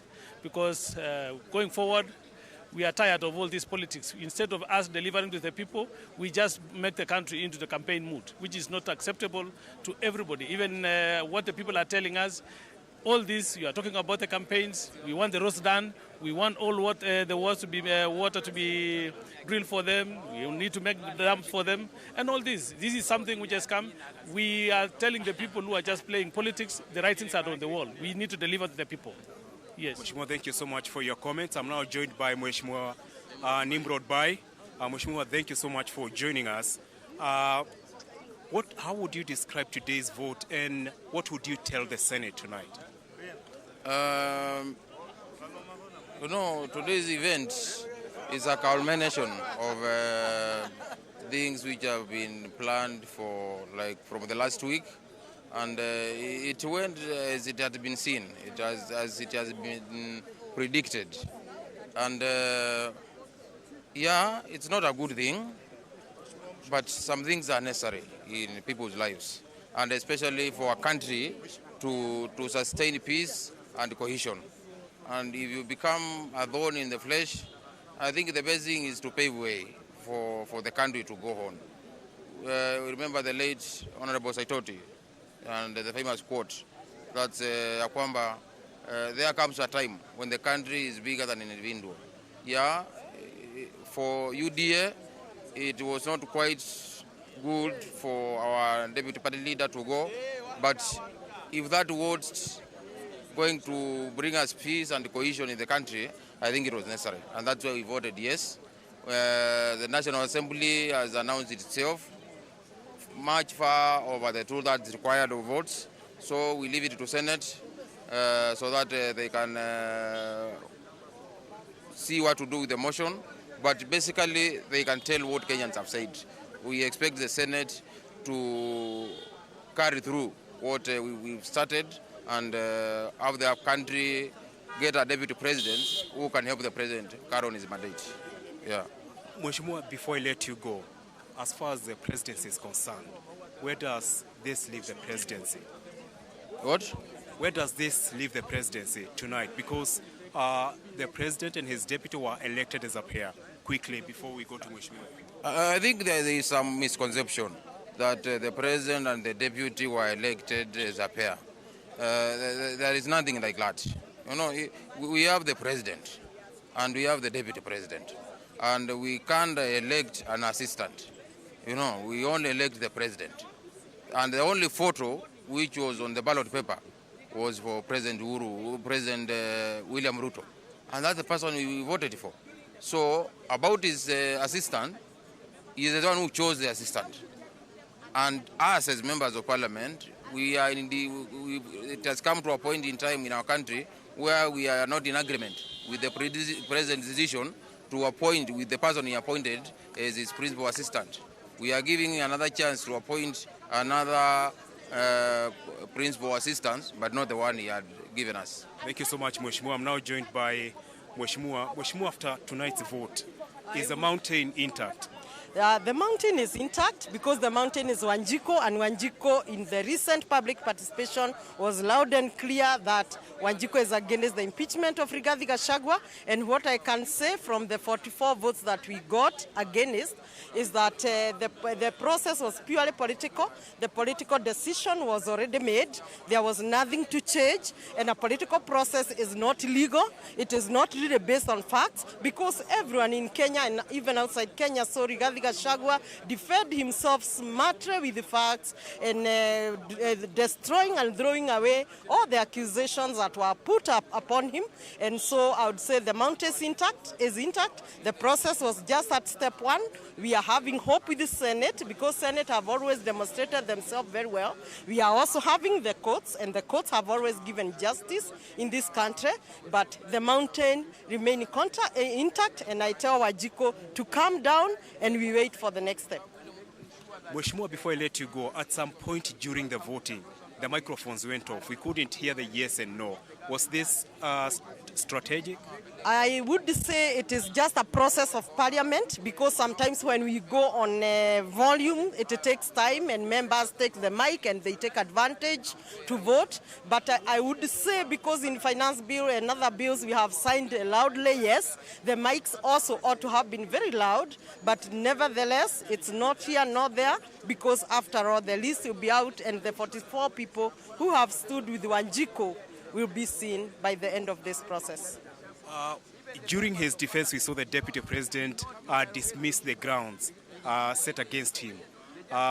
Were you satisfied with the grounds that were brought against him? The grounds that were set against him were flimsy, in my view, and there was so much allegation in the debate. You could see the issues of women and disrespecting women, which were not part of the ground, and I would say that the grounds were not very, very firm. Thank you so much, Mheshimiwa, for your comments. I'm now joined by Githunguri Member of Parliament, Gathoni wa Mushomba. Mheshimiwa, you are one of the ardent and most vocal supporters of the Deputy President. How do you feel after the vote tonight? First of all, I want to be very much honest that I am a daughter of the mountain, and I will always defend any daughter or son of the mountain. That is my first position. Number two, The process that has happened today, the impeachment process, was all politics. It was politics of who called who stupid, who called who malaya, because that is what I had people discuss, and I was so disgusted that we have reduced a whole parliament of honorable members to discuss gossips, rumors, and hearsay. Today, I expected the Speaker of the National Assembly, who was very non-partisan. He kept on cutting, like me, he kept on discontinuing my submissions and, intervening. Obviously, because he had even pronounced himself there earlier that he's definitely going to send Gachagua home through the parliamentary platform, which was quite unfortunate. And I hope the courts are going to do us justice. But today I expected to see the result of public participation that we participated over the weekend. The 290 constituencies, we all went to do public participation. Before even we went to the constituencies, we had to the counties. Why did Kenyans waste their time to come out and say what they want? Why didn't we have that report tabled in National Assembly? It was not considered anywhere. So it means the political class have taken over this country. They will be deciding for Kenyans what they want by force, and that is something that is very worrying. And today I can tell Kenyans, I don't believe in what has happened in Parliament. I did my best. I spoke, I defended, and I have not lost. And I believe I have not lost. But I am very excited. Kenyans should be very careful with what Rigathi Gachagua has said. Kenyans should observe what Gachagua is saying. Gachagua is saying that the Kenya Kwanza government is not okay. There are things he's talking about, abductions. He's talking about Andani. He's talking about extrajudicial killings. He's talking about unfair demolitions. He's talking about corruption. He's talking about dictatorship. Those are some of the things Gachagua is saying. Gachagua may go down in the eyes of politicians, but he's a hero in the eyes of Kenyans. And I'm sure Gachagua will have it in history as that one man who spoke the truth. He went down politically, but he stood for the justice of Kenyan people. Kenyan people should celebrate Gachagua. Gachagua has said what has not been said by any politician, and being the one of the topmost person in Kenya, having declared and said what he has said, Kenyans should celebrate Gachagua. Gachagua has done what Kenyans have struggled to do for the last 2 years. Thank you. We have seen a very studious silence from President William Ruto with this historic vote. Allow me not to comment about the president because I'm not his spokesperson. And please let me talk about just the impeachment. And I'm a very disappointed member of parliament with Kenyan parliament. Thank you so much, Mheshimiwa. I can also see Mheshimiwa Kagushia, John Kagushia. Mheshimiwa, welcome to the set. There seems to be a lot of engagement back and forth. Mheshimiwa, this is a very historic vote under the 2010 Constitution. Over the weekend, we saw your defense. After this vote, how does it feel? How would you describe tonight? Well, I think it's an unfortunate situation that as a country we find ourselves in this situation, and I hope that somehow along the way we can still be able to remedy, because this process is still long, and we as a country we need to think very seriously about how we need to reconfigure our the way we relate and the way we associate, so that whenever we have disputes arising, because clearly you can see this is a political issue. It really has nothing much to do with all those other issues that are being raised. It's much more of a political issue. And so really when people have a political issue, a political disagreement, it's very important that the political parties do come up with mechanisms in which they will be doing the dispute resolution mechanism as per our Constitution Article 159. And really that is the way forward. And I think that would be very helpful for us in future. Yeah. Mheshimiwa, where does this leave the president and the UDA party at this point in time, even before it proceeds to the Senate? Come again? Where does this leave the president and the UDA party as a unit going forward? Of course, it's not a very good thing. It's not a good position that we are in as a party, because as a party we ought to have had mechanisms of how to sort out these kind of problems. And so today is probably one of the lows of our political party, the UDA. It's the lowest point that we can probably get. And I hope that as a party, as a nation, we'll still be able to employ our consciousness, our ability to relate. And also, it's also a lesson. I would also want to say it's also a lesson also for the Deputy President himself also, that as he moves forward, he also needs to relook at how he relates with people and how he engages with other elected leaders. Because for heaven's sake, we really ought not to have gotten to this kind of a scenario. And so we need to ensure that at the end of the day, we look at these issues in a deeper manner. We need to have soul searching also as a political party. The president himself also will also need to relook also at how he's managing the political party, so that in future we do not get into this kind of a scenario. Yeah, thank you. Thank you so much. That is Mheshimiwa John Kagushia speaking to us after the historic vote tonight, which has attained the 281 threshold against 44.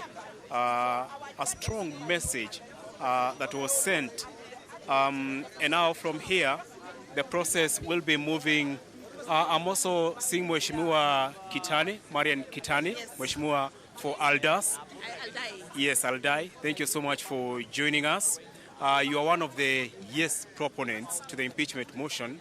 How does it feel tonight, and how would you describe the vote and the whole process today? You know, for the first time, the country can move, because the country has been stuck. And it has always been politics of Murima, Murima, Murima, Murima. For the first time, let us talk about politics of Kenya. Let's talk about development. Because if you look at what the two people, when they joined power, said, they wanted to have development for our country. And we started by saying that there was no money, there was nothing for the country. But it's 3 years down the line, and Kenyans are getting tired. And if we continue this way, these Kenyans will get tired. And I think, for me, I feel that the vote was well deserved, because for once, let the country become bigger than an individual. And I think that is exactly what we have done today. We have shown that the country is bigger than an individual. Yes. And given the decision tonight, do you think the Deputy President still has a chance? We know there's the Senate, there's still the courts. Do you he still stands a chance? If you look at some of the allegations that are there, one of the allegations is about giving injustice to the courts. Because if he tried to remove a judge of the High Court of Kenya, that means that he does not respect that institution. Yesterday, during his address to the media, which I believe you are there, he actually vilified the National Assembly, which is another arm of government, and it's the arm, the law-making arm. So when you do that to all these arms of government, which chance do you have? And I think as a country, and I would like to urge all of us, wherever we are, whichever arm of government we are, let us look at the bigger picture of the Kenyan people. Kenya has not moved. Kenya is not moving. And it is, if we don't act, it is going to take us backward 100 years. We are already so far into democracy, and we need this democracy to progress. We need development in this country. We need to enjoy the fruits of democracy. So in my view, I think we will be able to make progress. Thank you so much, Mheshimiwa, for your views. I'm now joined by Mheshimiwa Mary Wamaua from Maragua constituency. Yes. Mheshimiwa, are you disappointed tonight given your support and defense of the Deputy President? This is Wamaua, Member of Parliament, Maragua constituency, and I want to say today is a bad day for us, and especially for our people from the mountain. Bearing in mind the Deputy President is our topmost leader in the mountain, and knowing very well that we voted overwhelmingly in support of the government, which had taken one of our sons, Deputy President Gachagua, to be the Deputy President and to be the principal assistant to our president.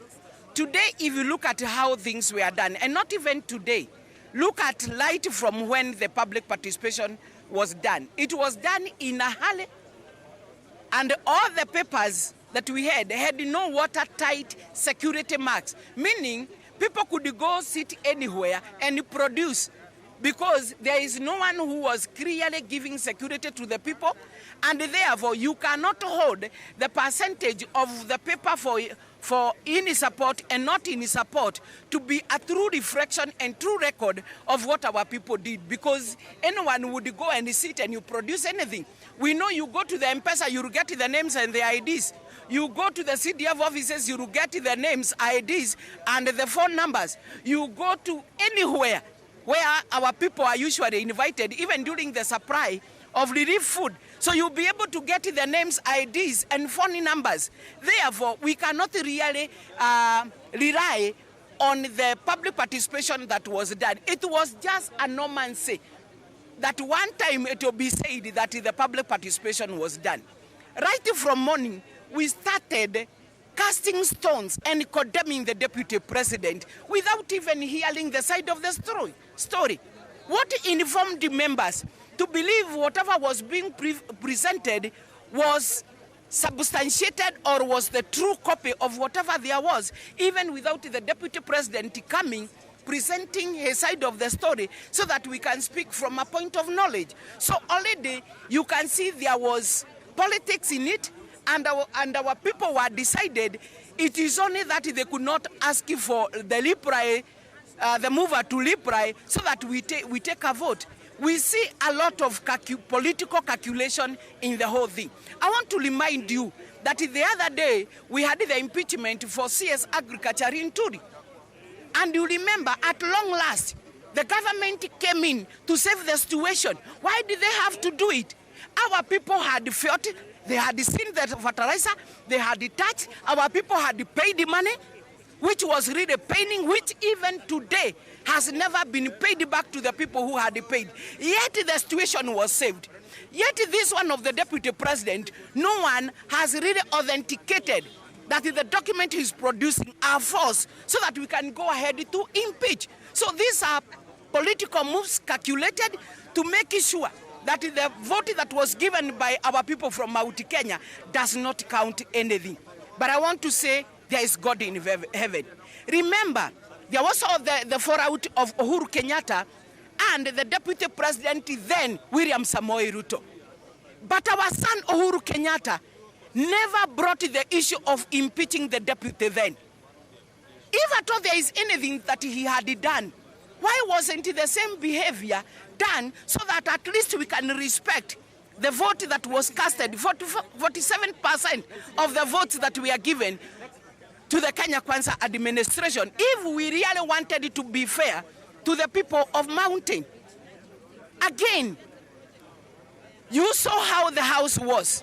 When else have you ever seen the house full? This was political mobilization, other than only when we are taking the oath, immediately we are elected.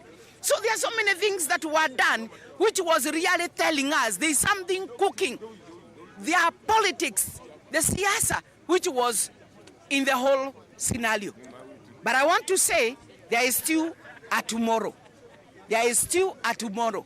And I think God is still in his, not even thinking, God is still in his throne. And one day our people will remember unto whatever has been done. We don't care. Could be will be given another person from the mountain. But has that person really suffered the pain, the agony, the energy, the stress, and all what partakes to looking for vote, so that you can be able to safeguard that?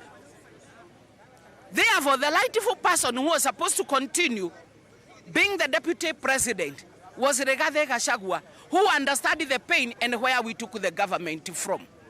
Thank you so much, Mheshimiwa, for your comments. We appreciate. Mheshimiwa, karibu sana on set. Thank you very much.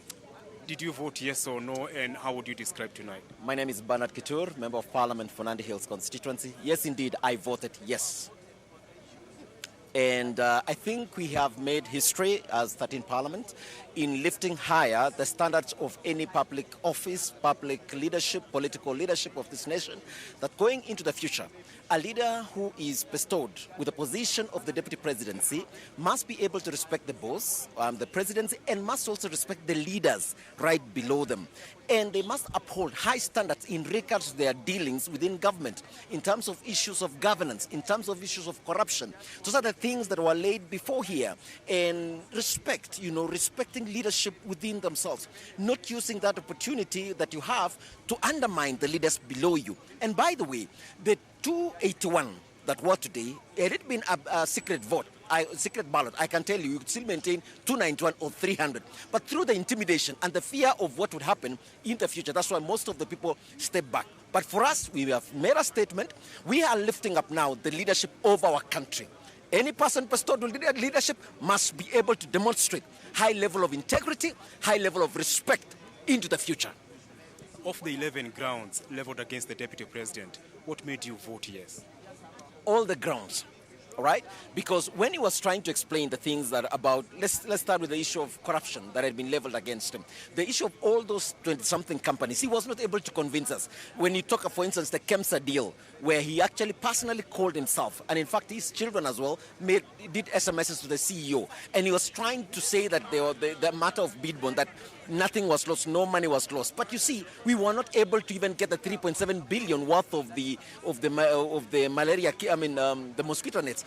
That put Kenyans into the risk because of the selfishness that he had. When he spoke about the properties, several of those properties, most of those properties were moving from his brother to his own children. So we were able to look into it and see a man who is so selfish. So there are so many other things that were mentioned, even the issue of the procurement of how the dealings within his office, the people who were given the tenders and they were able to withdraw the money in the same day. So there are several things that were put across that to me, I was convinced that he was not able to convince me that he was holding that office with the respect that is expected of him.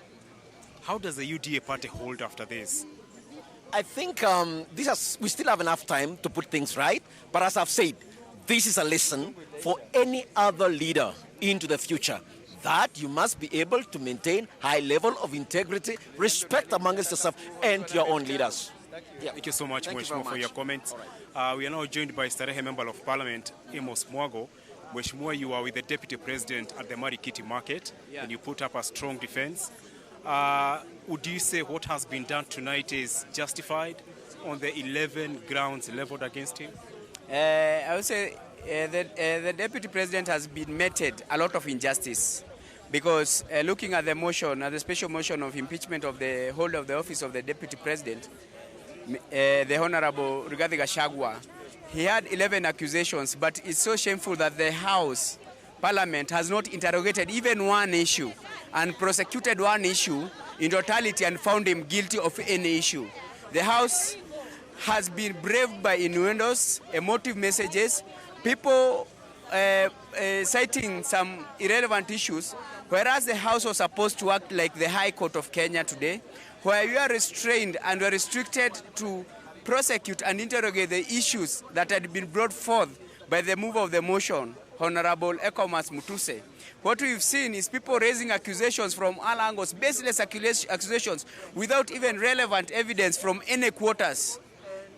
People have raised issues from their constituencies, and people have raised issues from their hearts, from their people, which are not contained in the impeachment motion. Issues that cannot be substantiated. So we can see this is political village hands, mob lynching by members of parliament, because we could see the mobilization that has been done by both sides of the House. And you could see even the way us, the opposers of the motion, were denied the opportunity to speak out. For myself, I came to this house in the morning, but I've not been given the chance to speak because I have an independent mind and I wanted to address the issues that had been brought up by the mover of the motion. Also, when the Deputy President came to defend himself on the floor of the House, most of the members were not keen on listening when he was dismantling the allegations one by one, and he's done a perfect, splendid job. If we were to judge this fairly, I think he scored over 95% in addressing the issues that have been raised. So I think the next stage, where they're going to the upper house, we expect Solomonic wisdom from the upper house, which is the Senate, which is going to interrogate these issues one by one, and we expect them to come up with a justifiable opinion and a very independent judgment on this issue. Failure to which I believe the holder of the office of the Deputy President of Kenya, Honorable Rigathi Gachagua, is going to seek some interpretation from the courts And I believe, given that the issues raised, according to me, in as much as I don't have that much legal background, but I've been involved in the courts in this republic, having had several cases in the High Court, I think the allegations do not meet the threshold to impeach a deputy president.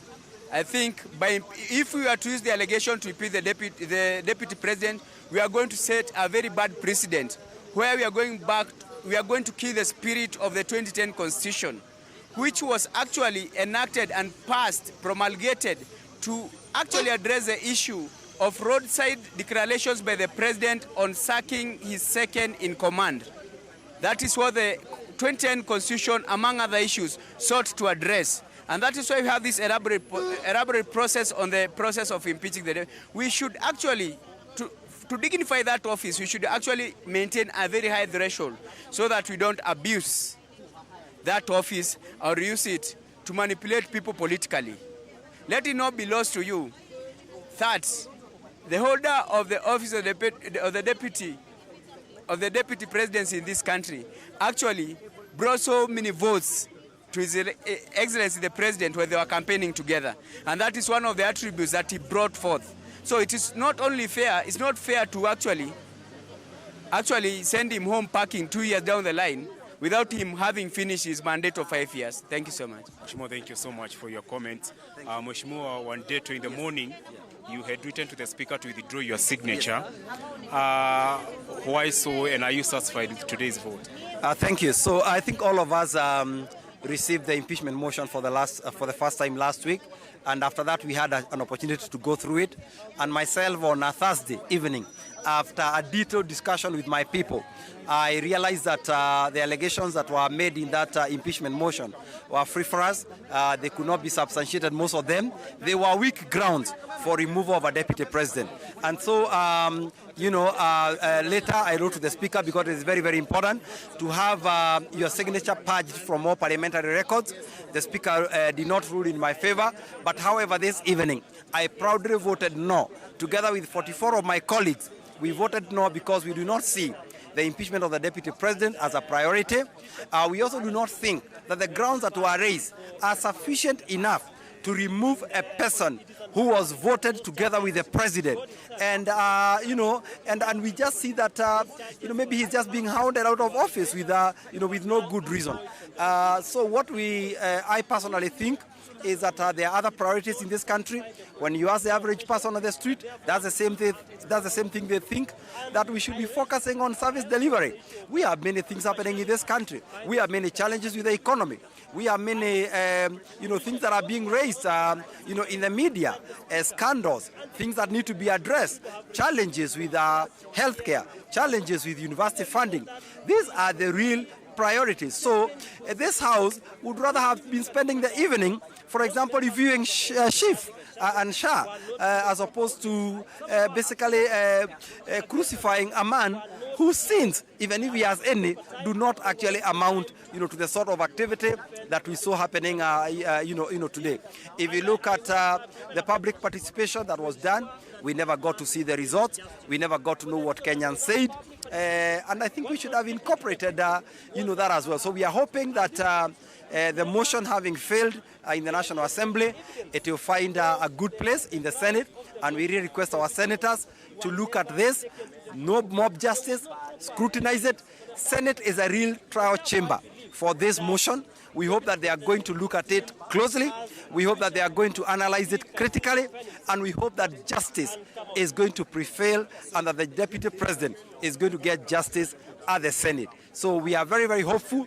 And, I think this evening we have failed very many Kenyans. I feel that way, because the mood on the ground, the mood in this city, if you ask the average person, they do not think this is a priority. Thank you.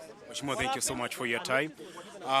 Just wrapping it up from Parliament buildings, and a reminder of our viewers who didn't have the chance to catch a glimpse of the last-minute vote. It was 281 against 44. So from here, it moves to the Senate, where the Deputy President might be committed to a committee of 11 or face the whole plenary. So his fate lies before senators, where a threshold of 45 senators is required for the motion to pass. Back to you in studio.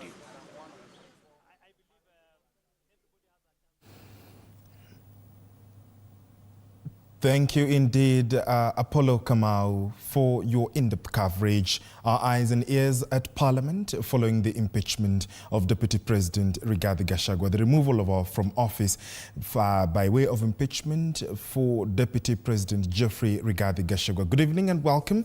Thank you for staying with us. I'm George Maringa. On sign language interpretation is Kelvin Makori. Tonight we give you a comprehensive coverage, and we now want to take you to the home base, the home ground of the Deputy President in Karatina specifically, and speak to our very own Moige William. Moige, good evening. You've had quite a busy day. Earlier on, there were prayers held in that part of the country regarding the impeachment. What is happening? What is the mood like, especially in central Kenya?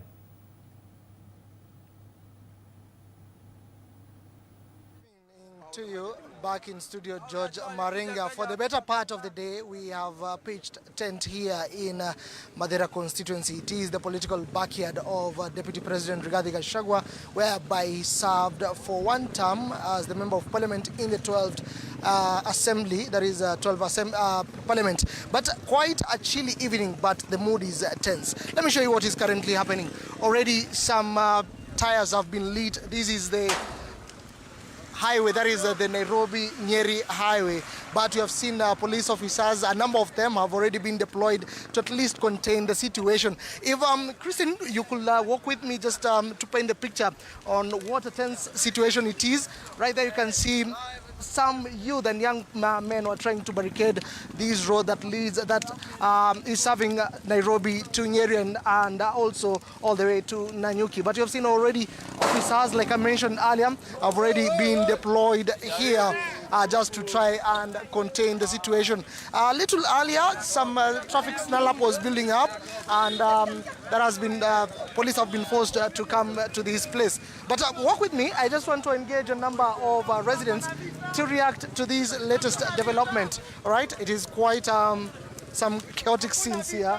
But let's move. I want to engage a number of residents here and to get their views on this particular issue, and just to react to this matter on what has been happening. Labda nizungumze naye kakangu Songea, nitakuja kwako kaka. Tuanze na jina lako, umetoka eneo lipi na umekuwa ukifuatilia huu mjadala, na maoni yako ni yapi kuhusiana na matokeo ya siku ya leo? Hii mjadala ilikuwa.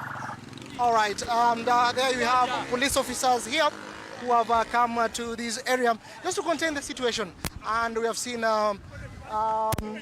coming to this area just to disperse these young men. All right, they're running away from the police who have just landed to this place because this road was barricaded. I was trying to interview one of them, but with the presence of police, they have just dispersed. Here are the police telling everyone to clear and go home. Just telling everyone to clear and go home. But as the situation escalates and police trying to contain the situation, kakangu, tuanze na jina lako na maoni yako ni yapi kuhusiana na swala hili? Kwa majina yangu ni Manase Kenywa na mji wetu ni hapa Madera, na kulingana na vile watu maoni yao wameona, hawana furaha kulingana na vile hiyo maoni ya wabunge imeenda. Wanaomba ya kuwa kama Rigathi wangeweza kumsikiza ili asitumuliwe kutoka kwa aendelee na kazi, kwa sababu amefanyia kazi serikali kazi mzuri. Tayari hayo yametukia. Ukisikiza mjadala na semi za wabunge ambao walikuwa wakijadili swala hili, ungesema nini kuhusiana na matokeo ya siku ya leo? Mimi kwa maoni yangu na kwa maoni ya Wakenya, watu wa Madera, mimi ningeonelea hawana hisia mzuri, hawajafurahia hilo tendo, kwa sababu wangetaka Rigathi Gachagua aendelee na kazi kulingana na vile walimchagua na wakachagua President William Ruto. Wanaonelea si vizuri kulingana na vile walikuwa na kwa maoni yao. Asante kwa muda wako. George, walk with me. Just let me give you paint the picture of what is really happening. Just to show you what is happening. And we have seen the police. Tunafanya kazi. Tuko live. Tuko live. Sawa.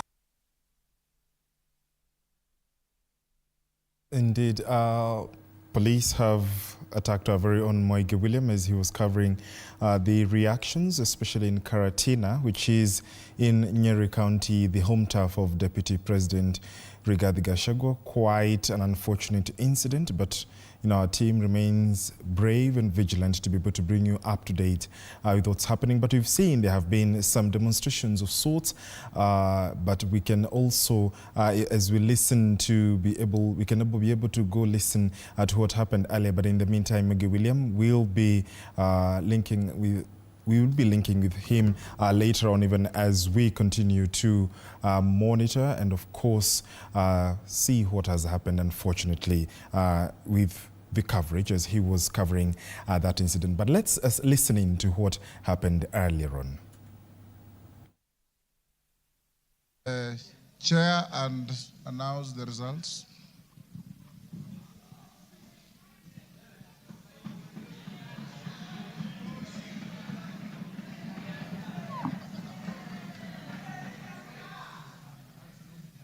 Honorable Speaker, based on the responsibility you bestowed on me, Jared Okello, MP for Nyando, Zahir Janda, Honorable Onesmus Ngogoyo, and Honorable Njeri Maina, we are here to declare the results as follows, Honorable Speaker. The nays, 44. Abstentions, 1. And the ayes, 281.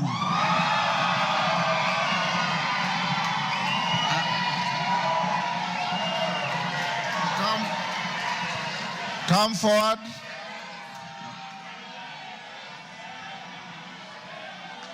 Order.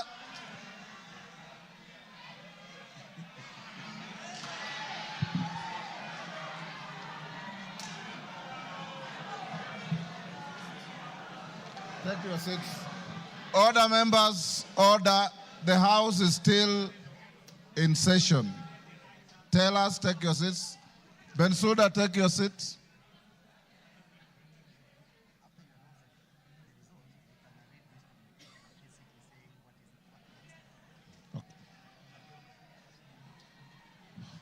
Order, members, order. Members, the results of the division on the motion are as follows. Abstentions, 1. The noes, 44. The ayes, 281. So the ayes have it.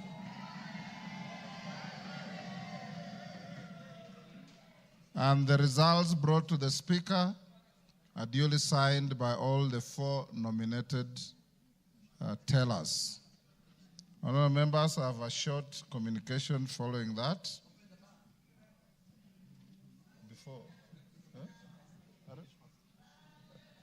Order. The House is still in session. I have the following communication to make, honourable members, before we open the bar. On the decision of the National Assembly, on the special motion on the proposed removal from office by impeachment of His Excellency Rigathi Gachagua, the Deputy President of the Republic of Kenya. Honourable members, as I had guided the House earlier in today's sitting, Article 145(2) of the Constitution sets a threshold of at least 2/3 of the members of the National Assembly to vote in support of a special motion for proposed removal by impeachment of the Deputy President of the Republic for the motion to be carried. According to the results of the division on the motion that I've just declared, a total of 281 members, being more than 2/3 of the members of the National Assembly, have voted in support of the motion. Article 145(2)(a) of the Constitution provides that, I quote, If a motion under Clause 1 is supported by at least 2/3 of all members of the National Assembly, the Speaker shall inform the Speaker of the Senate of the resolution within 2 days. In this regard, I'll proceed to discharge the singular duty placed on me by Article 145 2B of the Constitution and under which to notify the Speaker of the Senate of the resolution of the National Assembly. The clerk is directed to prepare the necessary documentations to accompany the resolution. The House will resume tomorrow, Wednesday, 9th October 2024 at 9:30 a.m. to resume with the regular business as scheduled by the House Business Committee. I thank you. Members, will you now be upstanding? Draw the bar. Draw the bar. Open the doors. Order, honorable members. Order. Order. Order, members. The House will now be adjourned until tomorrow, 9:30 a.m.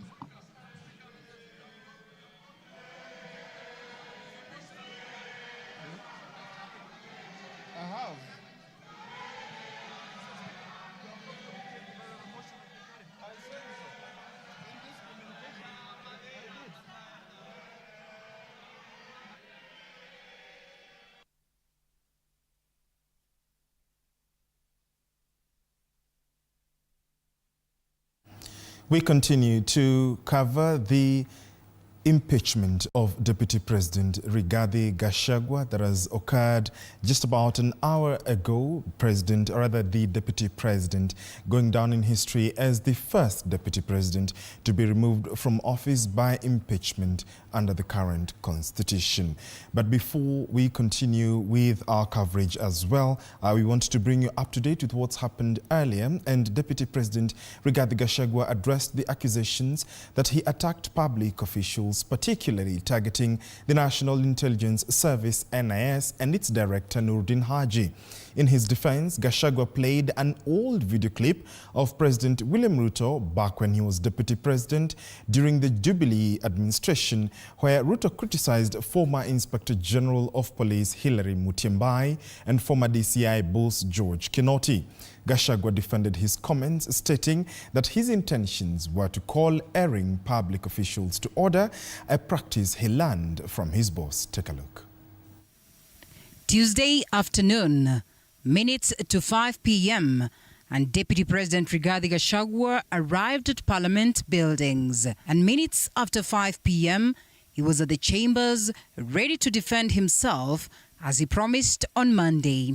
He presented his 533-page script, almost identical to the one he did to his employer, the people of Kenya, in a televised address Monday evening. This time round with videos evidently targeted at throwing jibes at his boss. I am persuaded that the National Intelligence Service ought to have known beforehand that the public was completely opposed to the finance bill, and they ought to have briefed the president before the protests began, and this would have caused a change of tact by government regarding the proposed bill and the protests which culminated in the loss of innocent lives and destruction of property could have been avoided. Hence, I expressed my opinion on this in my public media briefing in Mombasa, and my utterances were not any different from what happens in other countries. His videos largely captured various occurrences where the president said things that, according to Gachagua, mirrored the ones used as evidence adduced against him for impeachment.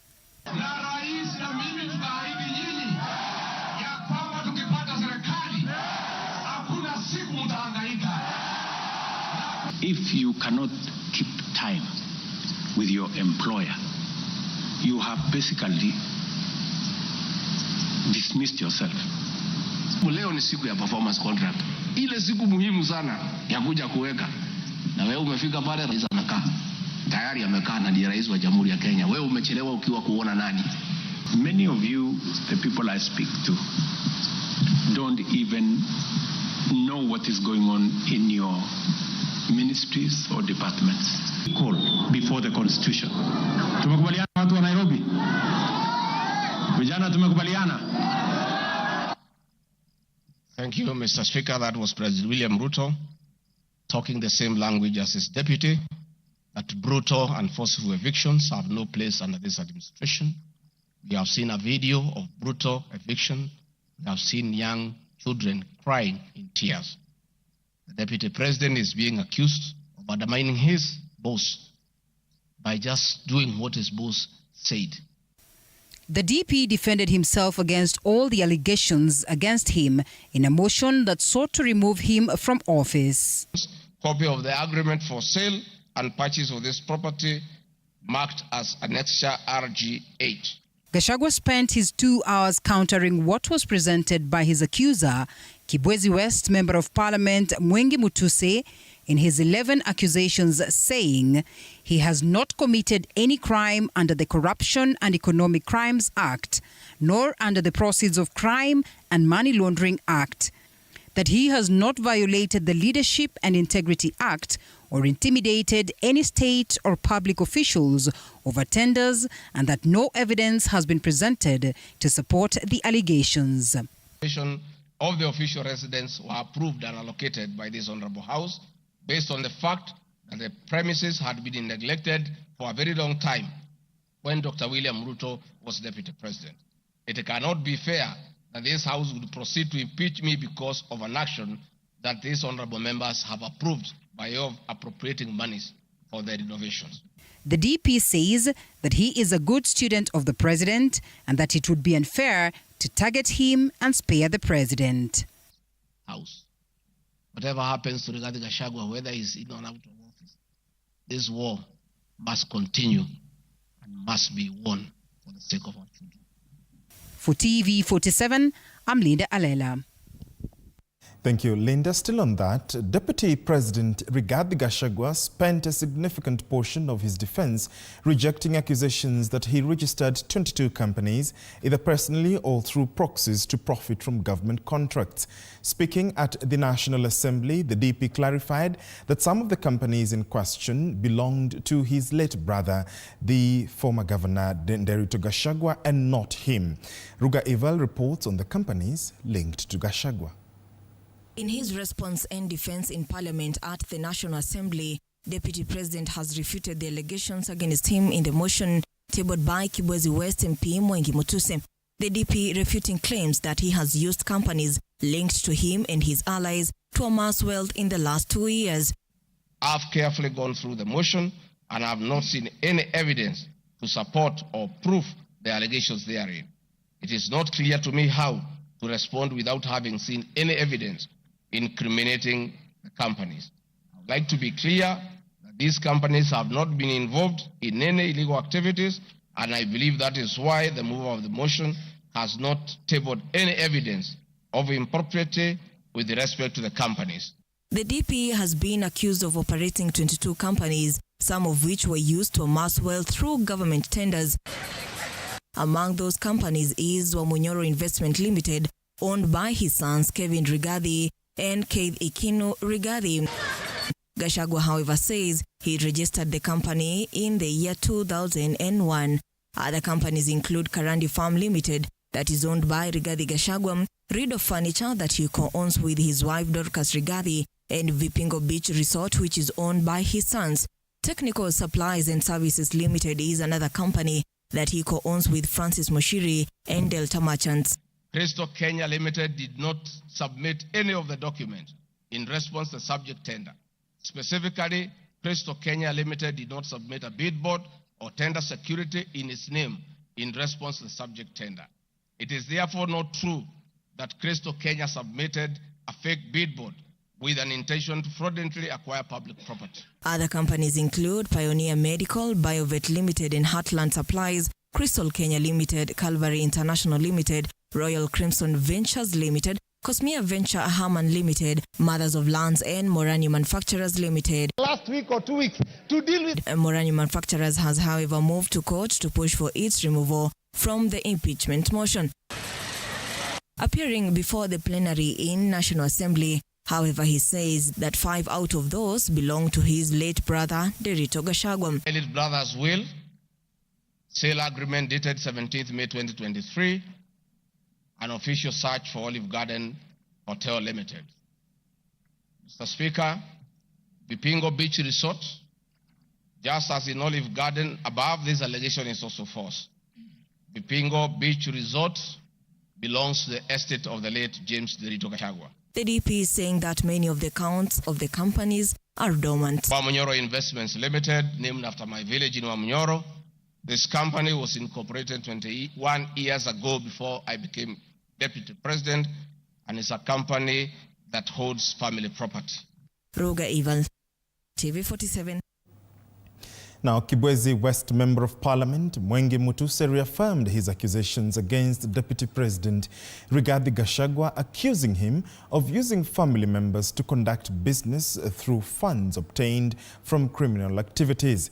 Mutuse claims that Gachagua's sons did not qualify for loans since they lack sufficient collateral to secure the amounts they received.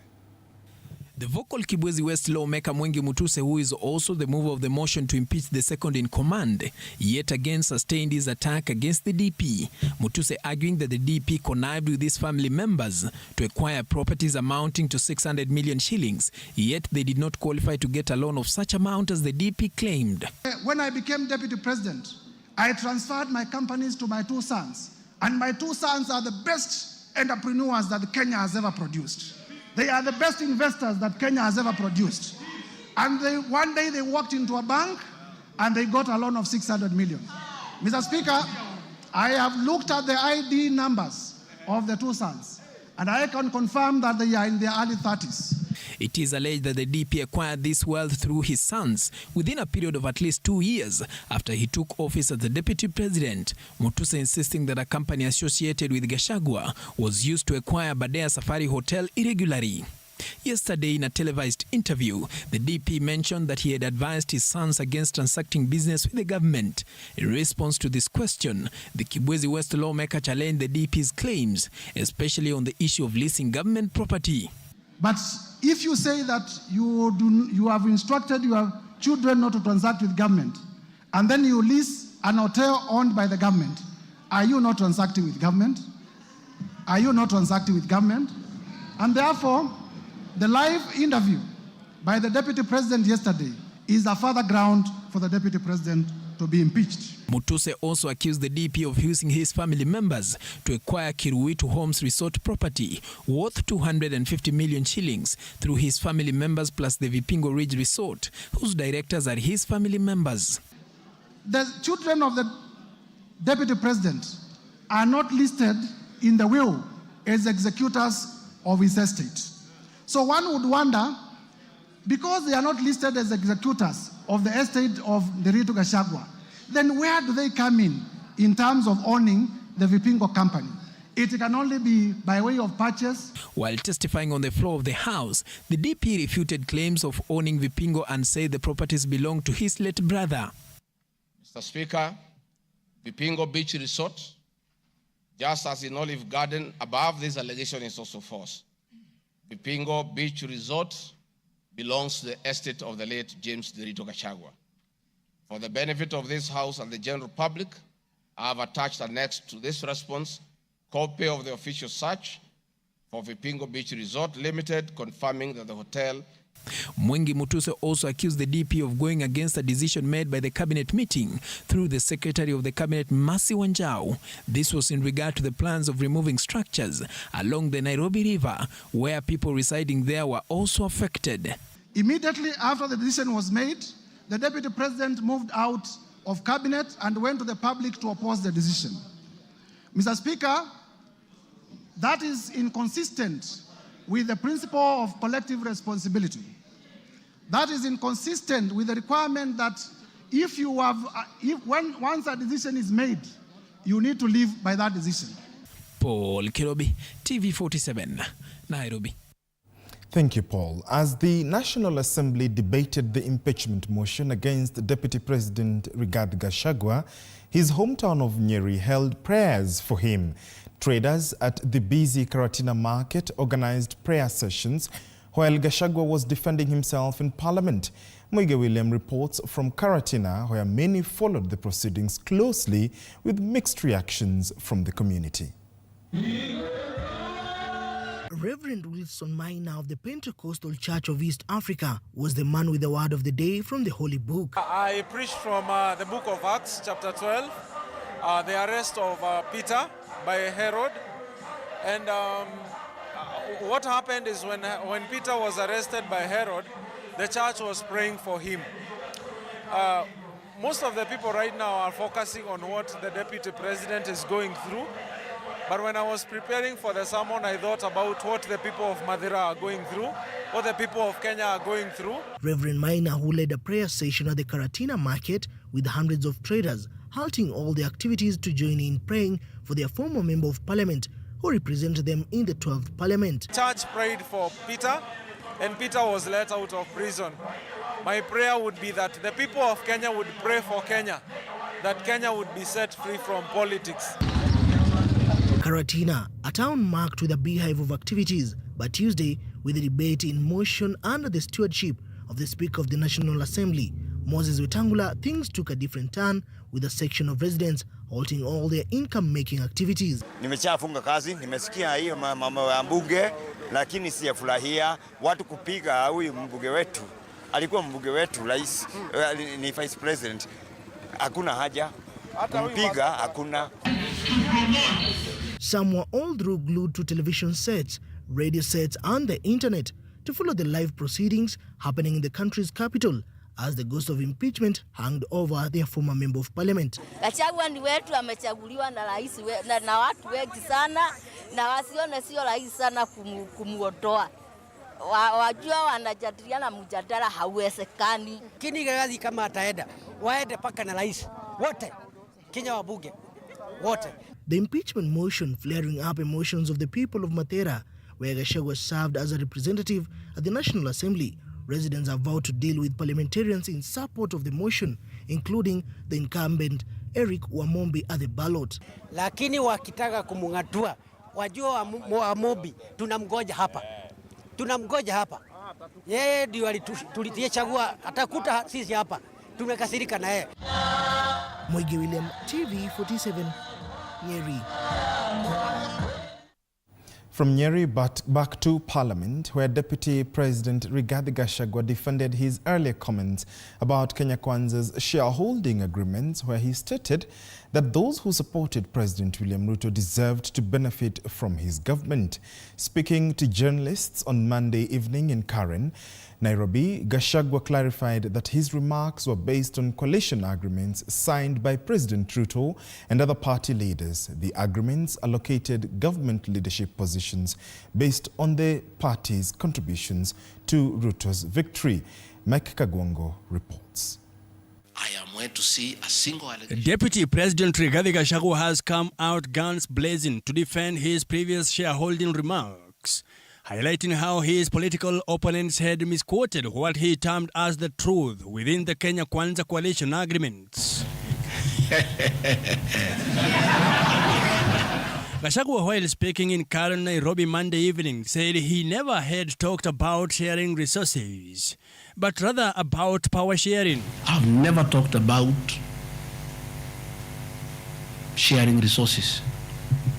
I have been talking about power sharing. Everything you put your hand. Pursuant to Article 24 of the Non-Disclosure Coalition Agreement, the Kenya Kwanza Coalition, through its council, Kithure Kindiki, presented a memorandum to the Registrar of Political Parties on May 8, 2022, highlighting a total of 11 political parties that had joined the coalition.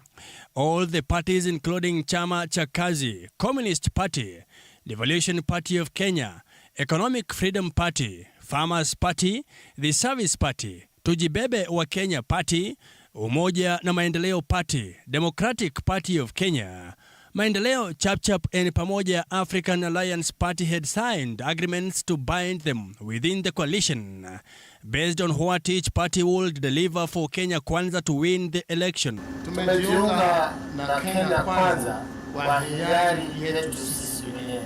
Na ni wazi tukichagua ule muungano mwingine ni kusema kwamba tunataka tubaki pale pale kama Wakenya. We read the agreement, we've gone through it, and we affirm our support. Today, the poorest among us are the farmers. When the children are being kicked out of school, it's the farmers' children that are kicked out first. I want to persuade my colleagues, party leaders, who together we have signed these documents this afternoon, that this journey is not about a person. This journey is about the people of Kenya. In accordance with the Article 21 of the Power Sharing Agreement signed by all party leaders, ANC will be allocated the position of Prime Cabinet Secretary to be established between 14 days, while Ford Kenya Party was allocated the position of the Speaker of the National Assembly. The agreement also said ANC and Ford Kenya will have 30% share of the national government's positions. The DP said all leaders of the aforementioned parties that formed Kenya Kwanza coalition also desired a piece of the Kenya Kwanza cake, and that respective regions traded with the president for shares. In accord with Article 2.1 of the Power Sharing Agreement, ANC and Ford Kenya would have a 30% share of national government positions. So, the Honorable Musalia Mudavadi, the Honorable Etangula, and the people of Western, please don't condemn Rigathi Gachagua. The agreement is here, defining your share in the government. Subsequent to the outcome of the general election scheduled for 9th of August 2022, all coalition parties will be allocated a share of their appointive positions within the national government, as may be agreed commensurate with the number of members of County Assembly, National Assembly, Senate, and governors elected through their ticket and the general role played and effort by them in the presidential campaigns preceding to the general election scheduled for 9th of August 2022. Gachagua is accused of fracturing the nation along tribal lines in the impeachment motion filed by Kibwezi West Member of Parliament Mwengi Mutuse.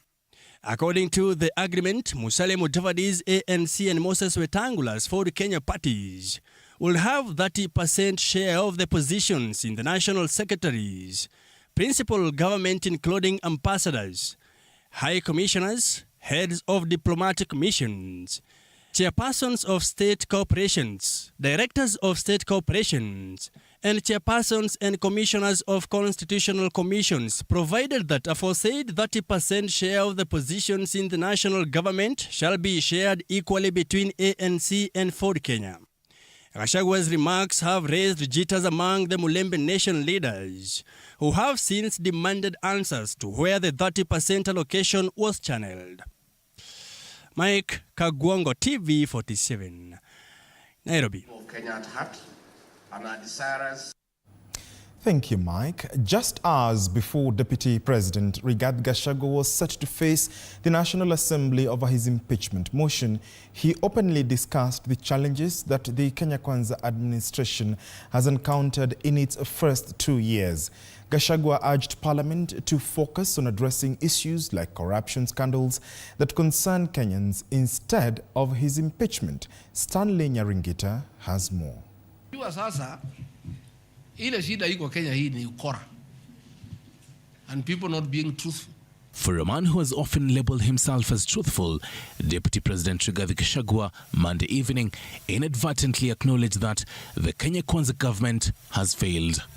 It was during the Kibaki era when things were working. The economy was strong, business environment was right, and there was room to make money. And I made money that time.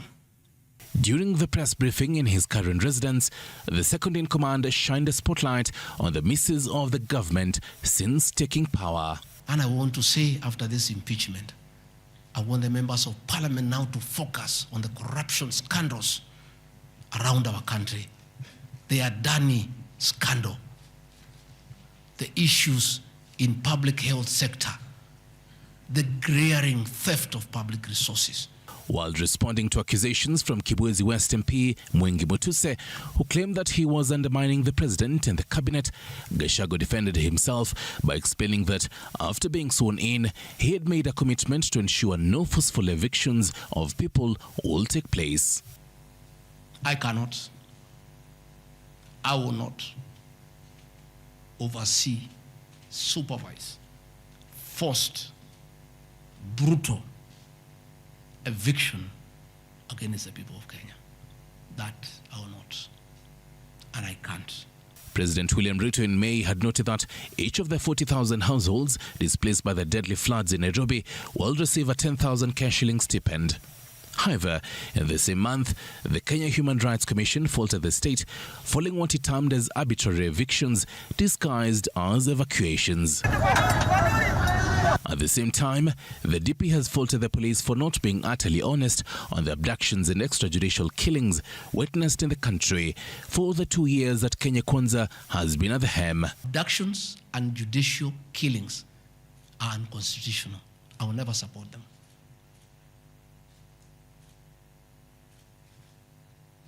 President William Ruto has been criticized left, right, and center. I have not seen him take anybody to court for criticizing him. A report released last month by the Independent Medical Legal Unit, IMLU, shows that this year's anti-government protests led to the killing of 61 people while 67 were abducted. This despite the Interior Ministry noting that 42 people lost their lives while 132 cases of missing persons were reported. So what next for the Deputy President if he isn't impeached? As to what I'll do or not what I'll do, let's cross the bridge when we get there. Stanley Nyeringita, TV 47. Thank you, Stanley. The High Court is set to rule on whether Meru Governor Kawira Mwangaza will stay in office while a case challenging her removal is heard and determined. Justice Bahati Momuye announced that the ruling will be delivered on notice following submissions on whether the Senate Speaker should be sued in person or as part of the Senate, and if the orders blocking the governor's removal should be lifted. The Senate has requested that the interim orders be set aside, allowing the swearing-in of the Meru Deputy Governor.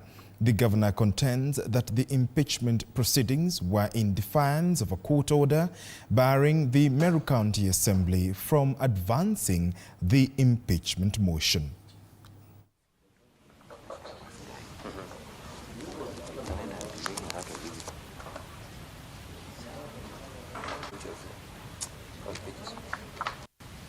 Our client feels that her rights were violated for the following reasons. One is that the impeachment proceedings proceeded in clear defiance of court orders. When you look at paragraph 5 of the affidavit sworn by Her Excellency the Governor,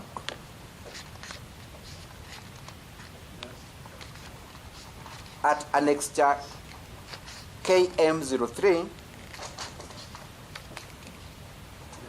she has produced a copy of the court's ruling and an order that prohibited the County Assembly of Meru, and by extension the Senate, from proceeding with the impeachment. The court, in this judgment I've referred you to, the Speaker of the National Assembly versus the Center for Rights, Education and Awareness, found that the speakers of the National Assembly and the Senate were proper parties in a suit where a person was challenging the constitutionality of actions taken by the House of Parliament. Finally, the court acknowledged that pursuant to Rule 5 of the Mutunga Rules of 2013, non-joinder or misjoinder of parties could not defeat a constitutional petition. Training on the Social Health Authority SHA system continues despite growing criticism following its launch. The latest group to undergo training includes human resource directors. Despite public outcry about the rushed rollout, the Ministry of Health and SHA leadership have defended the initiative. As Ann Odidana reports, the ministry has responded to public sector workers who issued a strike notice stating they are welcome to submit proposed amendments to the Social Health Insurance Authority SHIA plan.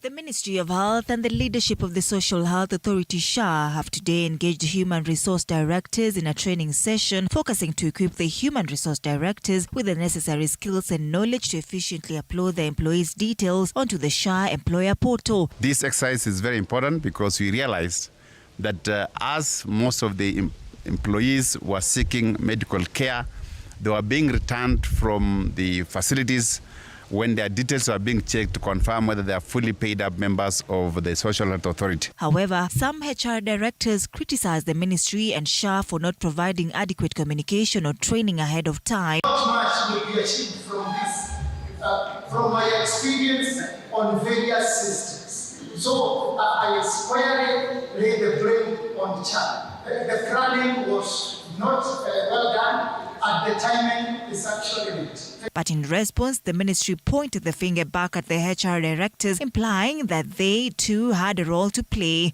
They had been given a prior notice. They did not hit that notice.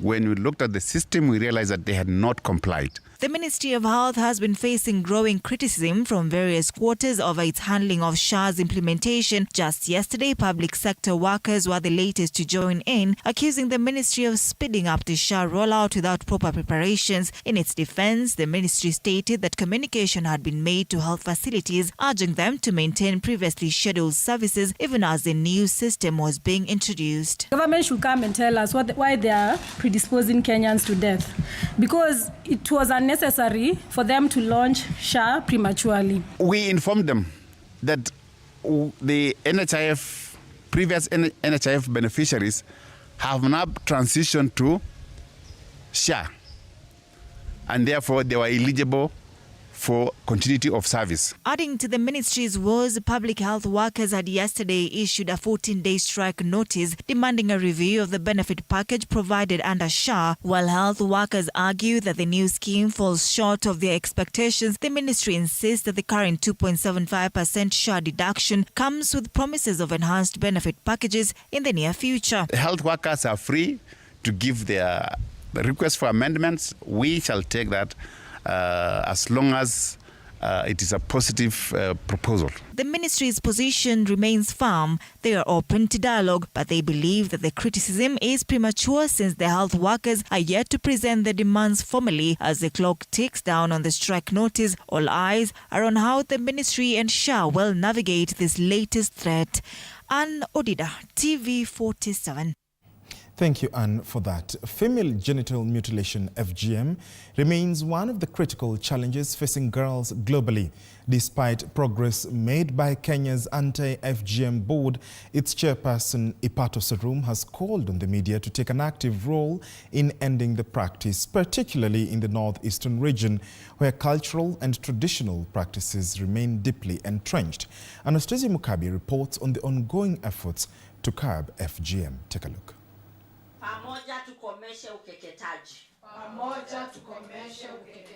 Kenya has registered progress in the campaign against female genital mutilation. However, the situation remains one of the pressing challenges affecting girls in the northern eastern region. The 4 counties with the highest burden are from one region, that is the northeastern region. And I want to report that in that region, girls are cut between the age of 4 to 8. And then also in that region, they believe that FGM is a cultural, is a religious requirement, which is not. The anti-FGM board is not only embracing technology to fight the vice, but also mentoring girls in schools and convincing the community to denounce the practice. We are using the 1195, which is the one that the girls can call. So what we are continuing to do is to pass the messages through schools to make sure that when the girls close school, they know that there is help in case someone wants to cut them. This board has called on the law enforcement to quicken FGM cases in court for the survivors to get justice and also stop frequent transfers of gender-based cases officers in an effort to build confidence in the community to approach the police. You know, we have special courts because I said we work in partnership. We have special courts, we have special prosecutors, and we have mobile courts, just to see to it that, you know, some of these issues are handled in as fast as it can. You know, a matter dragging in court, I'm not an expert in matters of court, but when a matter takes even more than 10 years, you are not doing justice to that survivor. The anti-FGM board has